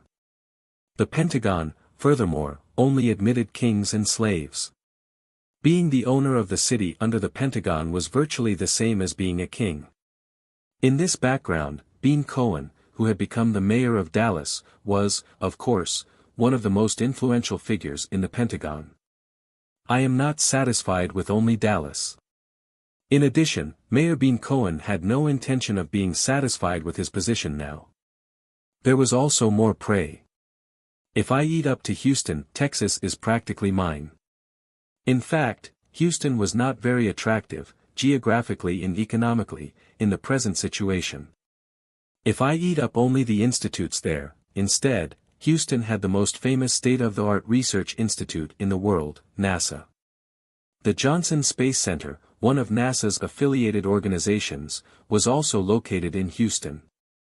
Now it's NASA that's going to develop a new era. In the present era, there would be a question of what use rocket scientists were, but if they were smart, including the Pentagon, they had to notice them. Rather, it could be said there was no one as important as NASA researchers in the present age. This was a characteristic of space research. Studying the universe was like studying the way of survival in the unknown future of a terrible, harsh universe. In a way, NASA's researchers were the ones who fired rockets at the moon with computers that were worse than people's smartphones. They were the best brains to face the monsters and the unknown times beyond. If they're all in my hands, it's not impossible for me to devour the Pentagon. That was why Mayor Bean Cohen coveted Houston. If he had the oil fields of Texas, the countless hunters and combat weapons gathered here, and the manpower and technology to face the future, he would no longer be afraid. And it was not long before it might be possible. Not long. By the end of the year. There's nothing to worry about. There's nothing to fear. Mayor Bean Cohen's plan was making steady progress. There was nothing to fear now. But what the hell, in that situation, the mayor of Bean Cohen was feeling creepy all over his body. It was so strange. I've never felt this way before. No, I think I've had this feeling before. What was even more strange was that Mayor Bean Cohen felt that this strange sensation was not the first time. It was not the first time that his whole body felt creepy, and his spine was cold without knowing anything. It was not the first time.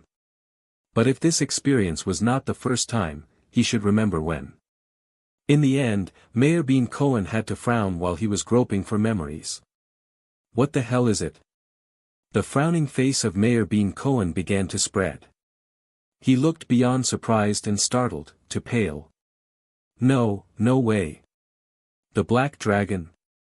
He remembered the monster that had made Texas a crucible of fear and despair in only one morning. Cool. The Black Dragon appeared in Dallas. 6. The appearance of the Black Dragon, which crushed human reason and common sense by just appearing in the sky, was sudden and intense. Soon after, it slowly came down to the ground, flapping its wings, and the buildings of Dallas were buffeted by the winds. When it reached 10 meters above the ground, the Black Dragon stopped flapping its wings. The body of the Black Dragon, 10 meters high, created a shock wave that everyone could feel throughout Dallas. Cool. With its neck raised high, the fear that it had vomited to the sky left all the living things in Dallas City just barely alive. Almost everyone in Dallas fell to the ground, mindless with fear. Run away. Only a few people with high energy rank did not faint, but that was all. Even if reason and thinking remained, they could not hope to do anything. There was only one person on Earth who could withstand the dragon fear without any preparation or preparation. In other words, only those who had prepared could move. Who. That way why the Texas resistance, after long sighs and some trembling, could bear the dragon fear. Jennifer Mitchell was one of them. Move. So they began to move to regain Dallas City, where everything had stopped. At that time, the only man on Earth who could stand in front of the dragon fear without any preparation was facing the dragon. That was enough to stop the black dragon, who could melt the whole city of Dallas with its deadly poisonous breath. Karrar. It was amazing. A monster that could not be confronted by anything was warily watching a man who stood in front of its fear. Frozen with vigilance, it could not move at all. Karrar. It just stared at the man with its own eyes, the man with two swords on his back. However, the man didn't care much about the black dragon's attention, vigilance, and anger. Instead, the man was only looking at a watch on his wrist. At last, when 10 minutes had passed, Kim Tae-hoon confirmed the time and looked at the black dragon, not the clock. At the same time, behind Kim Tae-hoon's back, 3 beads made of blue thunder, red flame, and blue ice appeared, sparking with power. The black dragon hunt began. Dallas, Texas. The number of security guards and hunters stationed in City Hall was over 1,000. But the important thing was that they were elites, not lacking in quality. The quantity and quality were not just in the hunters. There was nothing lacking in the relics and items they owned. Their weapons were among the best. Armed with weapons from America, not the rest of the world, the beginning and source of the power of the United States, the forces of Dallas had the power to fight against any country. On every road into the City Hall M1 Abrams tanks were stationed, now eerily quiet, and inside the City Hall, a week's worth of ammunition was stored. It was a fortress that could not be conquered by any force. But now all that power was fallen and groaning on the floor. The impregnable castle had turned into an ownerless one. Go in. Move fast. The resistance quickly entered the ownerless castle.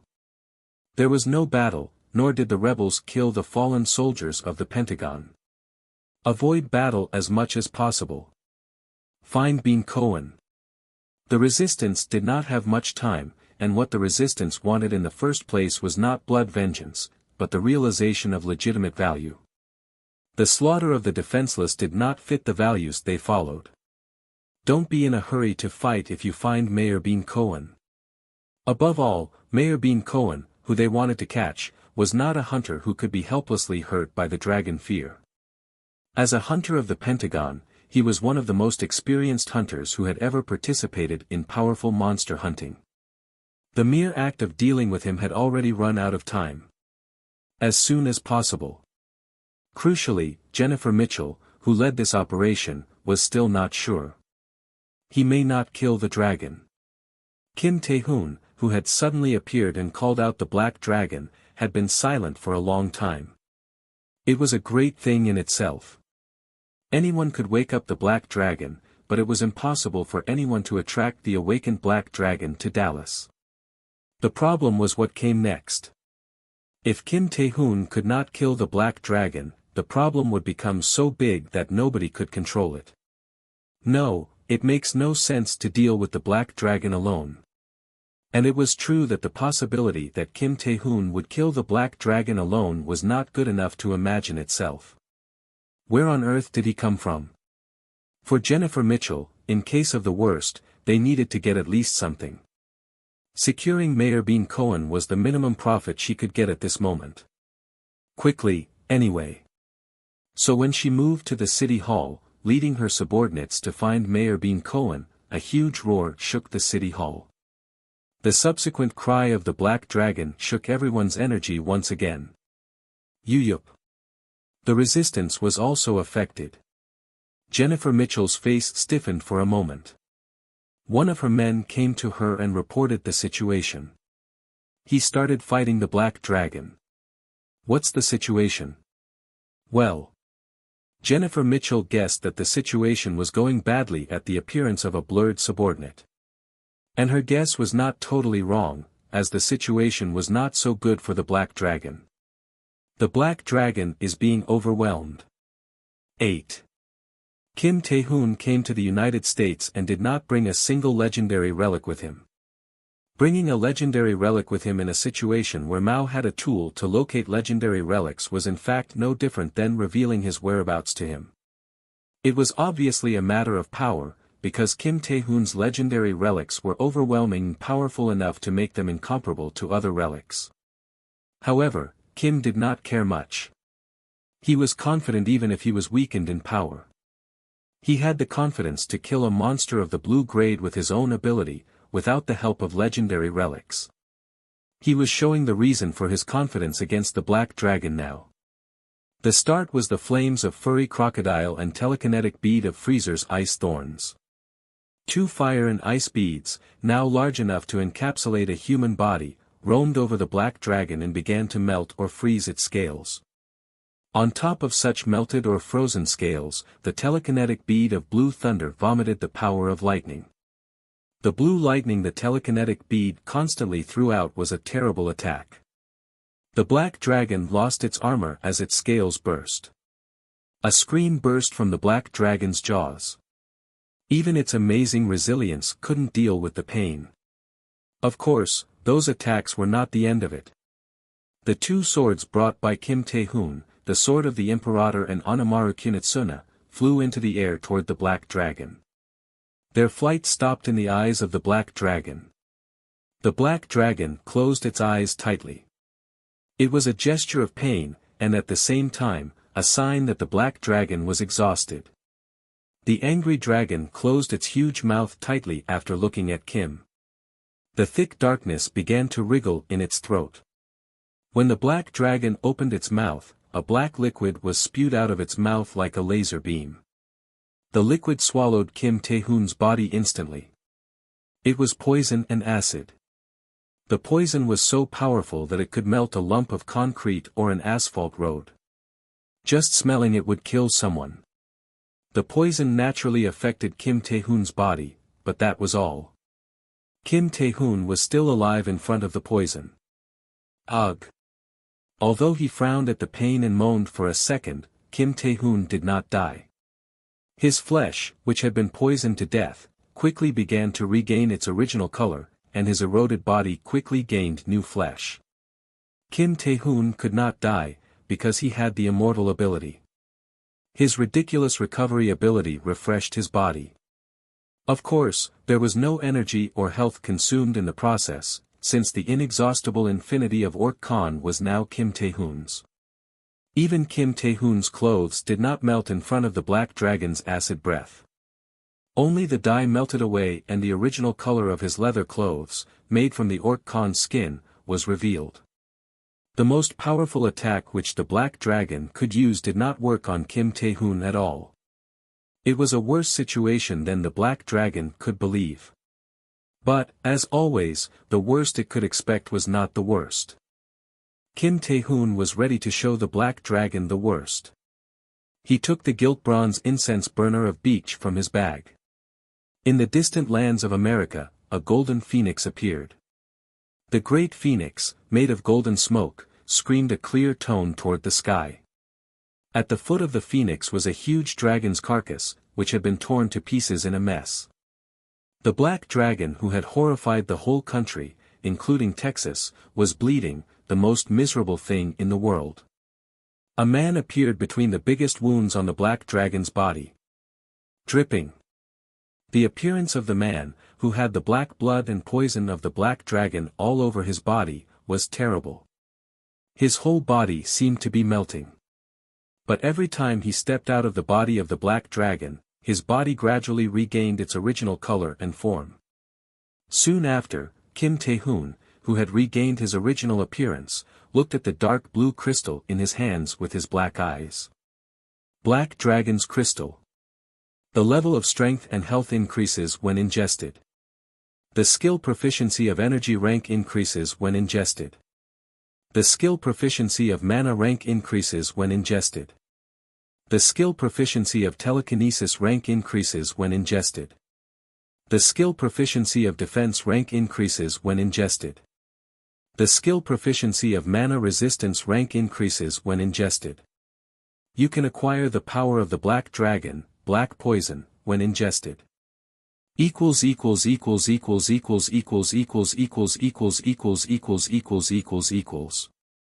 After checking, Kim Tae-hoon put the black dragon's crystal into his mouth. The skin in his mouth burned from the poison. It was a poison of terrible power.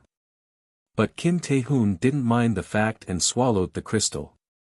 The burning sensation in his throat made him feel sick to his stomach. He smiled bitterly and checked the back of his right hand. Equals equals equals equals equals equals equals equals. Acquired ability. Black poison, grade 2 black dragon's power can consume mana to create a powerful black poison. The higher the power of black poison, the stronger the acidic ability. Equals equals equals equals equals equals equals equals. Not bad. To be honest, it wasn't exactly the kind of ability he needed. He already had so much power that it was nearly nothing. However, he had no intention of reusing it. When a snake had legs, it would become a monster. He was willing to be a monster. He could hear footsteps approaching him. It was not difficult to gauge their identity. The only group that could move in the city of Dallas were those who had listened to his warning and prepared for it. You, Jennifer Mitchell, who saw the black dragon's dead body in the distance, was unable to even make a face. In front of this ridiculous scene, she was simply unable to decide what expression she should have. The situation at the moment was that weird. Even though she was wearing tights that clung to her body, she just looked dull at this moment. What about the mayor? Kim Tae-hoon asked her a question. Only then did Jennifer Mitchell come to her senses, and opened her mouth. We got him. When he heard the answer, he did not bother to ask a new question. Now there was only one thing he had to do. Preparation is over.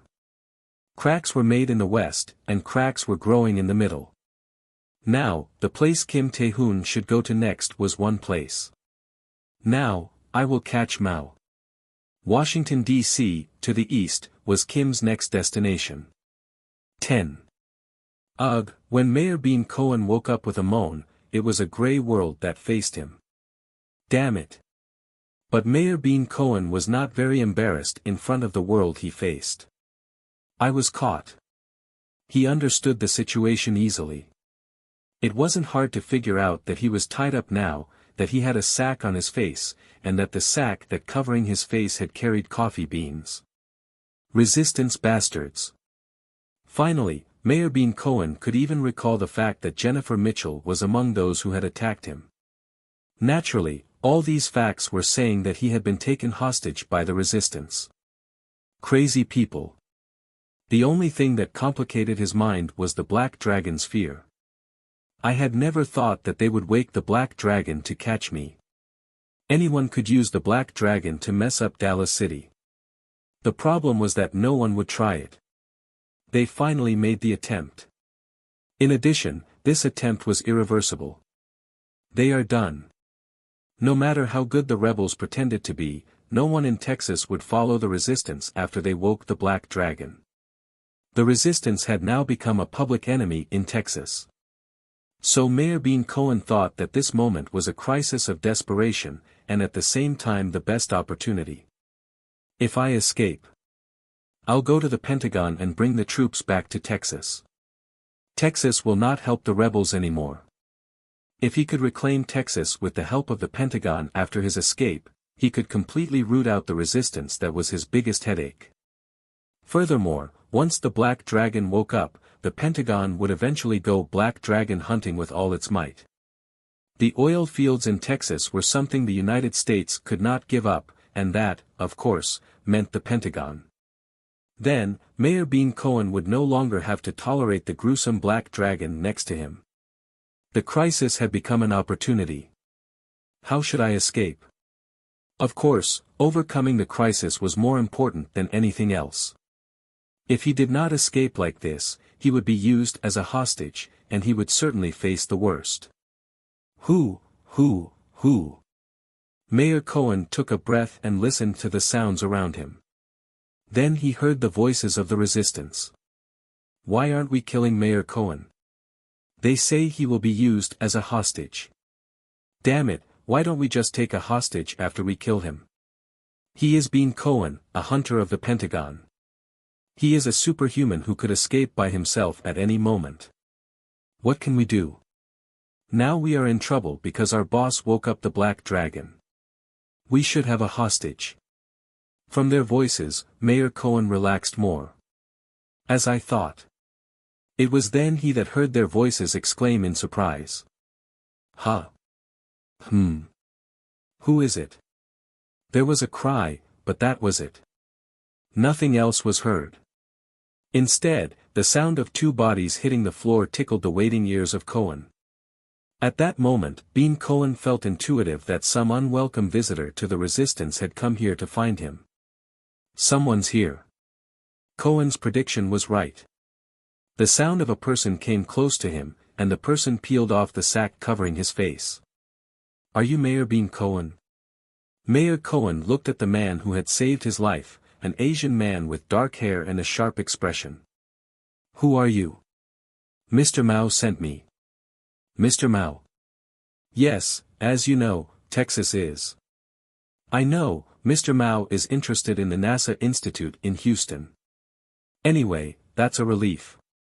Through his good intentions. I'll help you escape to Washington, D.C. Thank you. What's your name? You can call me Kim. Do you like this video? Let me know by giving it a thumbs up and leaving a comment below. Don't forget to subscribe and hit the notification bell to stay updated on my future uploads.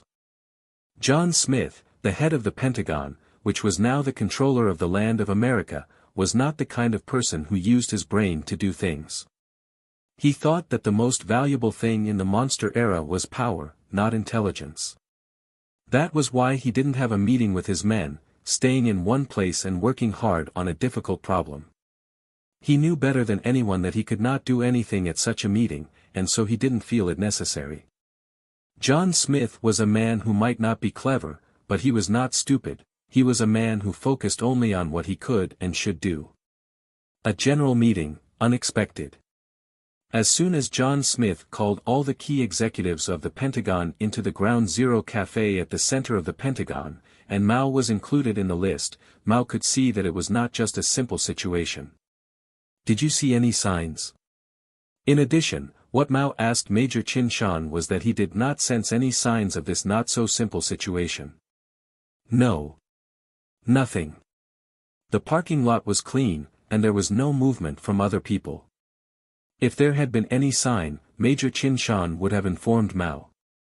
Something came straight, without such a sign, what John Smith was doing something he did not normally do, meaning that something was delivered through direct lines of communication. Something serious, it must be breaking news.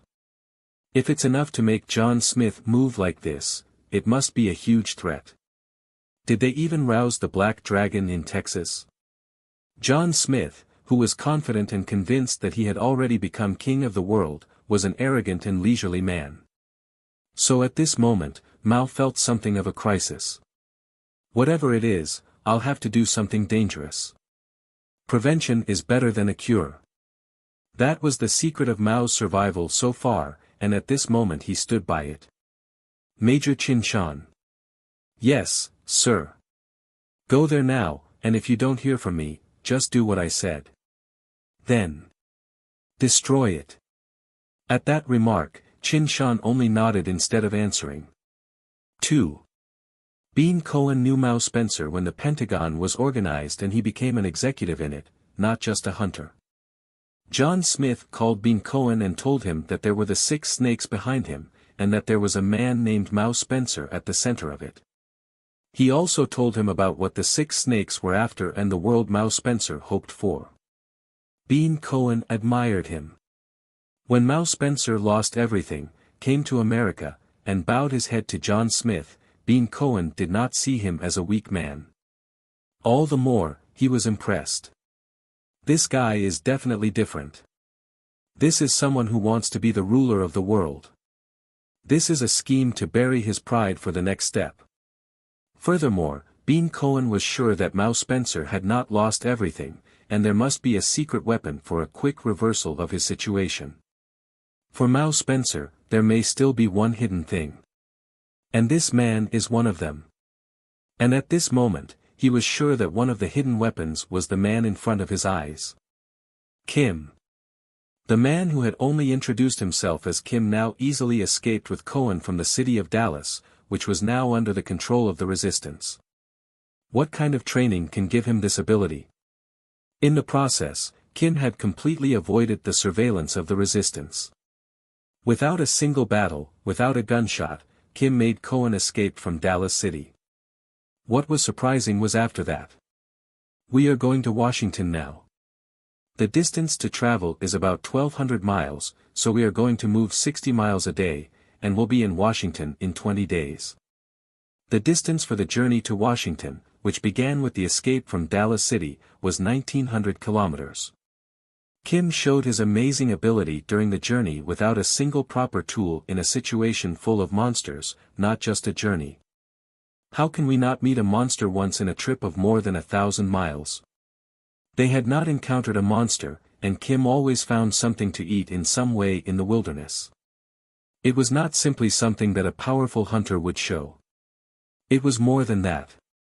It was the ability that only a survival specialist could show in a place where survival was harder than anything before becoming a hunter. It was on the level of astonishment beyond admiration. That's great. Can I ask you a question? I'll answer any questions I can. What the hell happened in Asia? Can you tell me why Lord Mao Spencer came to America with a man with such a great talent?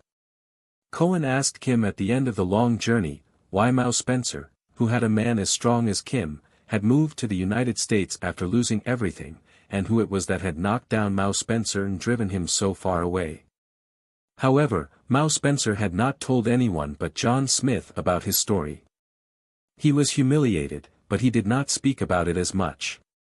From Cohen's point of view, it was a big question. What kind of monster is there in Asia? Kim shook his head at the question. I can't answer that. What kind of monster is there in Asia?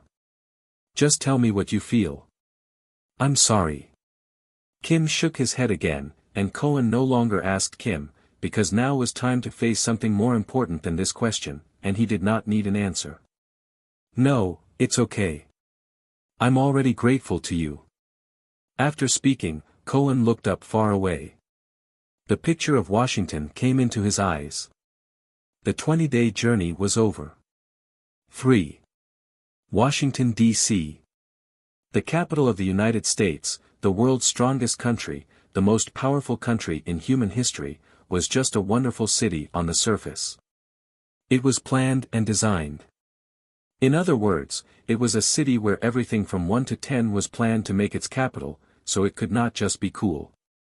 Of course, the Washington, D.C., which the world saw was not the real face of the city. The truth of Washington was revealed when they feel a fatal threat. At the moment of a fatal threat, everything in the city proved to be prepared for urban defense and war. In particular, after the September 11th terrorist attacks, the United States remodeled everything in Washington, so that they would not go through the same incident again. The United States had hidden a powerful thorn inside itself, and nothing dared to do anything in Washington. Now Washington was covered with its thorns. I didn't know Washington was like this. I didn't know either. There are so many weapons hiding all over Washington. Numerous weapons, including tanks, had been deployed throughout Washington. It was armed with enough weapons to fight the world right now. What on earth are they guarding against? Anything that is not normal. The same was true of their vigilance. It was virtually impossible to pass without a trace, without sound, through the strict borders. The road to the Pentagon was even worse. Inside the Pentagon, the security was so severe that no one could enter even if they wanted to. The reason for the security was simple. According to the report by the Hyena Unit, the Western Alliance has already been formed, with locations in San Francisco, Los Angeles, and Las Vegas. There must be strong monsters between the three cities, including Yosemite National Park. All the blue-grade monsters in Yosemite National Park have been removed. The blue-grade? I guess they have been preparing for it. The rebels of Texas succeeded in killing the black dragon that appeared in Dallas. The black dragon is one of the most powerful dark blue-colored monsters. Were the rebels alone? Are you sure? The body of the black dragon has now been identified. In addition, the news is spreading in Texas, the news that the rebels have killed the black dragon, and it's not easy to stop the news from spreading. The resistance forces are using this momentum to expand their influence in Texas. Not one, but two great threats shook the Pentagon. It was their first time. The Pentagon had never been in a crisis. The Americans were so rich that it was not lacking to call them blessed by God. The crisis they had faced in the meantime was an opportunity to grow one step further after a crisis. There's a rumor that some organizations have helped the Western Alliance and the Texas rebels. The threat to them now, the threat to the existence, was hard to bear. John Smith was forced to massage his temples repeatedly in front of the report. And so was Mao. Clearly, it is Mac Guild. He was intuiting that this report was not simply a simultaneous coincidence. Furthermore, he was able to clearly measure the existence of the culprit who had committed all this. In fact, Mao had expected it. The Mac Guild is expanding its territory, starting in the western United States. Yes, they can't be bound by the Korean peninsula forever. Kim Tae-hoon was dead. It was the conclusion Mao had made using all the information networks he had. Kim Tae-hoon's death was, of course, a fatal event for Mac Guild. But that did not mean that the Mac Guild had lost all power. Without Kim Tae-hoon, the power of the Mac Guild was still very powerful. The number of legendary relics they had was not only extraordinary, but above all, they had the legacy left by the strongest hunter, Kim Tae-hoon. The influence of the Mac Guild was felt across the whole of Eurasia, and it was natural that their next purpose was to come to the Americas. It will not be easy to bring down the Pentagon. But Mao did not worry much about it. The Pentagon and the city of Washington, where the Pentagon was located, were perfect enough fortresses for Mao to have confidence in them. Intruders were coming into a system that the United States had set up for war with the world, but they could not come in without a sound, without damage, without any trace. Mayor Bean Cohen has arrived in Washington, and he's on his way here.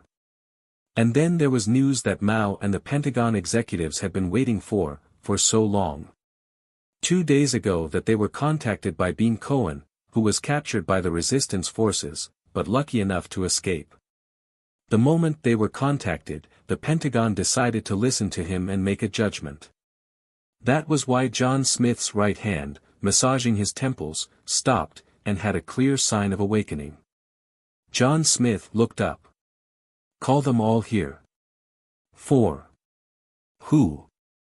The National 9.11 Pentagon Memorial. When he looked at the place erected in honor of the 9/11 victims, he felt his heart cool. Now calm, he walked toward the Pentagon. There was a man behind him. Kim was moving along with Bean Cohen like a shadow, and no one stopped him. Bean Cohen's name and face were the most obvious ID card amid the tight watch.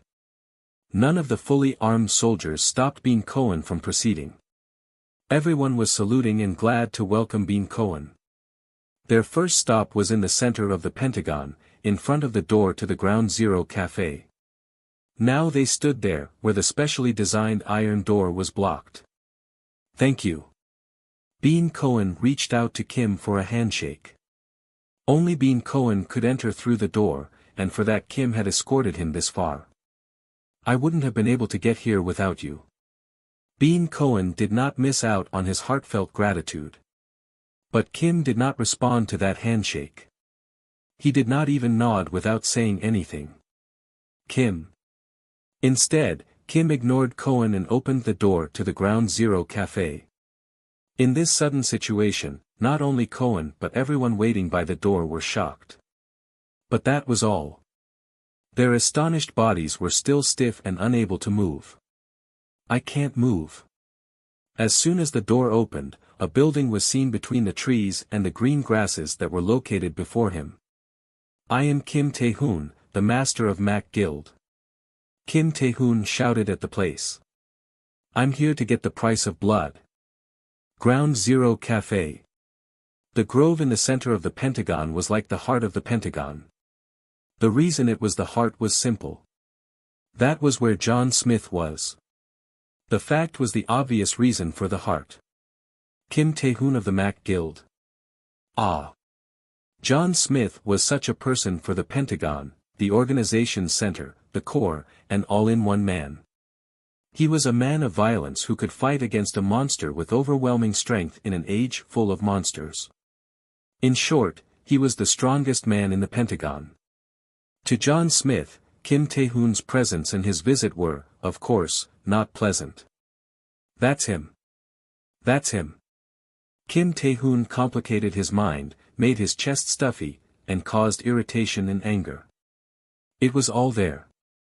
Mao, didn't you say he was dead? John Smith was angry and irritated by Kim's appearance, but showed no other feelings. He must have been alive. There was no sign of panic. Mao's pale, weary look and John Smith's face were perfectly contradictory. Ha! Seeing Mao, who looked like a frightened little boy, John Smith asked no more questions. He didn't even have questions. He rose immediately from his seat and walked out of the cafe without any hesitation. There was no one to stop him. The strongest man here was John Smith, and no one could stop him from doing anything.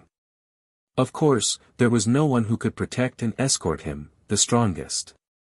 Protecting John Smith was an insult to his strength.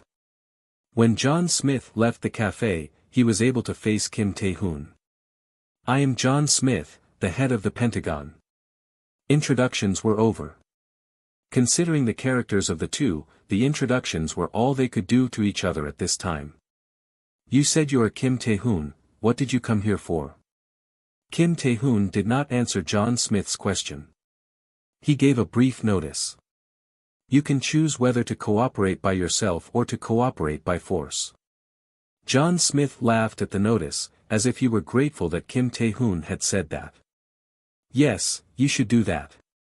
He nodded further. It's fun for you to come out like that. John Smith was a hunter who had been chosen by God beyond his natural level. He was different from the beginning. When the monster appeared, he became an awakener, and from the moment he became an awakener, his ability was different. All his ranks were above B rank. Among them, energy and mana were a rank. It was so ridiculous that it could not be explained simply by the word luck. It was more appropriate than anyone to say that God had chosen him. Of course, he was different from the beginning. He was on the eating side, not the being eaten side, from the start. He had destroyed or devoured quite powerful monsters, as well as clumsy awakeners. He was even different from the starting point. Most people entered the age of monsters in homes and buildings with nothing, in blocked subway stations, and in big marts. John Smith entered this era in the military. In the U.S. military, regarded the strongest in human history, he had started a war with monsters. He had not experienced a real defeat or crisis. In the days of monsters and repeated fighting, he felt bored. It was the boredom that there was no enemy to fight against with his full power. It was the thirst to test his strength properly once again. Those who had power at the apex were supposed to have it. When I heard about you, I wanted to fight you. It's my last warning. Decide whether you will cooperate or not. Kim Tae-hoon gave notice to John Smith. John Smith smiled instead and pulled up the energy inside. His eyes turned golden. The golden light that began in his eyes wrapped around his whole body. His muscles were swelled to bursting and at the same time became so strong that even a bullet could not pierce them. The muscle fibers had become steel. It was a clear answer. John Smith had no intention of cooperating. That was all he could do. As soon as John Smith finished all preparations for the battle, Kim Tae-hoon finished everything. Whack! Kim Tae-hoon's body narrowed the distance to John Smith at once, and his black fist made John Smith's golden body a headless body. It was a futile but natural result. If a puppy was not afraid of a tiger, the result was obvious. John Smith, who lost his head, fell to the ground, just like that. What is this? What the hell? No one moved. Everyone stood there paralyzed, unable to even swallow. It was ground zero. Literally, everything became zero without being able to resist. Only one man moved there. Mao Spencer appeared before Kim Tae-hoon. 5. The Spencer family where Mao was adopted was a noble family of England. Theirs was not a great story. The Spencers needed a talented person to shine and decorate their family, and Mao, a Hong Kong-born child with an outstanding talent for art, was their desired person. For Mao, the Spencers were the best stage to unleash his talents to the fullest. It was no loss to anyone. The life after he had the name Mao Spencer was so flat. Everything he wanted was his. There was no failure, no frustration. It was the same after the advent of the monsters. By the time the monsters appeared, Mao was managing artifacts for a new exhibition of the British Museum. Behaim's globe was one of them, and the Codex Gigas was also one of them. There were a lot of relics in his hands. Even Mao was preparing for the exhibition by filming all of them over and over with his camera. The first person to discover the relics was Mao. That alone was the end of the game. Mao was able to grasp the value of relics before anyone else after the arrival of the monsters, and the name Spencer became a power in a chaotic age. In the meantime, after he grasped Stonehenge's ability to move through space, Mao then put into practice the idea that he only imagined before. Mao moved to Taiwan with everything. He was quickly aware of the limitations that the country of England would face in the age of monsters. In England, Mao Spencer was just an outstanding man, but the moment he appeared in Taiwan with everything, he could be a savior. There was no worry about choosing between hero and god, the difference was obvious. After that, everything went smoothly, as planned and as hoped. Mao created a group called the Six Snakes, and he used the relics of the British Museum and the Taiwan Palace Museum to extend the influence of the Six Snakes. In an era of chaos, the truth of the Six Snakes was the only truth that could deal with the confusion. Mao, who created the truth, was like God. That was what he wanted. Mao didn't want to be the ruler of the world. He didn't mean to be a king or an emperor. He didn't mean to be immortal, with only one line in the history books, and a name and a story left. God. As time went by, he wanted his existence to become more and more enormous and great. Mao did not want to be a man who was loved or chosen by God, he wanted to be God himself. So, at this moment, Mao was confident that he would be God himself and immortal. There's still a chance. I'm not dying. No, I can't die. So, Mao was confident that he would not die here today. If I live here, no one can kill me. That was why Mao appeared in front of Kim Tae-hoon. 6. You're smaller than I thought. I thought you'd be an absurd monster. The first meeting between the two, Mao and Kim Tae-hoon, which could not be explained as simply enmity, was achromatic. They were looking at each other with ghastly expressions on their faces, and their words showed no emotions. There was only a general notice. I'd heard that you were dead. Did you disguise your death just for this? That's amazing. You have hidden yourself from my eyes like that in this age. No, maybe it's just that I really wanted to believe in your death. The relationship between the two was not close enough to tell the details to the other. Of course, it's not very important now. It was a relationship where either side had to disappear to attain what they wished, nothing worse, nothing better. For Mao, that was all of the conversations he had to share with Kim Tae-hoon. In addition, it was not as important as he said. No matter what the process was, Kim Tae-hoon was alive and standing in front of Mao, and Mao's actions now were only to survive. So, Mao went straight to the point. If you kill me, the Mayan calendar will be destroyed immediately. If the Mayan calendar is destroyed, exactly 15 days later, the Quetzalcoatl will appear in the world. It was a threat. Quetzalcoatl is a monster in a different dimension than the two purple-grade monsters you've encountered. Even if you kill it, then half the world will already be burning. It was the most powerful and formidable of all threats. You're the only one who may survive. The threat was enough to make saying something like he intended to shoot nuclear weapons laughable. In fact, Mao's words were not false. In the Codex Gigas, called the Devil's Bible, there is information about monsters. So, I hope you don't take my words for nothing. The Quetzalcoatl is a disaster greater than you can imagine. Mao, after intimidating him, began trading on the basis of the threats. If you spare me, I'll hand over the Mayan calendar. That's all. After that, you will try to kill me even if I tell you not to kill me. Isn't that a simple story? You just let me go once, get the Mayan calendar, and kill me afterwards. No matter where you look, it's not a losing business. Kim Tae-hoon answered the proposal. Blam! A single shot from somewhere penetrated Mao's chest. It was made by a gun floating in the air under the power of Kim Tae-hoon. Ugh! Mao knelt on the floor, a startled look in his eye, his hand grabbing his chest where the bullet had penetrated. Mao shouted out loudly, burning the life that was escaping him. If you kill me, the Mayan calendar. I'll give you 3 reasons. Only then did Kim Tae-hoon speak to Mao.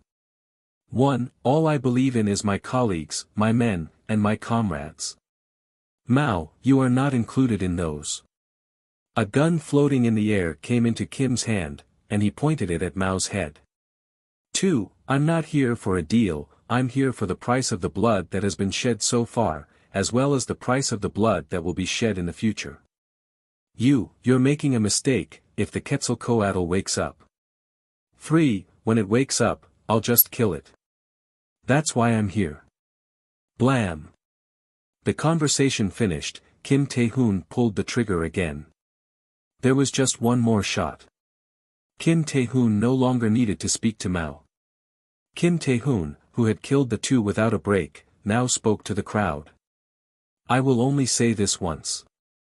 Decide whether you will cooperate on your own or not.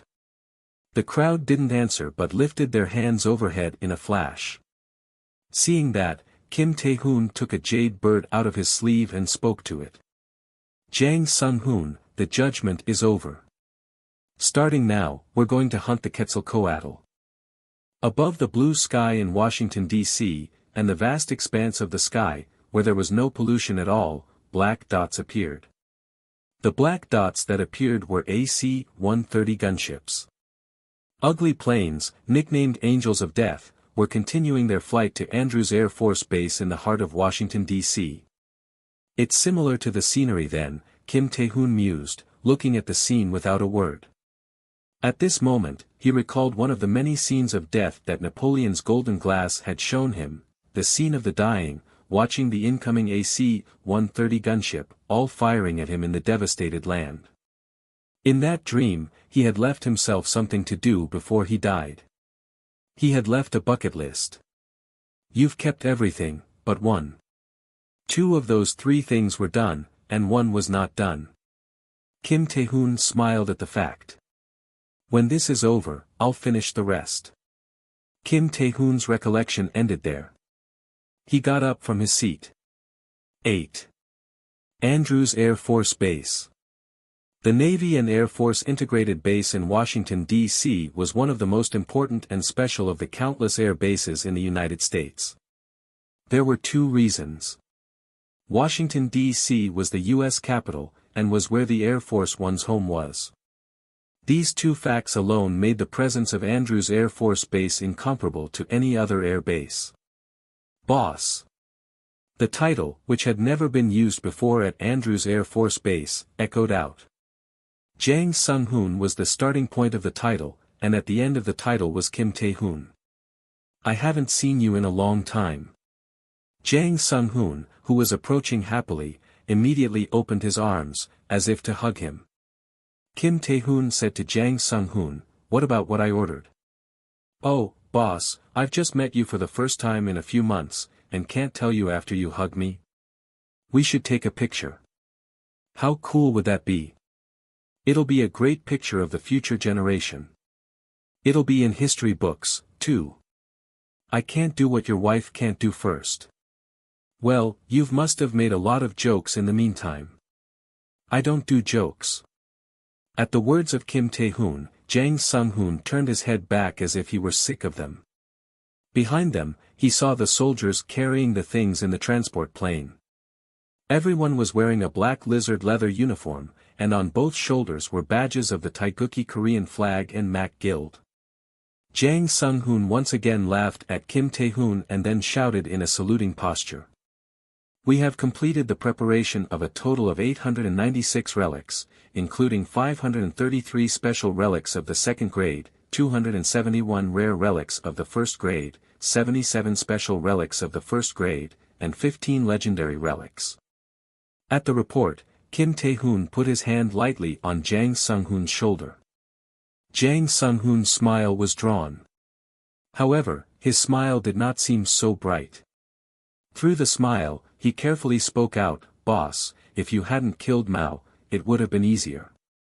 You wouldn't have to fight Quetzalcoatl right away." Jang had already received the report that Kim had ignored making a deal with Mao and killed him. Instead of saving Mao and postponing the battle with Quetzalcoatl until later, Kim killed Mao and chose to kill the monster. Did you have any reason? In fact, it was not related to Jang Sung-hoon. He was not a hunter. So, he did not have to face a terrible monster. But Kim Tae-hoon was different. Only the strongest hunter, Kim, could face the most powerful monster, Quetzalcoatl, in the present situation, and go hunting it. It was a very natural, and very difficult fact. Even if he had an immortal body, even if he had an unlimited power that would not tire, it would not eliminate the fear and pain that Kim Tae-hoon would face. The same was true of the battle with Quetzalcoatl. While Kim killed it, the pain and anguish he would have to endure during that time no one would dare to imagine, and would not be able to take it in his place. Therefore, Jang Sung-hoon had wanted Kim Tae-hoon to negotiate with Mao. If Kim negotiated with Mao, the world would be a little more troublesome, but instead, Kim would be a little more comfortable. Dealing with him. I definitely had that in mind. It was the same with Kim Tae-hoon. He was firm, but he was not a very stubborn man. If it was more profitable and more rational, he could ignore his personal feelings.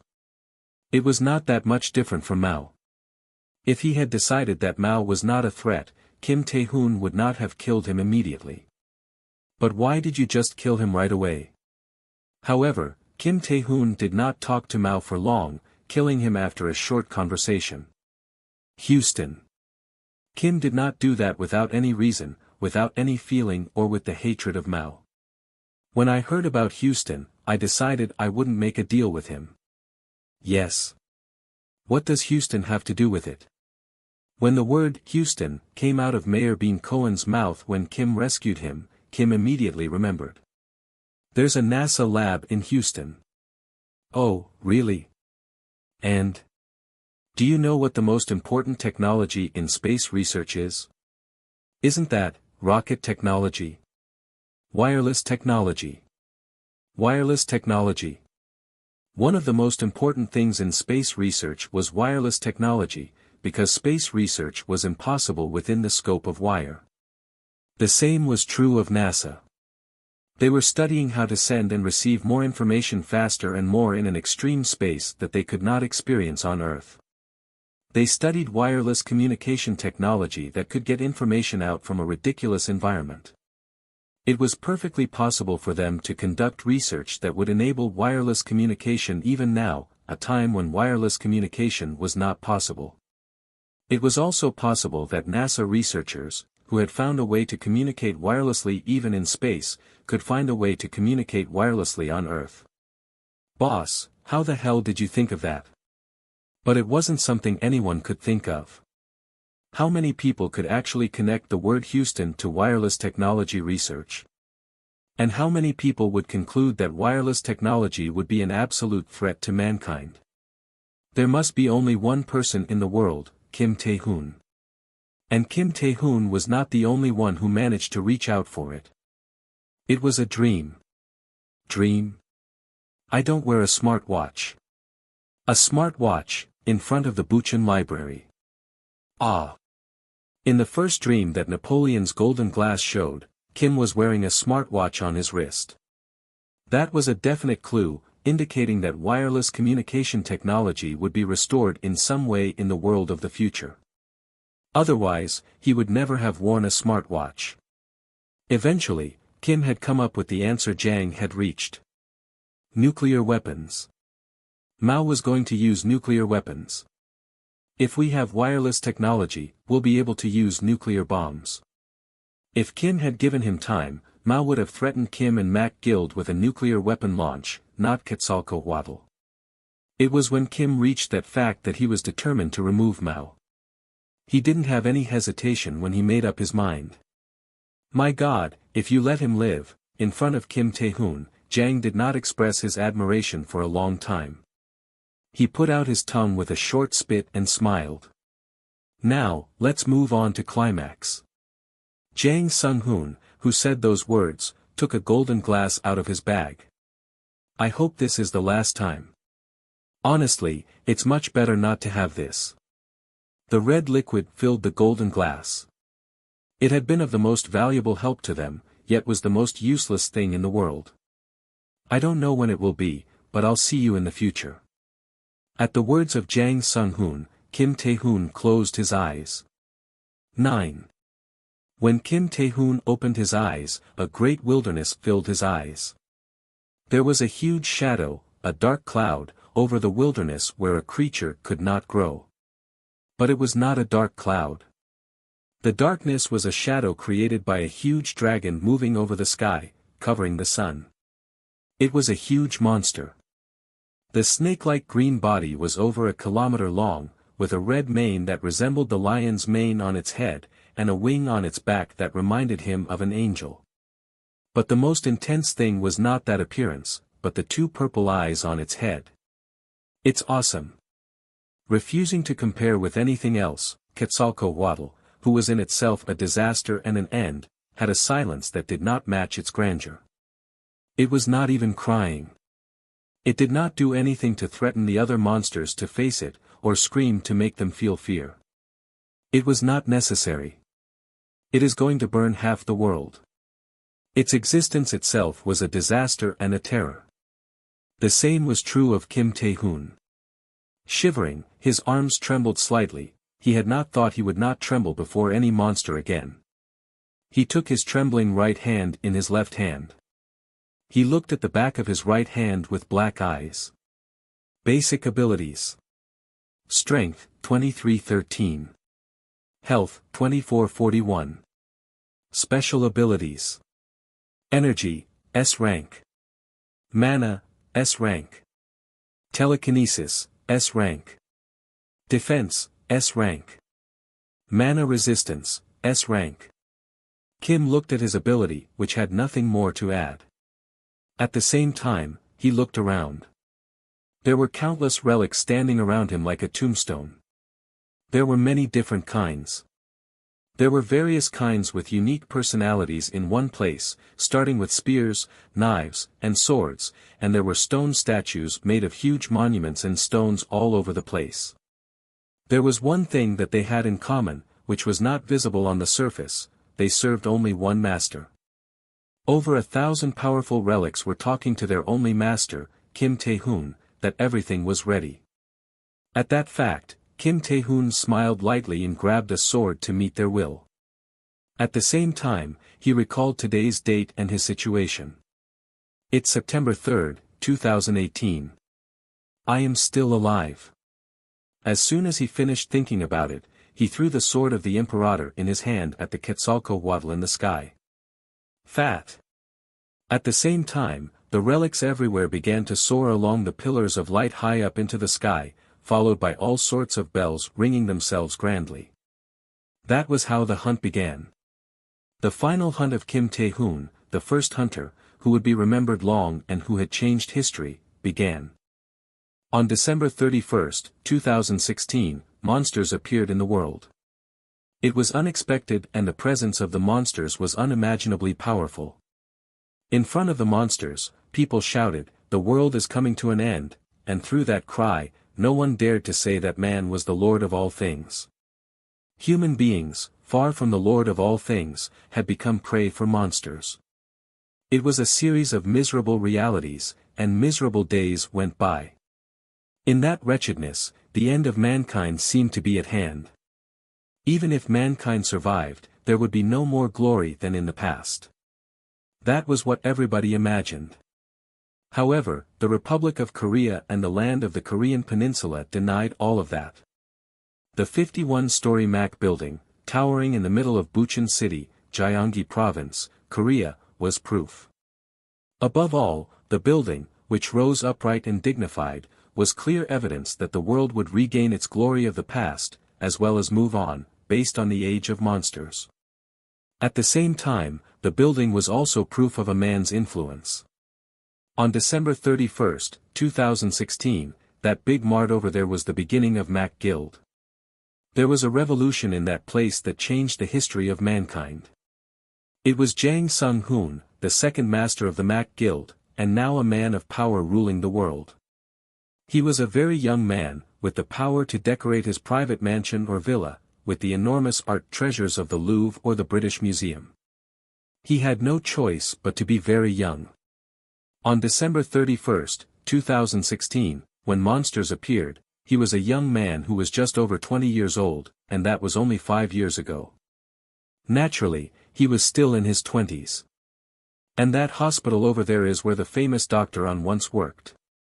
If Dr. On hadn't come to buy energy drinks at the large mart at the end of the year for an errand, she would not be here now. It was even more amazing that he had more than twice as many days to live in the future than he had lived in the past, since he had accumulated everything he could, power and wealth. Of course, the world envied Jang. If you're done with the explanation, can I ask you a question now? As you wish. What do you think about the fact that President Cho gave preferential treatment in the MAC building construction process? At the same time, they were both jealous and suspicious of Jang. Now, the beautiful reporter in front of Jang Sung-hoon, Song Hae-sun, was the same. She was determined to fight against the absurdity of the world with a strong journalistic spirit, and she did not want to condone the Mac Guild, which had saved the world and was still saving the world. If they were full of injustice and corruption, if they were covered with absurdity, she was willing to dig it out. When she had the opportunity to interview Jang Sung-hoon, she naturally did not avoid it. When asked such a question, Jang laughed before answering. "Is my question funny?" Song Hae-sun's eyes flashed sharply. "It is funny." "What's so funny?" "If you look down here, you'll see a vacant lot next to the big mart I mentioned earlier. It was originally a plaza in front of Bucheon City Hall, and in the process of developing Bucheon City as a special zone for hunters, I demolished Bucheon City Hall and the surrounding area, but I left that park alone. Do you know why? Well, many people got a chance there. Yang Yung-hwan, master of Starfish Guild in China, Lee Soo-young, one of the executives of Mac Guild, and Bang Hyun-wook, who is now a hunter representing Mac Guild. There was a historical and legendary event in that vacant lot, and that's why I left that park there." Song Hae-sun shut up, since if they were reporters, if they were Koreans, if they knew the history of Mac Guild, they would know what Jang was talking about. At the same time, it was a fact that everyone who had survived the world should remember, keep in mind, and appreciate. And you wouldn't have been a journalist without that historical event, because monsters don't do an interview, and it's funny in many ways. Is that the answer to the recent rumors of special preferences for the Mac Guild's second master, Jang Sung-hoon? Of course, Song Hae-sun was not discouraged by the fact. If she was going to be discouraged by this, she wouldn't have come here in the first place. After Jang Sung-hoon made a sullen look on her appearance, he muttered to himself. She does not condone it. They usually condone it here. What? Nothing. Jang Sung-hoon, who spoke to himself quickly, continued his speech. Preferences, that's ridiculous. Before Cho Sung-yun was elected president, he was rescued by Mac Guild, protected, and became the first president of the new unified Republic of Korea, but the process was conducted by democratic procedures. If he was a person who gave preference to someone, would he have been president? But there are many indications that President Cho's recent policies are closely related to the Mac Guild.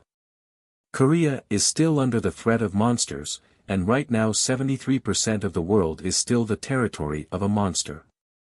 Right now, Africa, South America, India, and Southeast Asia are still at war with monsters, and that close relationship is natural when the role of Korea is more important than ever. Then what do you think about the claim that the Mac Guild holds exclusive rights to all the relics and that the other guilds cannot go on a proper monster hunt? To that question, Jang Sung-hoon smiled lightly before answering. With that smile, he turned his head. Then a sheet of Didangyojido, which was filling one wall, came to his eyes. He opened his mouth in front of the map where no light was visible anywhere. Why do you think I'm sitting in the Mac Guild's second master's seat? That's. The first master said that human greed is endless, and they repeat the same mistakes. Did he really say that? No, he did not. Anyway, he left some words similar in nuance. What exactly do they mean? If they eat and become fat, they're not satisfied by it, and they'll try to eat more. At the answer, Song Hae-sun closed her mouth tight. Jang Sung-hoon smiled at her and said, "It's kind of a shame that the master of Mac Guild, the world's strongest and best hunter guild, beats those guys who try silly things, and that's why I became the second master." At the end of the words, Jang Sung-hoon turned his head and looked at Bucheon City, which was more brilliant than ever. As Boss said, it was not the end of the game to kill Quetzalcoatl. Now that the monsters are gone, humans are going to be monsters. He looked at the Bucheon City and remembered a man. How is the boss doing? Jang Sung-hoon greeted the man in his heart. I'm doing fine, except I haven't made a girlfriend yet. He gave a very sad greeting. Before we put this story to an end, I would like to thank and a big shout out to my loyal subscribers and viewers to this manhwa. Special shout out to everyone. Thank you for your continued support, cheers. Now to continue. South Africa. Located at the southernmost tip of Africa, it was a place of the greatest despair in the monster era. The reason was simple: South Africa could not expect any help or aid from any country, nor did it have the military power or relics to win a victory in the war against the monsters. It did not take long for Johannesburg, one of the major cities of South Africa, to become a huge tomb. But there were those who survived in such a world. Come on. Quickly. It was the case for a boy and a girl who looked to be about 10 years old at best and looked enough alike to be siblings. It was a miracle to have survived in a world that had been worse than hell for a long time. At the same time, the two young siblings were evidence that there was still hope in South Africa. Brother. But now that hope was becoming a candle in front of the typhoon. Kung. Kung. It was because of a huge dog with yellow eyes that tried to eat that hope in a terrible and grueling way. It was unusual that the dog had two heads, and was big enough to chew up even the elephants out on the savannah. It was a yellow-grayed monster, a killer dog. This monster of the monsters was twice as ferocious as the two heads, and the two young siblings could not deal with. Kung. Kung. Nevertheless, because of the pattern on the back of the two hands, the brother and sister could escape in front of the bloody monster.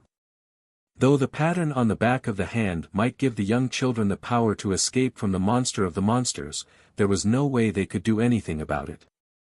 Ugh! The girl, who was crossing the collapsed building, fell on the ground, and the boy, who was reaching out to his sister through the little hole, was frightened. Leah. At that moment the boy ran towards his sister without worrying, without hesitation. Run! Run away!